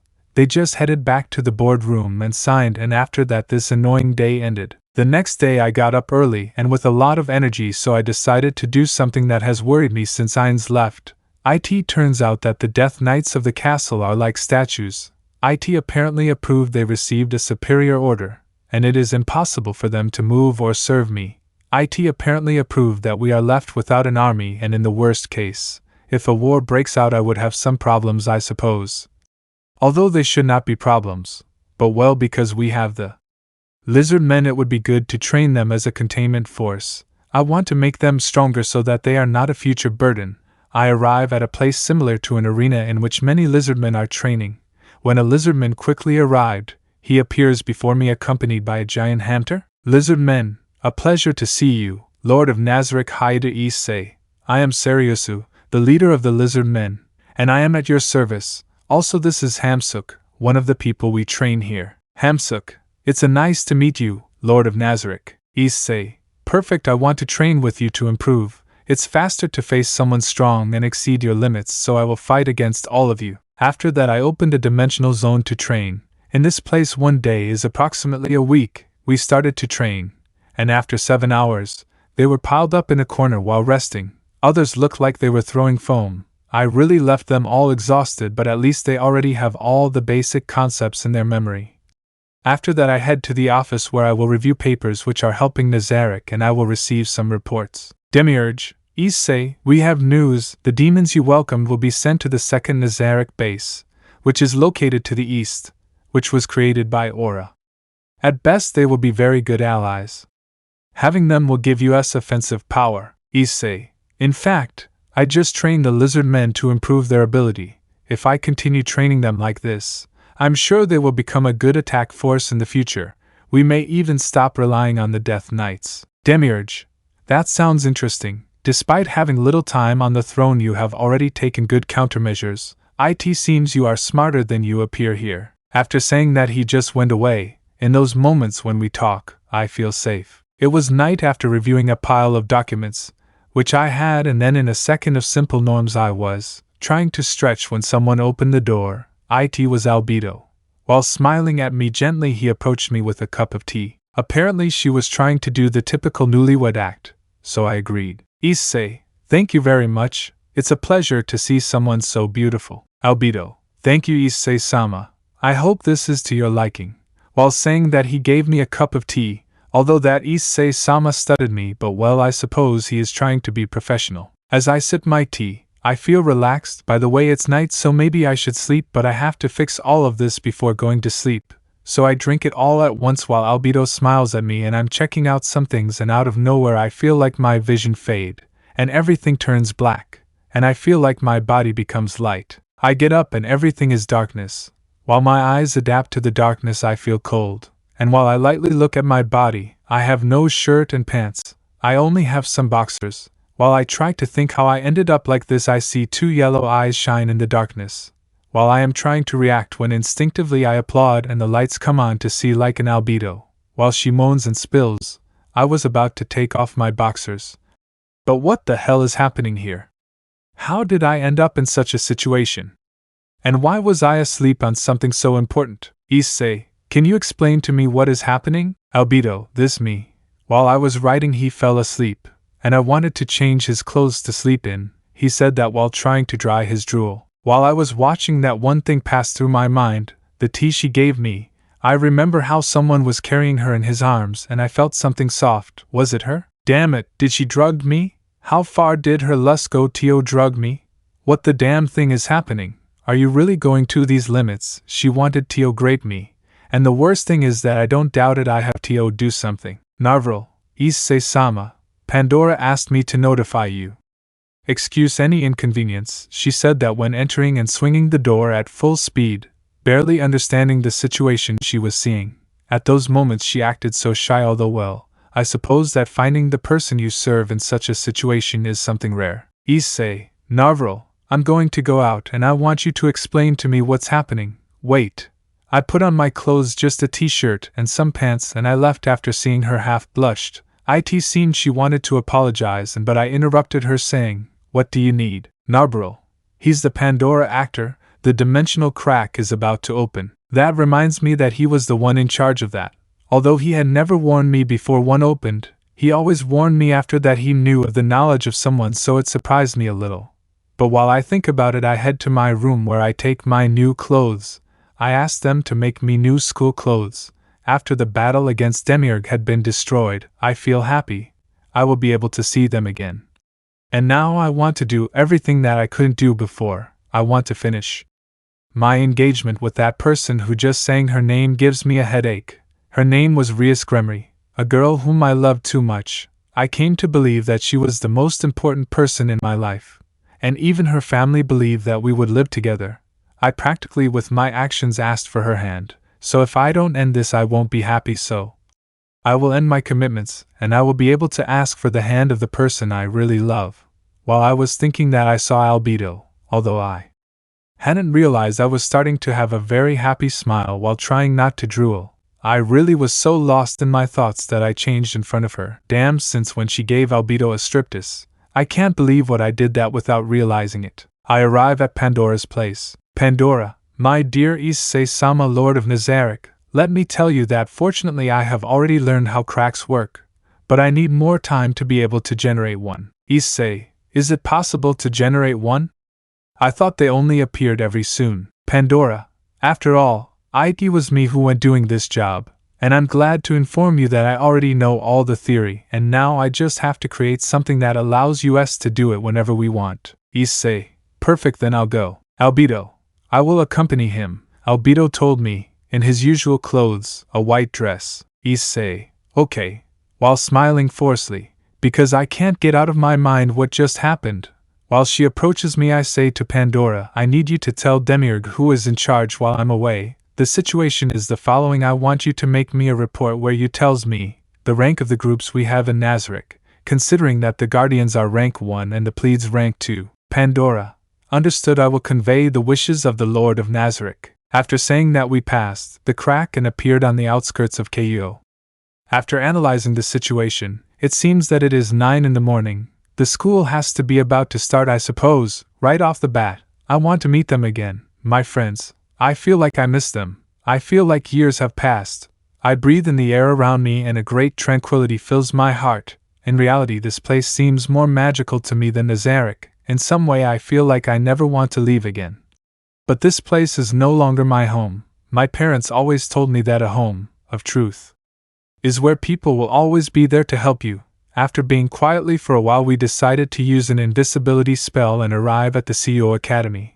While I am walking in the entrance again, I feel like my heart feels emotion again. The truth, I am very happy to be back this time, but in that I feel like a tree and some bushes in the background are moving.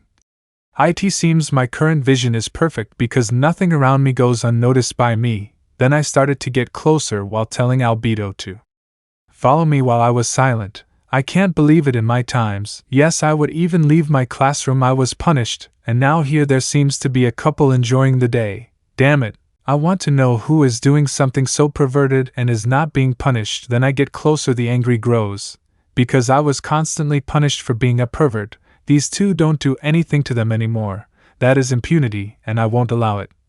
I'm a few steps away, and while I see the people who are there, I go blank. It was Kiba and Zenobia. They were not doing anything so extreme. They were kissing, but both looked like they were going to explode. The closer I get, I don't notice anything. I'm strange and angry because there is not enough perversion in this scene. As I approach them, I deactivate my invisibility. I say, Issei, I'm glad to see these lovebirds again. As I say that with a smile, they open their eyes and hold back themselves from shouting at that. While they tried to talk, I continue, Kiba, I didn't think you would do something like this. I thought you were a decent person, but bringing a student to such a remote place? Are you thinking of taking away my title as the king of perversion? Kiba, I'm not here. Things didn't happen like that. Belle, so she's my girlfriend. She said it while her face was red, and out of nowhere the red on her face disappeared when she realized who she was talking to. And she hugged me just like Zenobia while they laughed. It seems they were really happy to see me, or was they trying to hide their embarrassment? But it didn't matter, I was happy. Zenobia, when you arrived. Issei, I just did a bit, and I want to fix a lot of things here. Kiba, I see, we also have a lot to talk to you about, so we hope we can help you. Zenobia, by the way, what time is it? She said it with some concern while Kiba looked at her. He said that it was a little to 10. While they said that, they looked very worried, although at the same time an aura of happiness could be felt deep down. Kiba, why don't you come with us? Something very interesting is going to happen. By the way, what happened to your eye? Issei, a long story, but really, I'm coming with Albedo. No, we will be the center of attention. I mean by my eyes and by her dress, although that can be fixed quickly. I went towards Albedo and said, Dreas, break. While Albedo undressed, I turned around and cleaned my fist and said, counter. While saying that, Albedo's clothes changed to a student suit, so now there was no problem at all. While blood comed out of my nose, Zenobia and Kiba looked at me with a huge smile, seemed to be happy that I was still the same. Inside the school, in a place where all the students were, we entered, and when I saw what the signs said, there were elections for the president of the clubs, because it seemed that as the graduation of the third years was very close, new club presidents would be elected, and I saw how everyone was standing, and the president of the occult club was her, the one I loved like a sister and a very important person in my life. She was the same girl that I always saw before, a smiling and happy girl.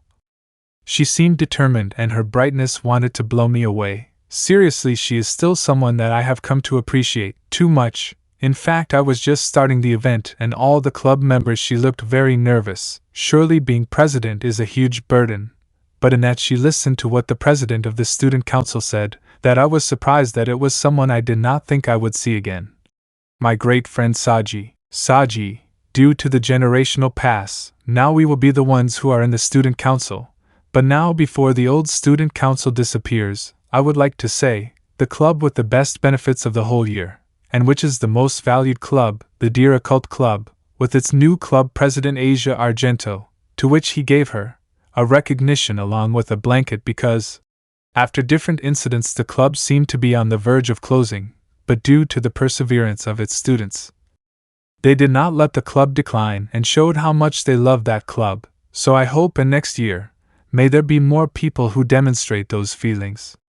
After saying that, he presented the award to Asia and handed her a microphone, into which she began to speak. Asia, At the beginning everything was great, the club was something in which I found a home and most importantly a family. Always when I arrived the people I loved the most were with me. But out of nowhere everything changed. In the blink of an eye everything broke and leaving a huge disaster. And the worst thing is that I had helped break it too. The person who was the president before me disappeared, and with everything in chaos no one knew what to do. The pain and the sadness were unbearable. But at a moment after having seen him again, I knew that I couldn't go on like that. I knew that I had to move forward like him. I knew that I could give up just like he never gave up. I knew that if I tried and didn't give up I could make that place a home again. And now thanks to my friends I did it. And I'm very happy about that. We did the impossible and we did it. Being honest, I still don't feel ready to be the new president, but I will do my best because I'm sure that no matter where he is, he will always be looking after me, and that's why I will never give up. Such a beautiful speech that made many shed tears. It seems that the name Issei and Rias Gremory no longer exist, but in this school, we in our existence were disappeared because it seems no one cares anymore what happened to me, or the people in my classroom recognize me even if I see them face to face. Really, that was the best for me. While I look at her I feel a feeling running through my heart, and I just screamed, Issei, the occult club is the best. After saying that many applause were heard and Albedo was surprised by my behavior. While everyone was applauding, Asia was crying while smiling. She seriously made such a sweet smile that everyone instinctively applauded louder and louder every time. And she was just looking at where I was. She and I saw each other, and when our eyes met I felt it. She is really happy to see me. Another 10 minutes pass and the meeting ended and everyone disappears from the place just to see as an Asia runs at maximum speed and falls in my arms while she cries with joy. She's happy. While I see her I caress her head, although while I'm seeing her out of nowhere I feel like someone hugs me from back, and when I turn around I only see someone with white hair clinging to my back without showing me. And I know who it is. Issei, Asia and Kaneko, it's nice to see you again. I'm really happy to know that you're well. As she said that they cling to me tighter. I even felt like Kaneko hugged me with all her strength. Before I may have ended up in the hospital tipped in half if she did that. But now she was unable to move me or even make me breathe forcefully. I am actually more resistant now. Kiba, as you heard, Asia is our new club president and currently Kaneko is vice president. They did everything they could, and that is why the occult club is still standing, and stronger than before. I see that after everything that happened, it seems that when I came, they had more problems than I could see. I'm sorry for not having helped them. Issei, President Asia. When I said that, Asia looked at my eyes and let go of me, and whenever she went away from me, I wouldn't say anything, and then I turned my head and saw Kaneko and said Vice President Kaneko. When I did so she opened her eyes and also silently went away from me. Are you really so happy with what I just told you that you can't even speak? Kaneko, Issei-senpai, your eye is different. Asia curate. Asia, but I'm not good with eyes, but we'll find a way to help you. They said that, encouraging me, as if my red eye was a disease or something like that. Issei, are you referring to my eye? Don't worry, I'm not damaged or anything. When I fully joined, let's say my body changed, and this is the most notable change. Zenobia, make one? That sounds very complicated. While everyone had doubts about what I just said, I had to tell them part of what happened in Nzarick, the transformation into Juggernaut that they knew perfectly, although it seems that Nzarick's was almost 10 times stronger than the first time I did it. After telling them all, even that now I have a relationship and that I am the one who dominates everything where I come from, although it was the short version one could say. They more or less understood everything, so they preferred not to ask so as not to investigate too much into these confusing stories. Asia, even so, I'm surprised that Heizei is almost 18 years old. Kaneko, you're right, and now with that eye, it looks more like the anime that shows on TV. Kiba, and that having you away cured you of your perversion, or maybe you just matured. Zenobia, I still see it the same. While they continued talking casually, they noticed something that they let pass. Yes, I told them that I came with Albedo, and it seems that in a second everyone realized that she was near the wall. Immediately they all ran out to see her, even almost pushing me in the process. I really wasn't finally understanding what they were doing until I turned around. Everyone was surrounding Albedo, while she had a complicated expression on her face. Asia, Albedo-Wansama, it's a nice to see you. Last time I couldn't thank you properly for saving us, so please let me thank you. Wal held his hands. Kuniko, yes, you are someone very important to us after everything that happened, so we would like to thank you, as he grabbed her hands along with Asia's. Kiba, yes, with all my heart. As King of Sword Dragon, I would like to give our greatest thanks, and we would like to ask you to be our friend. Zenobia, yes, after all the problems we caused you, we want, at least in gratitude, to give you our sincere friendship. Asia, it's not much and maybe it has no value, but we will always be your friends and we will always be there for you. She said this while all the girls jumped to hug Albedo. Seriously, after what happened the last time we were here, they want to make their relationship stronger and I hope so, even though Albedo still doesn't know what to do and while she shivers and doesn't know where to look. She seems to feel resigned and with a sweet aura she starts to caress the girls' heads. In reality, she acts so sweet with them, but I still remember all the times that knocked me out when I was in Nzarick. The severity and darkness that she had when I met her was almost gone from her way of acting. Did I really make her back like that? While I was thinking, Kiba arrived and started talking to me. Kiba, well, I guess I understand why you're here. She's your new love, right? Issei, is it that obvious? Or did I do something to say we're together? I said this while I watched him with confusion, because until now I hadn't told anyone about it. Kiba, not really, I just asked a silly thing and you answered. I hadn't really realized anything. Issei, really? You made me look stupid. I actually confessed without noticing it, because I had my guard down. I never thought he would be joking. Kiba, I'm joking. I realized it for two things. Even though you're here, your eyes when you look at them are different than when you look at us. And the second, every time she looks at you she blushes excessively, and since you held her hand when we were swinging them, everything is clear now, don't you think? Issei, so the perspicaz Kiba noticed it, huh? But well, we have important topics to talk about and that's the reason why I came. Let's go to the occult club, I have something to say to everyone. Kiba, perfect, I'll go for Master Assassin and Rossweisse sensei's old girl. After saying that she approached to tell the others to go to the club and everyone practically dragged Albedo. Then I saw everyone leave and I stood for a second looking at the flag of my school. In reality I'm almost 18 years old, things happened so fast. And everything I lived here will be forgotten. I would have preferred it to end like this in reality. I'm proud to be a student here. So much so that until now I have continued to use their uniform. But seriously, I have to leave this in the past to be able to move forward. As I walk out with a smile, leaving everything behind, I walk out the door only to be stopped by an old friend, Sanji. But look who it is, hi to Issei, the Red Dragon Emperor himself, the renowned dragon slayer.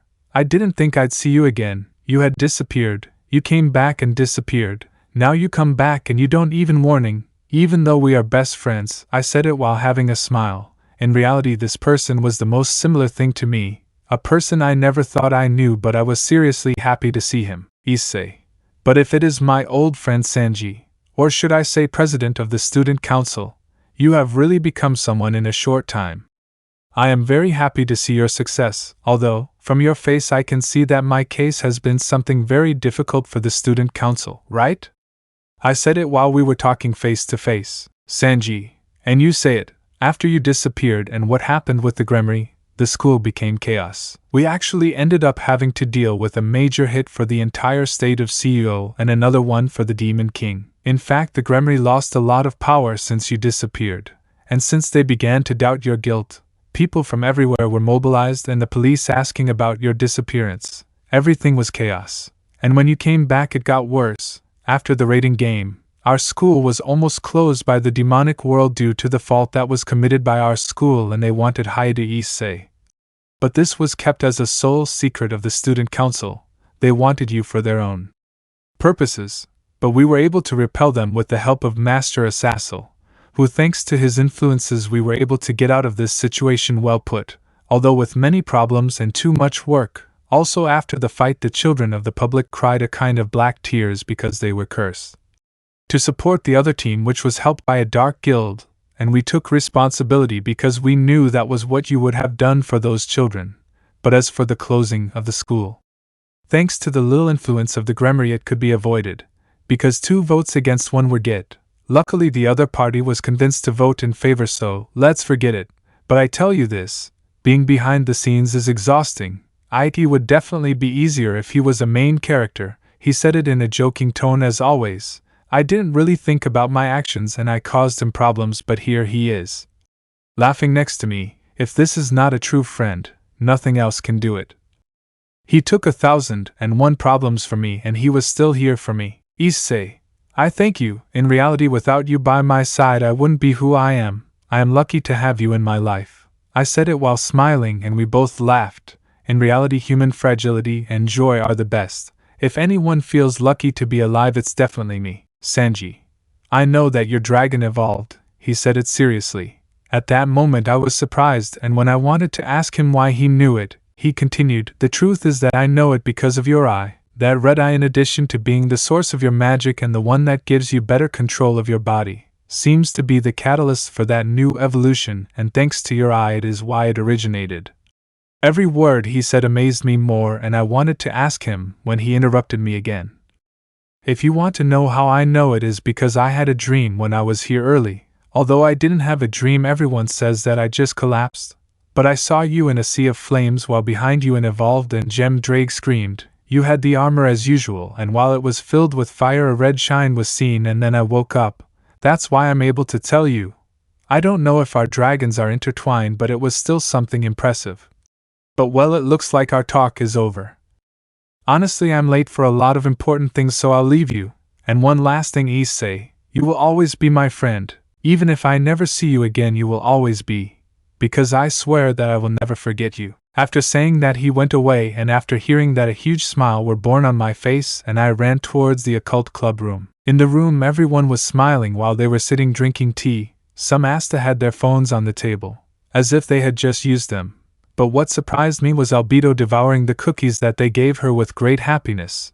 Although she was a very classy and delicate woman, I was not surprised to see her like that. In reality, I would have done the same. Honestly, in Nzarick there are no things as rock as here. Seriously, if there was a way to take a junk food company, I would not hesitate to take her. But well, the matter that I have to check the time is another while I look is on the desk. Kiba, while Master Assassin looks out the window. When they notice my presence, then I tell everyone to gather and I begin to talk. I told them everything that happened in the appearance of my other self, and the problems I had when inheriting the Nazarick throne, which ended with a fight of impressive collisions. Although for reasons of not making the eternal talk I decided to omit the hybrid balance breaker, Issei, and because of the circumstances I want to make peace where I come from, but honestly I came to finish my pending commitment here. Kiba, and what commitment is that if you no longer have anything? Before continuing talking, he decided to remain silent. Seems he knew what I was referring to and decided not to give his personal opinion and just support me. Asia. I'm not referring to when I say this. A tear fell from her eye. I was really sad, but I didn't know why after what she did you still tell me it's not her. Issei, yes, I want to end my engagement with Rias Gremory. When I said it, something strange happened. Asia wouldn't stop crying, and when she heard that name she fainted. But what was happening? Then Kiba took me to a corner and explained to me everything. That person whom I will never call by her name again in my life, that damn girl, killed my friends. Really, after accusing me of rape when my friends tried to support me, she killed them. When I heard it, an immense anger reached my heart. And after the raiding game, seemingly she attacked Kiba's team, leaving them all seriously injured, and Asia is the person who suffered the psychological blow stronger. In reality, she, despite the adverse and her fears, treasured my memory and did not give up, carrying the occult club forward despite her condition. Asia is the strongest person I have ever met. Despite her fears, despite her pain, despite her traumas, she was able to move on. So I tell Kiba that now I can erase his memories of that day and free them from her. But he tells me that at least I left him with those memories. It was why they ended up like that. Why did he hesitate to attack? He hesitated all the time to hurt her. But if it was necessary this time, he would protect what he loves most that mattered in the world and for the legacy that the club means. So I let him keep that horrible memory, that pain, even though I really insisted. But he seems to be content with being the only one to feel that pain if the others are safe. I sent a fog that made everyone sleep and erases their memories only of that moment in which they faced each other. but since Akeno is not here, I suppose that I will ask her later what she prefers. When they wake up, they all seem twice as encouraged as they were before. Even conveniently, when I put the fog, Gasper was coming in, so I took advantage of it.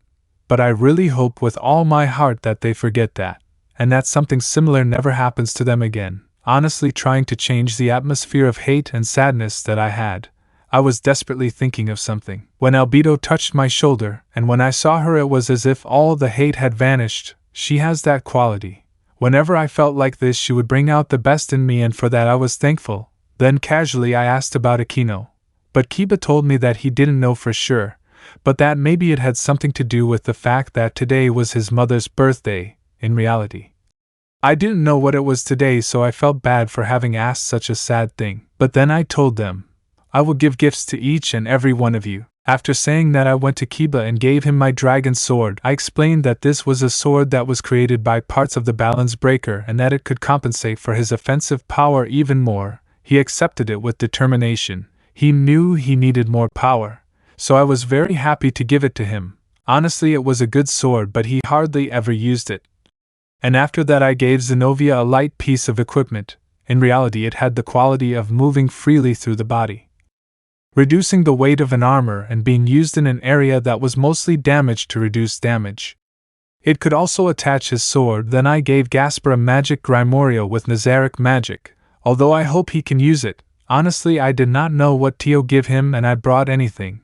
Tio Kaneko I gave gloves which were only equipped when she took her Nikoma transformation. These, depending on the situation, could take an offensive or defensive part.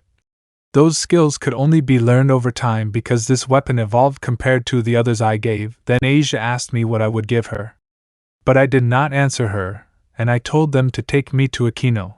After that, Kiba made a call, and knowing where she was, we headed there. Leaving the school, someone out of nowhere hugged me from back. I felt some large breasts press against my back. Then I turned her around, and it was Irina. Seemed to be very happy to see me and was wearing her school uniform. Apparently she had just come back because she looked a bit tired. Irina, Issei, I finally see you again. Many things happened, but I'm glad to see you. I missed you, she said it almost sobbing while she hugged me. In reality, so much time had passed that I had forgotten some things, but I was happy to see her again. Issei, I'm glad to see you.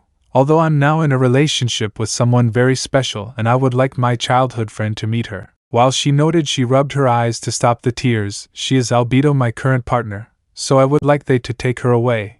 Before continuing talking, she hugged her without hesitation and started to say, I know Issei is a perverted idiot, but take care of him. He's my best friend. And I also wanted to thank you for taking care of my friends. Thank you very much for appearing in his life. She said it while crying, even though she laughed at the same time. It was a bit strange, but even so, Albedo started to stroke her hair while she calmed down. Things went out very well, I suppose. Being with them made me feel very happy and joyful. The atmosphere that surrounded us was pure happiness.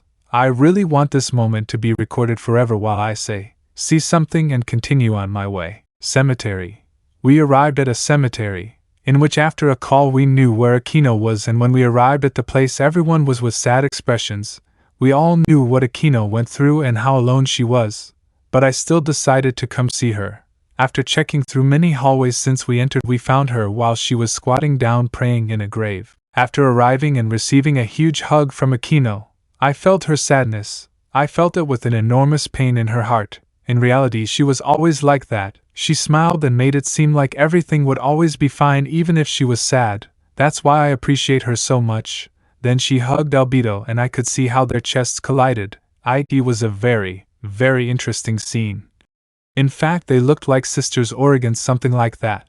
After a few minutes where everyone was talking, I told her about what happened, and she did not hesitate to lose her memories. About what happened with her, laughs. It seemed she already knew what she was doing. It was wrong. Despite having a very strong friendship, she finally understood that there was no way to save her, and it was because she knew her better than anyone.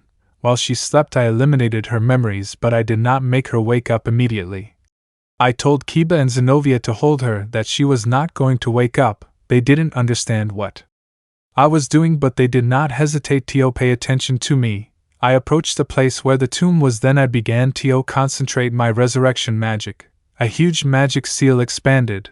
I turned around and told Albedo to cloudy over perception so that no one would notice what was happening. A huge seal which was of alkaliris color. It resonated, and it seemed that the brightness of stars came out of it. I learned this magic from Ainz, but unfortunately this magic is incomplete. Unlike his, it will not depend on me to revive it, it will depend on whether the person has the will to live. In addition to having a huge disadvantage, it is a level 9 magic. Although it does not consume my magic to perform it, I have to sacrifice something in return. It is a high price, especially for me, but I will have to do it. To activate it I have to sacrifice a skill. I currently have 5 which I have developed over a long time. And according to Ainz, no one can learn skills. Skills are unlocked, and there is a possibility that I couldn't learn more than these 5. In reality, when I came here I had already decided. Currently I can use 4 skills in a row, so I will sacrifice one. And the one I chose was Illusion Dragon, a magic that get me out of a lot of problems, but now it was fading, and the magic took effect, returning Yuri Himejima to life. She was resurrected. Although when having done it, she didn't look very surprised, and she seemed to understand what had just happened, so I just removed the sleeping spell from Akeno, and when she opened her eyes she hugged me from the joy. But when seeing her mother, those tears of happiness and pure joy that came from her heart, in reality it was the most beautiful thing I have seen in a long time. While mother and daughter hug each other tightly, unconsciously I take Albedo's hand, while smiling. In reality, the power to make those I love happy. I finally achieved it. Akeno, you're here, but how? Yuri, it was him. He said it while pointing at me. He brought me back. It is truly an honor to meet you, Issei. He knows my name. That disconcerts me, but I still greet without any problem. Then he says, my spirit was always with you, so I saw you grow up and I was always with you. That's why I know everyone here, and I am really grateful that you have taken very good care of my daughter Akeno. He said it with a smile, and we all smiled embarrassedly, although in the end we all decided to congratulate her because today is her birthday. In reality we were very happy for her and for Akeno. Those feelings that I always had next to my friends here, they continue to resonate in my heart, and I start to laugh if Razan and everyone seem to be the same. We are happy. Although after this I asked everyone to accompany me to where Matsuda and Motojama were. They were my friends since always, and I promised that when I could I would bring them back. Also I have to take advantage before this magic is disabled, yes, because this magic is incomplete. Conditions must be followed to activate it, but the main problem is that it is capable of being disabled for years, decades or centuries. In reality it is a power that I do not have access to when I want, but honestly I do not think Nzarick will die, so I doubt it matter. After arriving at the place I prepared my magic seal again, but then after activating the magic a small advertisement came out with Nzarick language. This magic requires 2 skills. Which one do you want to sacrifice? Wait, this one asks for 2? But really, I'm losing more than half of the skills I had. I was starting to reconsider if it was worth it. From Ainz's perspective this seemed like a useless loss. But then I searched in my heart, and saw us smiling, and living a life of failures, yes, but inseparable. So after remembering that I had nothing else to think about, I activated it, and my 2 friends out of nowhere had a deep fear on their faces, but when they saw me they did not hesitate to hug me and say, I'm sorry. At that moment, those words, what they meant to me at that moment was something unique. I felt very happy that they told me that. I felt like a tear coming out of my red eye. They were my best friends. I couldn't ask to have a better life. If they were not there for me, then I could never have been anyone. And when I was alone they were with me. They are very good people. Now we left the place, and when they saw Albedo they hugged up with me in a little ball like in the old days and said, Matsuda, hey, that girl is beautiful. You've already seen those breasts, Motojama, and you can tell them, she has stats that surpass anything known, they said while they delighted in the memory of having seen her. Issei, she's actually my girlfriend, I said it normally. Matsuda, liar, you really think I believe that? Motojama, don't you have any proof for that? Are we not fools? Are you true? After they said that I separated from them and walked calmly towards Albedo. They were confused, but they were smiling, confident that I was lying. I just stretched out my hands and touched their breasts.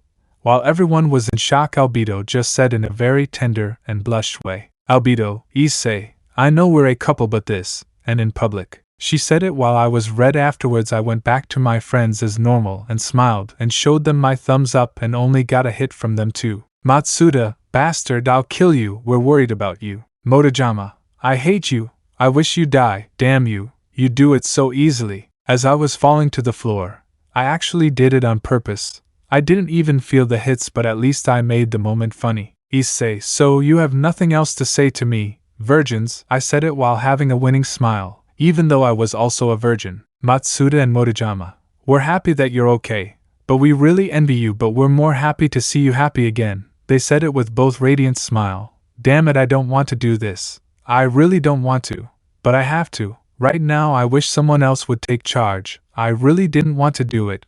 They really were my best friends, but this is the end. Issei, well, I said it as I get up. I'm really happy to see them. I approached them. Thank you very much for being my family, and goodbye. I said it with a radiant smile while tears came out of my eyes. Giving up on all of this was difficult, although that pain and sadness were what always reminded me that I was human. Even if I have to carry this pain, I prefer to be sure that everyone I met can live happily. My hands touched their foreheads and their eyes that were shining became dry and expressionless. Kiba, Issei, what are you doing? It seems he found what he was doing strange. Asia, they seem unconscious, but they're not asleep like Akeno was. I asked, confused. Issei, exactly. What happens is that I can create memories, but that is more difficult, so I will ask you to let me concentrate. I have to eliminate some of your memories and create some in which I am not. I said it normally. Zenobia, modify her memories? But why? She said it very exasperated. Irina, I thought you were very happy to see them again. He said it without understanding the situation. Kaneko, weren't they your dear friends? He said it with a sad face while seeking to not recognize me. Gasper, he's right, it's the best. He said it with a dark look. It seems that surprised everyone, even me. The Gasper who always thought about others was saying something that did not fit his character. Zenobia, Gasper, how can you say that? What you're saying makes no sense. Kaneko, manipulating memories.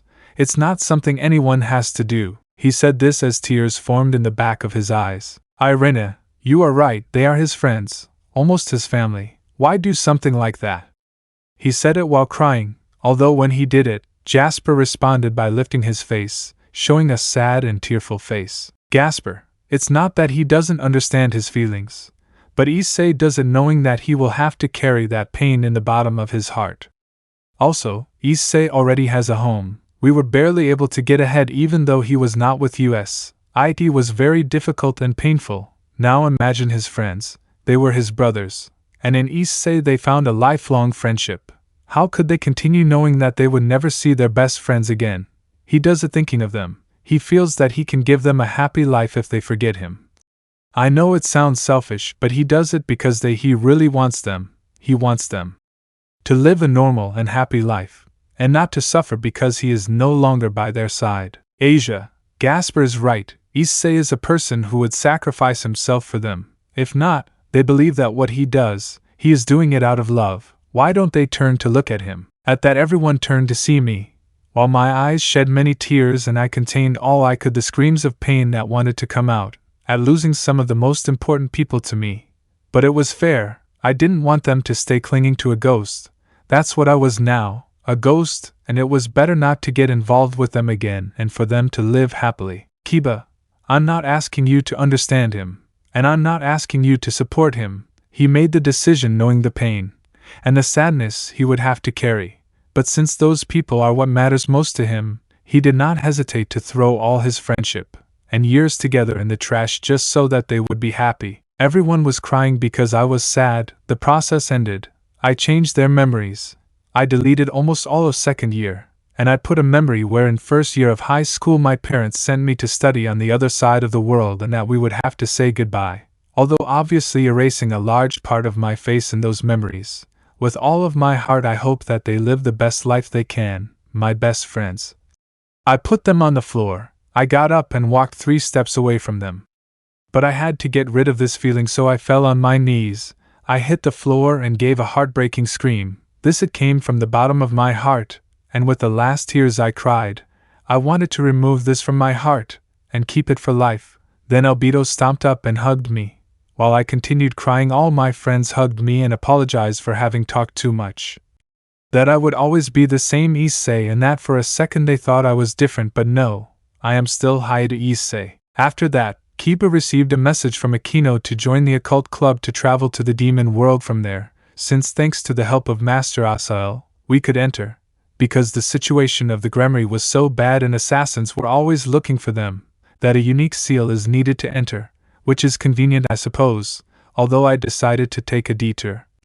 Although everyone apparently recognized where I was going and understood it, in reality they knew that my parents did not remember having me as their son, and that was something that puzzled everyone after they had me gone, although I suppose they didn't have the courage to ask me, but seeing their faces I assumed they had gone to see that place. In fact, it was a theory. I'm glad it was correct.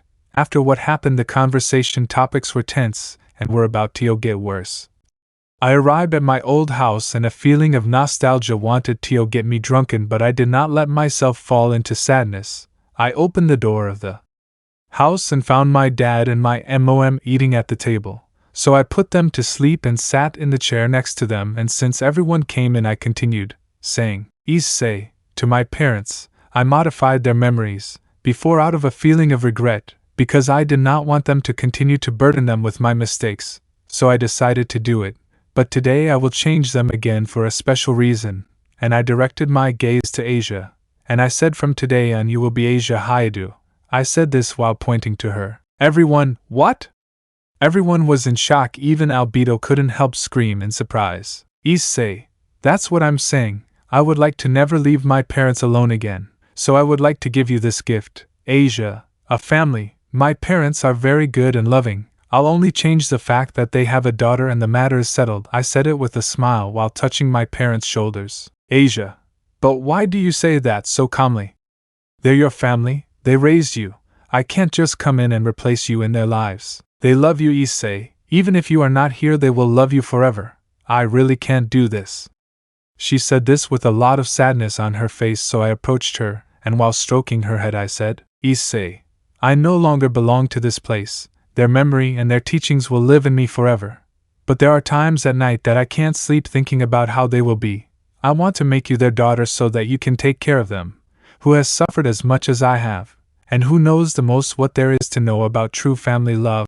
You are the only one I can trust to make them happy. I know it's selfish, but I want my family to be happy, and I want you to have a family. I said it while smiling very sincerely. Asia, okay, but on one condition. She said it while wiping a tear and said, when you come back or have free time you will come here, because our family will never be complete without Issei-san and Albedo-one-sama in this house. She said it while smiling. Issei, did you listen, Albedo? My sister just gave us her blessing to get married.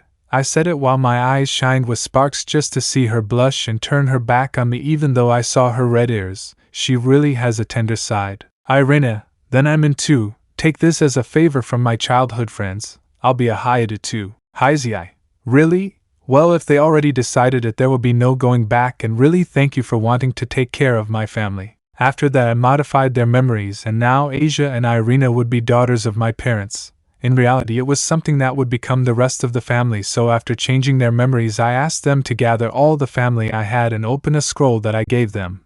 This scroll would make everyone forget me at the same time that it would make Asia and Irina fit into the family.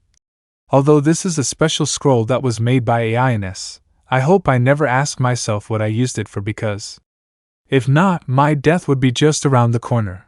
While everyone left the house they waited for a while my parents wake up, even though I told them it would take hours, so we left the house when, Dad, hear where you're going with our daughters. MOM, enough of being jealous, girls, why don't you introduce us to your friend? Damn it, they got up, that damn magic never works on them, or that. This is the second time this happens. It's seriously starting to get annoying. Asia, this mama, he is our senpai Issei. Irina, yes, this one, Dad, he's almost a prodigy. I told you about him. They were super nervous. Dad, Issei?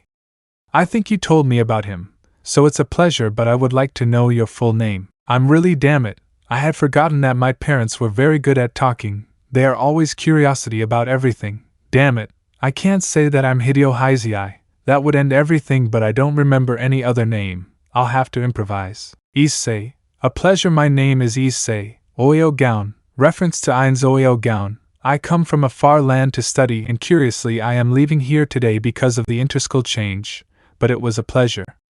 So soon? But it really is a pleasure, and never forget that you will always be welcome here. Issei, thank you for that kindness, for those feelings. I am who I am, I love you. Asia, Irena, by and Dad, see you, they said it, trying to escape from there as quickly as possible. Seriously, they were all outside and we ran to school, because we wanted to avoid any kind of questions from my parents. Seriously, Asia and Irena kept commenting about the spell and I had no way to make an excuse. That had already happened before, but it seriously happened again. Damn it, I'm the Lord of Nazarick and I can't even get a good sleep for my parents. Seriously, that is not normal in any sense of existence, but well, we arrived at school without major problems since everyone looked tired.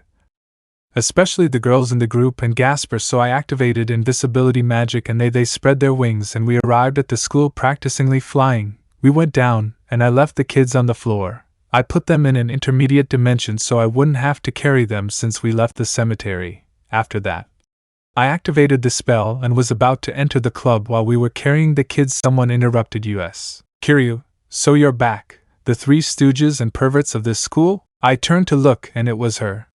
She had the same glasses and the same annoyed look that she always had. I really didn't understand what she was doing. Apparently she had a student council gang? Issei, but it was nice to see you. But how do you know about me? Everyone at school should have. Kiryu, let's just say that I was lucky or it was a chance. What in the world? I know. Honestly, I don't understand it better than you, and that's why they put me in the student council by force, you know. Issei, what do you want? Kiryu, me? Nothing, really. I came to take care of them. Leave them to me, and you continue with whatever you're doing. I'll make sure they go back to being perverts, high school students. He said it while smiling. Issei, I'll lend them to you and thank you. I know that we may never see each other again, but I want you to know that I appreciate it. Kiryu, whatever, just go, Dragon Slayer. Issei, wait, what did you say? What he said completely knew me off balance and put a lot of suspicion in my head. Kiryu, she just stuck out her tongue and said, nothing you care about, take care of yourself and goodbye. And he left me with many doubts, but I didn't have time to worry about that. Honestly, I had things to do and people were waiting for me, so I did not delay any longer and joined the occult club. After entering, Master Asael wanted to catch me up on all the events that had taken place, but I decided that it would be better to ask. Honestly, I couldn't care less about the situation in this place. After telling me what happened to the Gremory shortly after I left, and that Rias was missing, although I told him about the Matsuda and Motojama registry, and he looked at me with a confused expression and only told me that the reason they died was because of her. He says that he was present when he only killed them. Seriously, she did that, but what the hell had she become? I thought I knew her, but now I know her I don't know. And that's not something normal anyway. Killing people because I wanted to. What kind of crazy woman was I the whole time I was here? Was it always like that, and it was just a mask or an illusion? What I thought I knew? Well, I will have to take care of her. When I find her, I will make she pay for everything she did. After that we all held hands and Asael was in the center. After all the stir I caused in the last raiding game, I decided to go invisible along with Albedo so as not to generate new problems. A 5-layer crimson seal was opened, which in the blink of an eye we were inside the Gremory house. Asael began to talk until a butler arrived. He offered tea and cookies, but Asael rejected kindly and wanted to know where the Gremory were, because according to Asael, he did not feel the presence of any of them in this place. Butler, they went to a meeting of the third kings of the underworld. Asael, did the three of them get together? Something very important must be happening. It is supposed to be almost impossible for them to get together, but now, he put his hand on his chin while mediating something. He asked, exactly, can you tell me where that place is? I need to talk to him urgently, so I don't mind waiting until the meeting is over. Butler, let me make a map so you can get there without problems. After that he left the room and asked, Issei, the three of them getting together is something so strange. Asael, this is the first time in many generations that this has happened. I'm worried about Surzex. He said this while having a worried face and clenching his fist. Isci Surzex? Did something happen to you? I asked him normally so that he would turn to see me and say, So you don't know? Then I will tell you. Due to many problems with Rias Gremory, it was decided to take her to a prison and a mental institution, but in that Nzarick wanted to give her one last gift, and they went out to look at the stars, but she almost killed him. She destroyed his body in a horrible way. He was lucky to be able to keep breathing. But due to the scarcity of phoenix tears, his price rose enormously, in addition to the fact that he put most of his wealth so that his kingdom would not suffer. He is a king with a big heart, but what the hell happened? I almost killed him, his family, his blood, but what the hell have you become? I swear I'll kill you. After that the butler arrived and we went to the place he specified to us. Thanks to the influences and the different stamps that Assassin had, we were able to pass a few rooms before where that meeting was held. In reality it is such a rare meeting that they can doubt for days or weeks, and I couldn't wait any longer. But then worse news arrived after Assassin obtained all the information he could. Assassin, apparently according to rumors from all over this place, the two main topics are Heir Issei and the end of the Gremory clan. Or German, that's what everyone says. I was not surprised that one of the topics was me, but the end of the Gremory clan was a topic that is always heard. They lost rank. The person who was the king is just a bag of bones, and now it is obvious that the other kings would try to take his kingdom. It was the most obvious for a king with a lot of greed, even if the king was doing a very good job. The problem she left behind destroyed all the reputation and the Gremory family. Issei, perfect, yes, they are talking about me, then I will go pay them a visit. Albedo, stay here. I said it normally. Assassin, don't get the school into trouble. Issei, I'm no longer a student, so I doubt it matters. Assassin, as troubleshooting as ever, good luck. Everyone didn't seem willing to stop me. In fact, they all gave me their thumbs up. Maybe Rias did those horrible things to them, but they didn't like that someone else paid for the broken glass, and I agreed with them. I walked and opened doors. The guards were puzzled and tried to use enemy detection or break magic to interfere with my magic, but none of it had any effect, and that was because my magic was too strong to fall for such weak things. I kept walking until I found a door that shone with gold. I opened it without problems, and the three of them were disconcerted, sitting on chairs in a round table, each one separated and with a flag behind them that represented them. They all seemed to be ready to attack even though they didn't see anything. It seems the disturbance made them be alert to what could happen. There was a chair that given its back and two others that I saw front. Then the one in the chair that given its back said, Please wait, don't attack him, he is. When he said that, he turned the chair to face me. Nzarick had bandages on his eyes. His whole body looked horrible. He looked very hurt, although his wounds seemed to heal. The process was too slow. He looked devastated, but with a slight smile he just said, You are Issei, right? He is here almost dead and can smile like that. I suppose that virtue would serve me a lot now that I am a king. After he said that I said clear, I'm back, and I decided my magic revealing myself to everyone. They didn't even look surprised. Something is wrong, or is it my imagination? And I said, Issei, I'm sorry to interrupt such an important thing, but I won't be here for long. I came to fix things, so excuse me. I hate injustices in the world, so that's why I'll give you a gift, Nzarick. I extended my hand towards him and said Max Geel. A green glow came out and his body began to glow. His entire body recovered in a few seconds, so after it stopped glowing I grabbed him and removed the blindfolds. He opened them and his eyes looked very surprised. He didn't understand what was happening. Issei, now I have the power to protect what is just, so whenever you suffer, I will make sure to make you happy. That is what a king does. Nzarick, Issei to you. Thank you very much. Every day was a torment both physically and emotionally, but now I feel that a new light emerges and illusions shine inside my heart. Really, thank you. He said it, bowing his head while thanking him. That a king bows down to another, that means that he has total respect and sincere affection. Not everyone is capable of that. Then he said, I asked the board for a thought and that this be done tomorrow. I have urgent matters to attend to. Asking for that was something that was impossible. The kings looked at each other, and one raised his hand continuing his position, and the other raised it too while smiling. In reality I did not pay too much attention to them, but one seemed to be Hades. He is a living skeleton. Although seeing him I feel a very deep discomfort in my heart. I wonder why. What will it be? Due to the boots in favor, everyone was leaving the place. Nzarick told me some things and the problems of the Gremory. In reality, she left them in a predicament, very rarely seen in history, but well, he managed to handle the situation the best he could. Although it surprised me a little how now, she seemed much more radiant than before. Apparently she was super happy. We went out and met with the others and they seemed like they had no words for what they had just seen. Nzarick better than ever. We were all taken to a large room where Nzarick and Venelana were together. They seemed very surprised to see me, but they did not move. They only made a sign for me to sit down, and I sat down. Only Nzarick sat on his side and the others stood. While they looked at us, Issei, it's a nice to see you again.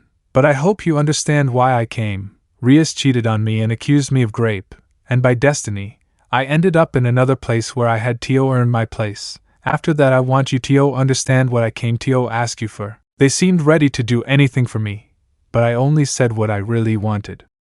I wasn't the type to take advantage of anyone. I only said I wanted to end my commitments to the Gremory so I could live with the person I chose. Nzarick, that's all? You really said that in disbelief? Issei. Exactly, that's the only reason I came. You treated me like family, and they were like second parents to me. It was the least I could do. Tell them to their face, since we never had the chance to talk and this may be the last time I see them. Nzarick, we are really sorry. We don't know when it became this. She said it while crying. Devi should have guided her better. Venelana, we never saw that it made your life unhappy, and I don't want anyone to hurt you again.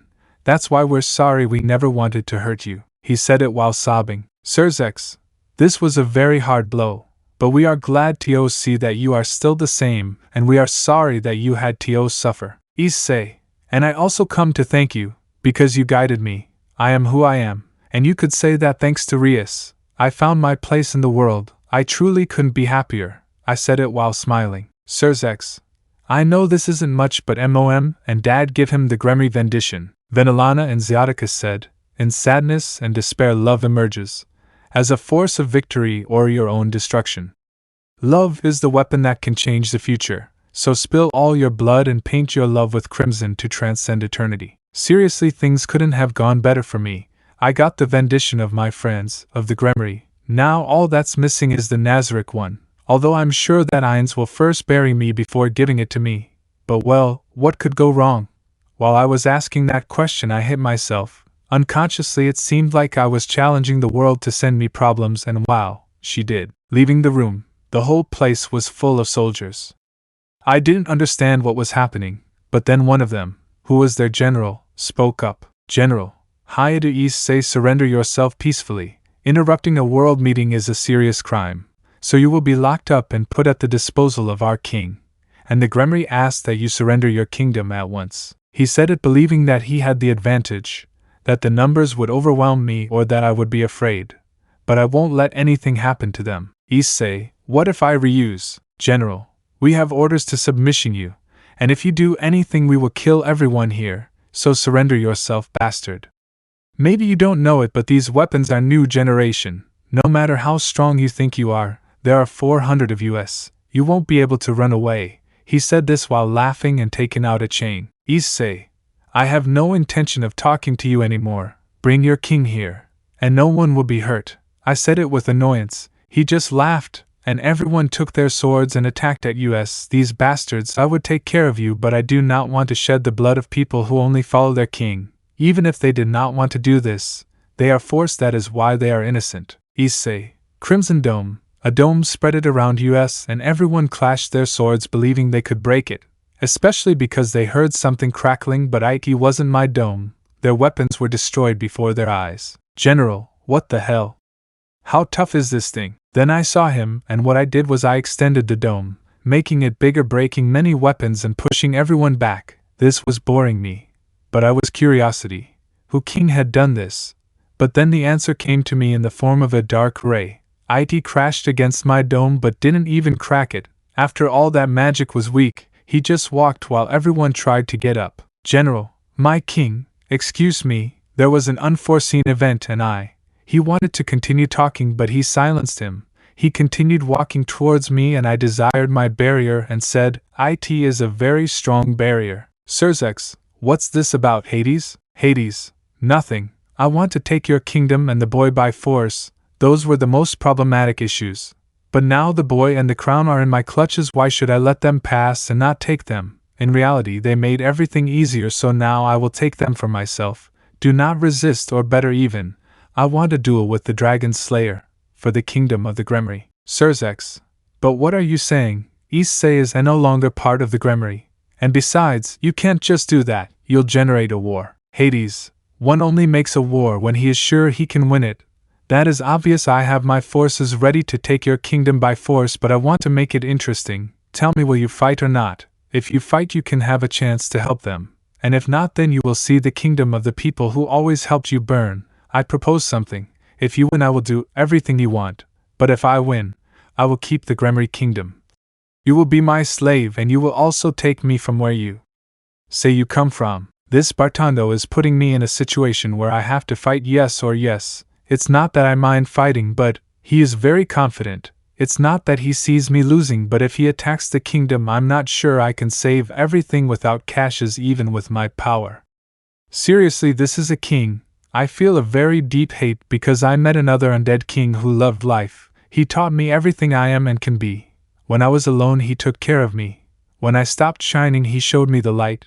Now I am a king and I have the power to take care of my kingdom. Then I will take care of everyone. Issei, I accept. We can fight alone, or you can bring whoever you want. I don't care, because I'll kick your ass, king of crap. Hades, perfect then, we'll fight in the Colosseum, in an hour. But I have 1,000 knights there, so I hope they can warm you up. Really, only 1,000? I'll finish them in 1 minute, but that's it. Kiba, I am a representative of Sword Dragon. If your friends want to fight, then let they fight against us. He said something very noble. Even though they were doing this, I felt it unnecessary. I think that I already joined a lot with Ainz-sama. Sometimes he is the most humane and others the most impartial. But that gesture of friendship I will always appreciate. We arrived at the Colosseum and Kiba and the others went to face the 1,000. I arrived at a room where those who were waiting for the fight were. I told Albedo that I wanted to rest, and she told me that she was fine and sat down in another place. But I told her that if I could rest on her lap, she attended, and I was resting with a great view. I barely saw Albedo because she had some huge breasts. I delighted in seeing them as if there was no tomorrow. But then I listened to how the battle was going. It seems they got someone to announce it. After 30 minutes, the battle was over. They were able to beat all of them. I knew it, and I always trusted in their victory. That's why I waited for them in my dressing room, without problems. I knew it. They were excellent warriors and most importantly my great friends. I knew that they would achieve it. They arrived at the dressing room somewhat exhausted and apparently running away worried. Kiba, Issei, your opponents now are 3 of them. Issei, don't tell me, Kiba. That'll ruin the surprise when I come out. Don't be a party spoiler. Asia, but you may not be able to win. Issei, that's impossible. I'm strong enough to win. Kaneko, why are you so confident? You've never acted like that before. Issei, I only know that I will win, because I don't know defeat.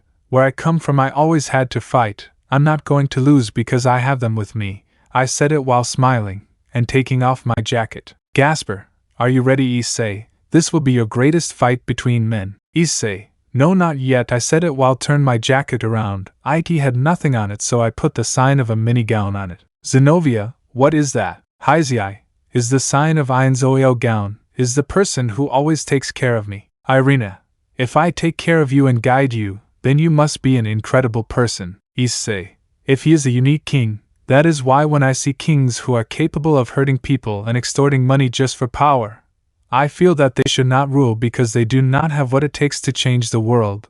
That is why I will fight to protect the people I love, to bring peace to a people and for them to learn what it means to be a king at heart. Kiba, really, you've become someone unique.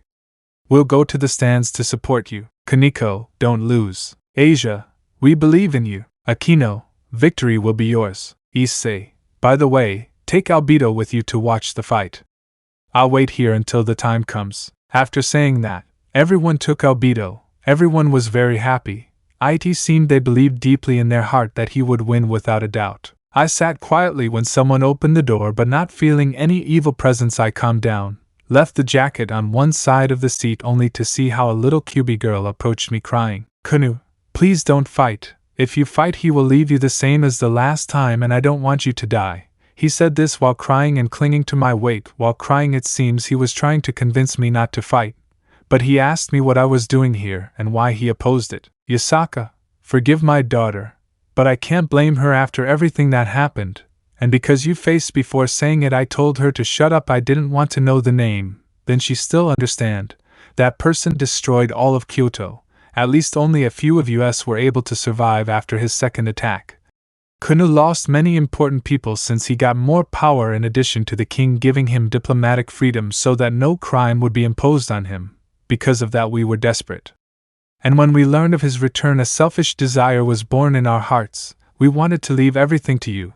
So I'm sorry, but I would like you to be our hope. If I were to win please rebuild Kyoto.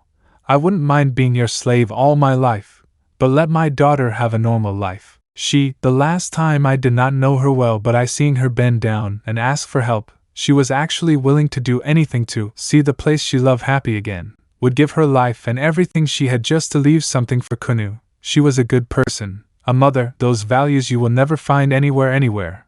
Only mothers are capable of that. But even so who would tell that they would attack Kyoto again? I feel guilty but as I look at her she shivers and cries, tears begin to fall to the floor as she says, "Please, I'll give anything, I don't care, I beg you." After seeing her like this I did not hesitate anymore. "I am a king." "Issei, Yasaka, get up." She stood up and dried her tears. "I'm sorry for what happened but now I will carry your dream on my shoulders. I will defeat that trash. And I will restore all the damage he did to them. This is not an empty promise, it is a promise from the king of Nzarick, and I will not fail." Yasaka Issei. "Thank you." "Kunu, you can't fight, he is stronger, you can die." "Ravel, you're right. While you were away they got monsterful strong, you won't be able to win." Damn it, I was so focused on Kunu and Yasaka that I never saw Ravel head here. She stood in the door and clung to me as well while she cried. "Ravel, you just came back, and you already want to go to your death. I haven't seen you in a long time. Why are you doing this? You left me behind." "Issei, I'm sorry, honestly a lot of things happened. But I never forgot about you." I told her while stroking her head. "You're still as cool as the last time I saw you." She blushed and hung up to me. "Kunu and Ravel, please don't go." "Issei, I'm sorry, I made my decision. I am a king. As such can I stay watching while people suffer? I will show the strength I got and teach them what that legendary king taught me. The power to make this world a better place. I will not let people suffer. If I can avoid it I will protect them. Because now I have what it takes to do it. That's what a king makes." Then I noticed someone at the door. It was Razor. "Razor, what he says is true. If he doesn't act many people will die. He is doing the right thing, belonging to you. You don't see it. But what I see is a king who won the throne after having passed 1,000 tests, someone who can achieve the impossible, and someone who is a pure hero at heart. That is the Issei I know." Then an announcement came that the fight would start soon. Only 40 minutes passed. I took my jacket and walked out the door. "Issei, I know that you became a good person, that you have helped and protected people. You have my respect." "Razor, I'm just doing what someone I consider a friend taught me. Now go and show everyone why you're the king." He said it by stretching out his hand. We high-folded them and as I walked towards the place I put on my jacket. I arrived at the place while the announcer was speaking. Announcer, coming from the red corner. A character who has not been heard of for a long time, so without further presenting hi to Issei, the Dragon Slayer. I went out while I was viewing the Colosseum. There were people all around.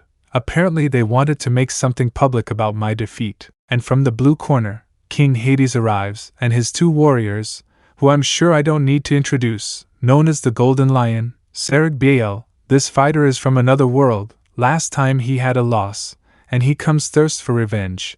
And another is someone whose opponents normally don't end up alive. No more, no less. The one who has the Longinus, the sacred spear, Chow Chow. At that moment I wouldn't say I wasn't surprised. Seeing Nzarick again made me wonder if his mother was kidnapped and he was blackmailed to fight. But well, Chow Chow, I didn't think he was coming here to fight, although because of Kyoto I already suspected it was him. But I had to ask a question to clear all doubts. Nzarick, did this king force you to fight or not? Nzarick, Of course not, I only decided to come when I knew it would be a fight against you. I'm burning for my victory, he said it as fire came out of his eyes. Issei, I see, Chow Chow, you were the one who destroyed Kyoto, right? Chow Chow, I think I did something like that, I don't know. I just like destroying insects, I never care who they are. He said this while smiling and closing his eyes. Announcer, perfect, the battle is about to begin. It is time to say the terms of this fight. All competitors will be given a Phoenix tier. In Issei's case, if he wants to use it he will be allowed to do so. Due to the disadvantage, all fighters can use any weapon they want, and when a fighter gives up or is about to die, the fight ends. Saying that, let all the fighters are ready. Then Nzarick equipped his lion armor. Chow Chow only set himself ready to fight, and the king was with a golden necklace, which when I see it I knew, is a remote catalyst. People can pass magic to him if necessary or he requires it. When I make the first contact I suppose I will be able to know where that place is. Announcer, they thrown the tiers of the Phoenix at us. Now that they have them the best force field will be applied so that no one can escape or interfere. Issei, wait, I told him and he didn't understand why I said it. Albedo, save this for me. I thrown the Phoenix tier at him and everyone looked confused. I don't need it. Announcer, but why are you doing that? Also, get equipped for the fight. I said that is not necessary. I don't think you can hurt me. Well, whatever you want, you are going to die. So activate the force field. A transparent dome was formed, although it looked fragile at least to me. So we will start. 3, 2, 1 to fight. Out of nowhere Nzarick and Chow Chow appeared in front of me. I suppose they were fast? They stood in front of me. They looked upset. Nzarick, Issei, what are you playing at? This fight is serious. They looked upset. Chow Chow, I knew you wanted to die, but like this? I won't be able to get revenge on you if you die so easily. Issei, it's not that, it's just that I want to receive your attacks, because if I attack we will end very soon. So listen to me, each one of you three will have the opportunity to attack me once. Do it with all your things, or otherwise it will be Abu Chow Chow. Hit me with his spear from the side. He didn't attack me with the part that had the edge but the one in the middle. I let myself be carried away with the blow. And I crashed into the wall. A trail of smoke came out, and I heard everyone say it ended so soon. But what are you playing at? And Issei, are you okay? After hearing that I came out of the smoke screen without problems. Issei, that was an attack. I barely felt anything. Were you really that devil? When I said that Chow Chow was really upset, and Nzarick touches you, but now throw me to the other wall. I said it looking like an enthusiastic child. He got upset and hit me where I told him. A new curtain of dust rised and I heard a lot of people say, this time it's over. That's for being Presimus. Will he even be alive? Then I went out as if nothing had happened. Issei, come on Nzarick, I just felt a breeze. Are you really striving? I said it, and he was confused. But then a lightning was forming. It was Hades' turn and I just heard him say, Thunder Dark Judgment. A bolt made part of the floor explode. Everyone was expectant. It seemed no one wanted to talk anymore as if they were losing. When the dust was said, I was just shaking my clothes. Issei, are you going to take this battle seriously? Even if you tear my clothes, I think because my clothes were created in Nazarick, they seem to be super reinforced compared to the fabric here. My clothes didn't even have a scratch. Chow Chow, I will teach you. I will break you in two. Circular spear thrust. He spinned his spear while going at high speed. He would have killed a normal person, but for me, I dodged his blow because it couldn't hit me. I overcame his speed and avoided it. Chow Chow, but how? Issei, didn't I tell you that you would go all out from the beginning? Now I have no intention for you to attack me, so I'll dodge everything you throw until I get bored and decide to end this. Nzarick, don't underestimate me. Golden Shine, many hits were fired at me, but I dodged them all with precision and put myself behind his back. When he finished his attack he shouted, where are you? Issei, on your back. He remained tense. Come on, that's all. I really want to enjoy this, even if they make me equip my armor. But it was strange, I was testing it but a smile arose in my mouth. Was I happy? Satisfaction? Or was I having ego? I was wondering what this was that I felt. In Nzarick I never got this feeling. Why now do I feel my heart beating with joy while I fight? They kept attacking me, but nothing worked. Even Hades tried to attack me but nothing was fast enough to reach me. Then I saw that he concentrated magic on his necklace. And I could see the magic network. It seems that 1 kilometer from here there are 1,000 magicians supplying it with magic. Hades, come on, I'll give you power. Now just end this battle. Activate my hellish material fusion magic. Chow Chow and Nzarick began to shine, and a vortex opened beneath them. Then I thought that a person would come out who had both identities in one. But what happened surprised me. Chow Chow came out with a golden spear and Nzarick came out with modified armor. He even had claws. Then the explanation came. I have strengthened his talents even more now. Defeat him. The battle started again, but none of them could reach me. I was beginning to get bored, but, Hades, curse, you won't stay like that. Mystical shine, a shine surrounded them, and out of nowhere I felt how they became twice as stronger. Although Hades, when doing so, he stood up. It seemed that even with his strength, it was costing him a bit to keep up. But then far away I saw how 100 mages fell from the extreme effort, and were in critical condition, due to loss of magic. I have to end this before more people have to die from this crap. They attacked me, and made the Colosseum shake. They cut the air and their speed was mediumly good. In reality it was not one that I had not seen already, but that, yes, very minor of Nazarick. It was not the biggest threat.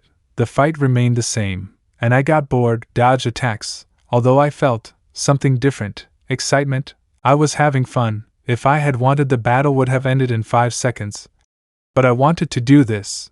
But then I saw how a huge seal was made in the sky. Seemed the attack was directed towards me. Then I stayed still, waiting for the attack. Dies. Hades, now die. Dark storm. A tornado with lightning was heading towards me. I was waiting for it.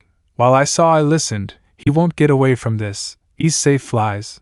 But I stayed calm. I just raised my arms and stopped the attack in the air. Before it touched me, the magic was being stopped by my unarmored arms. Everyone was impressed. Then I heard it clearly. Kunu, be careful, they will kill you if you don't run away. She was a very pretty girl, but it was obvious that she didn't know my power. Belongs to that I had already seen them. To show them a little respect, I suppose, I will use that. Heir, secret gear. I equipped both arms and broke their magic. At the same time I stopped both of their attacks. I stopped Chow Chow's spear with the palm of my hand, and with the other palm I stopped Nzarick's attack. They were very surprised. Issei, come on, even if it's made me put on the armor, throw everything at me. It doesn't matter, you can't beat me. They got very angry and took a little distance. Nzarick, charge of the Lion King. He launched an attack with several fists. Chow Chow, spear thrust, gold flashes. Lanso a many-blade attack with the spear. I stopped all the attacks without much effort. In reality it was so easy that I saw all their movements. No one here was strong. I had not even used my magic since this battle started. I stop all their attacks, even I start to feel sleepy. But there is something inside me that burns, with great intensity. I put my hands higher and they backed back. Issei, let's go, this is very boring, so it's time to end this. In a quick movement I surrounded Nzarick with an electric attack. Level 4 magic breaking volts. This attack makes the movement impossible, because it attacks the nerve networks with flips, generating pain. When I used it, he fell to the floor and the flips, when feeling a movement, exploded, generating more electricity, almost burning him alive. In that Chow Chow, he throned himself and said circular gold spear impulse. But when he was near me I just moved the spear to the side, as if it was nothing. He tried to talk, but before that I said, hit volcano. A Puno hits his stomach and crashed him against the wall, leaving him embedded. Hades launched an attack at me. It seemed to him charge what I was attacking. I stopped him and said counter wake. The attack came back against him with impressive speed. While I saw my opponents fallen, I raised my thumb, alluding to the fact that I was number 1. Announcer. I can't believe it. Hiya to Issei, you have won this battle. Hades, don't sing victory, he said as he broke a bottle of a phoenix tear, then threw his bottles to Nzarick and Chow Chow, who stood up with difficulty. Everyone was expecting what was going to happen. They already seed themselves defeated. If he attacked them again, he could even kill them by accident. Hades, now activate chaos magic. Breaking limits. A lightning pierced his chest, and Nzarick and Chow Chow pierced them exactly in the heart. Out of nowhere they began to fill with a pure dark aura. Nzarick, his golden armor began to acquire black tones. He no longer had the helmet, but one of his eyes was black, the left eye in Nzarick and the right eye in Cao Cao, which the spear changed to black with gold. And the darkness surrounded his body as if it was armor. Hades began to twist, he thrown his staff and a shine came out when he did it, a dark aura Amoas to come out of his body, and the necklace melted with her skeleton, giving her more magic. And out of nowhere she launched such magic. Then she explained it. Hades, this magic is based on multiplying the abilities that they already had, in addition to healing and strengthening them further, taking them to limits impossible to reach. Although it did not take me by surprise, even so, if they were to face someone from Nzarick it would end in their defeat. Issei, come on, if you think that power can hurt me, why don't you try? But what am I saying? I am challenging you. Why do I feel like my chest is burning? Why do I feel like I want to fight forever like this? Why do I feel like my old instincts are coming back to my body? Why do I refuse so much to end this? At that time I understood. I am a warrior who loves to fight. In Nzarick the survival of the fittest was the order of the day. I did many things and suffered every battle that I forgot of the love I had to fight. I want to be able to face powerful people and be able to get out forward, like a hero. Come, I will let you attack me once more. I was provoking you, but the king, thinking that he would surprise me with his illusion magic, stood in front of me. Hades, eat this talker, die at once. Black Excalibur, flash of darkness, an attack lifted me up to the sky. This one was barely able to break my jacket. Seriously, Nazarick's clothes are super resistant. I wonder if it's because they come based on magic fabric. While in the air, Cao Cao jumped. Cao Cao, I'll finish this. Spear thrust, death burst, many attacks with the spear hit me, barely damaging my clothes. Then to throw me down, he said, maximum thrust, spear of darkness. One attack pierced my stomach, just a centimeter, piercing my shirt. Really, was that all? If I had had my armor, it would not even have cracked with an attack like that. I was falling before touching the ground. Another attack hit me. Nzarick, don't forget me. Die, killing blow from the Lion King. A blow that hit me both in the face and where Cao Cao had attacked me made me touch the Colosseum barrier, which broke and sent me 3 kilometers away from the arena. Although without major damage, the wound that Cao Cao made me was so superficial that it closed by itself. So I was thinking about how to get back. Then I saw how children and people were closing to see what was happening, but then they arrived. Issei, hey, our fight is in the Colosseum. I'm coming back, so why don't we go? The damn guys started to launch attacks at the people. I used Crimson Dome to protect them all, but they kept hitting me. Why don't they stop? That damn king is doing this. I'm tired now, I want finish this. But they won't stop, and if I attack them carelessly I'll kill them, and I have no more resurrection magic. I have to think of something. In the Colosseum, while on screen we see Issei being hit, Albedo remains very indifferent in reality. She knows that he is playing with them, but then, Vala, I'm fed up with that. That's dirty play. He can't attack while defending others. I'll go help him. Then an axe came across his way. It was Albedo who blocked his way. But what are you doing, Albedo? He doesn't need help. Haven't you realized? He realizes what? But when he seemed to understand it, it seems you already noticed it. He is not receiving massive damage, but minimal. And that's even though he doesn't have the armor. If he had it, what do you think would happen? Valley. He would have 0 damage, but then why? Albedo. He is enjoying and playing in this battle. But now behold, I said, rising up, Issei's power is about to emerge. This battle will end, and Issei will be the winner. I continue to resisting their hits, while I look around the whole distance to the Colosseum, and I make sure that when I send them back no one gets hurt by confirming it.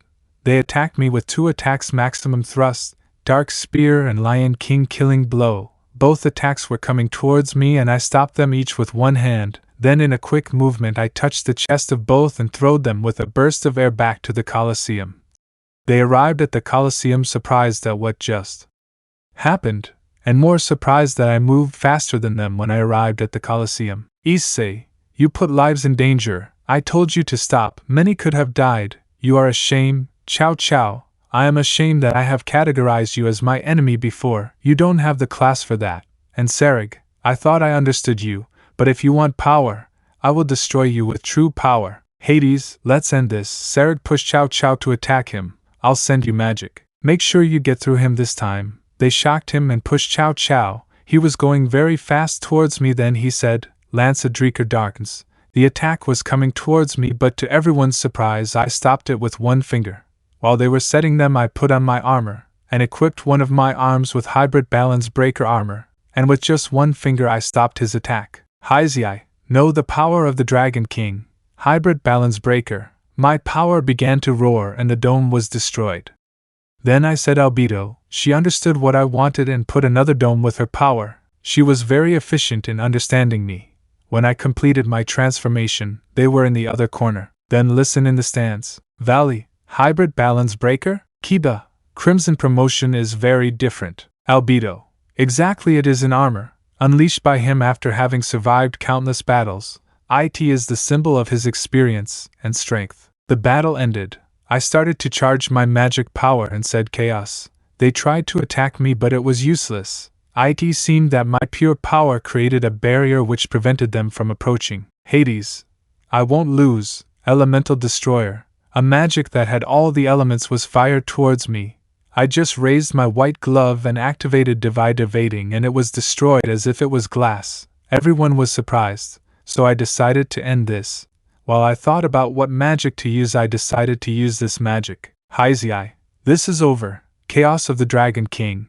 A power exploded and left the entire Colosseum in ruins. Hades and his fighters were on the floor without much hope of getting up. Then I raised my finger to the top. Announcer.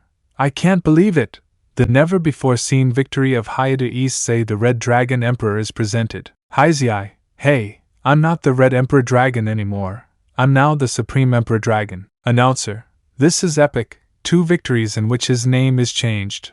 I am speechless. This is the Dragon Slayer, the legend Issei, the Supreme Dragon Emperor. Everyone applauded and others came down from the stands to congratulate me.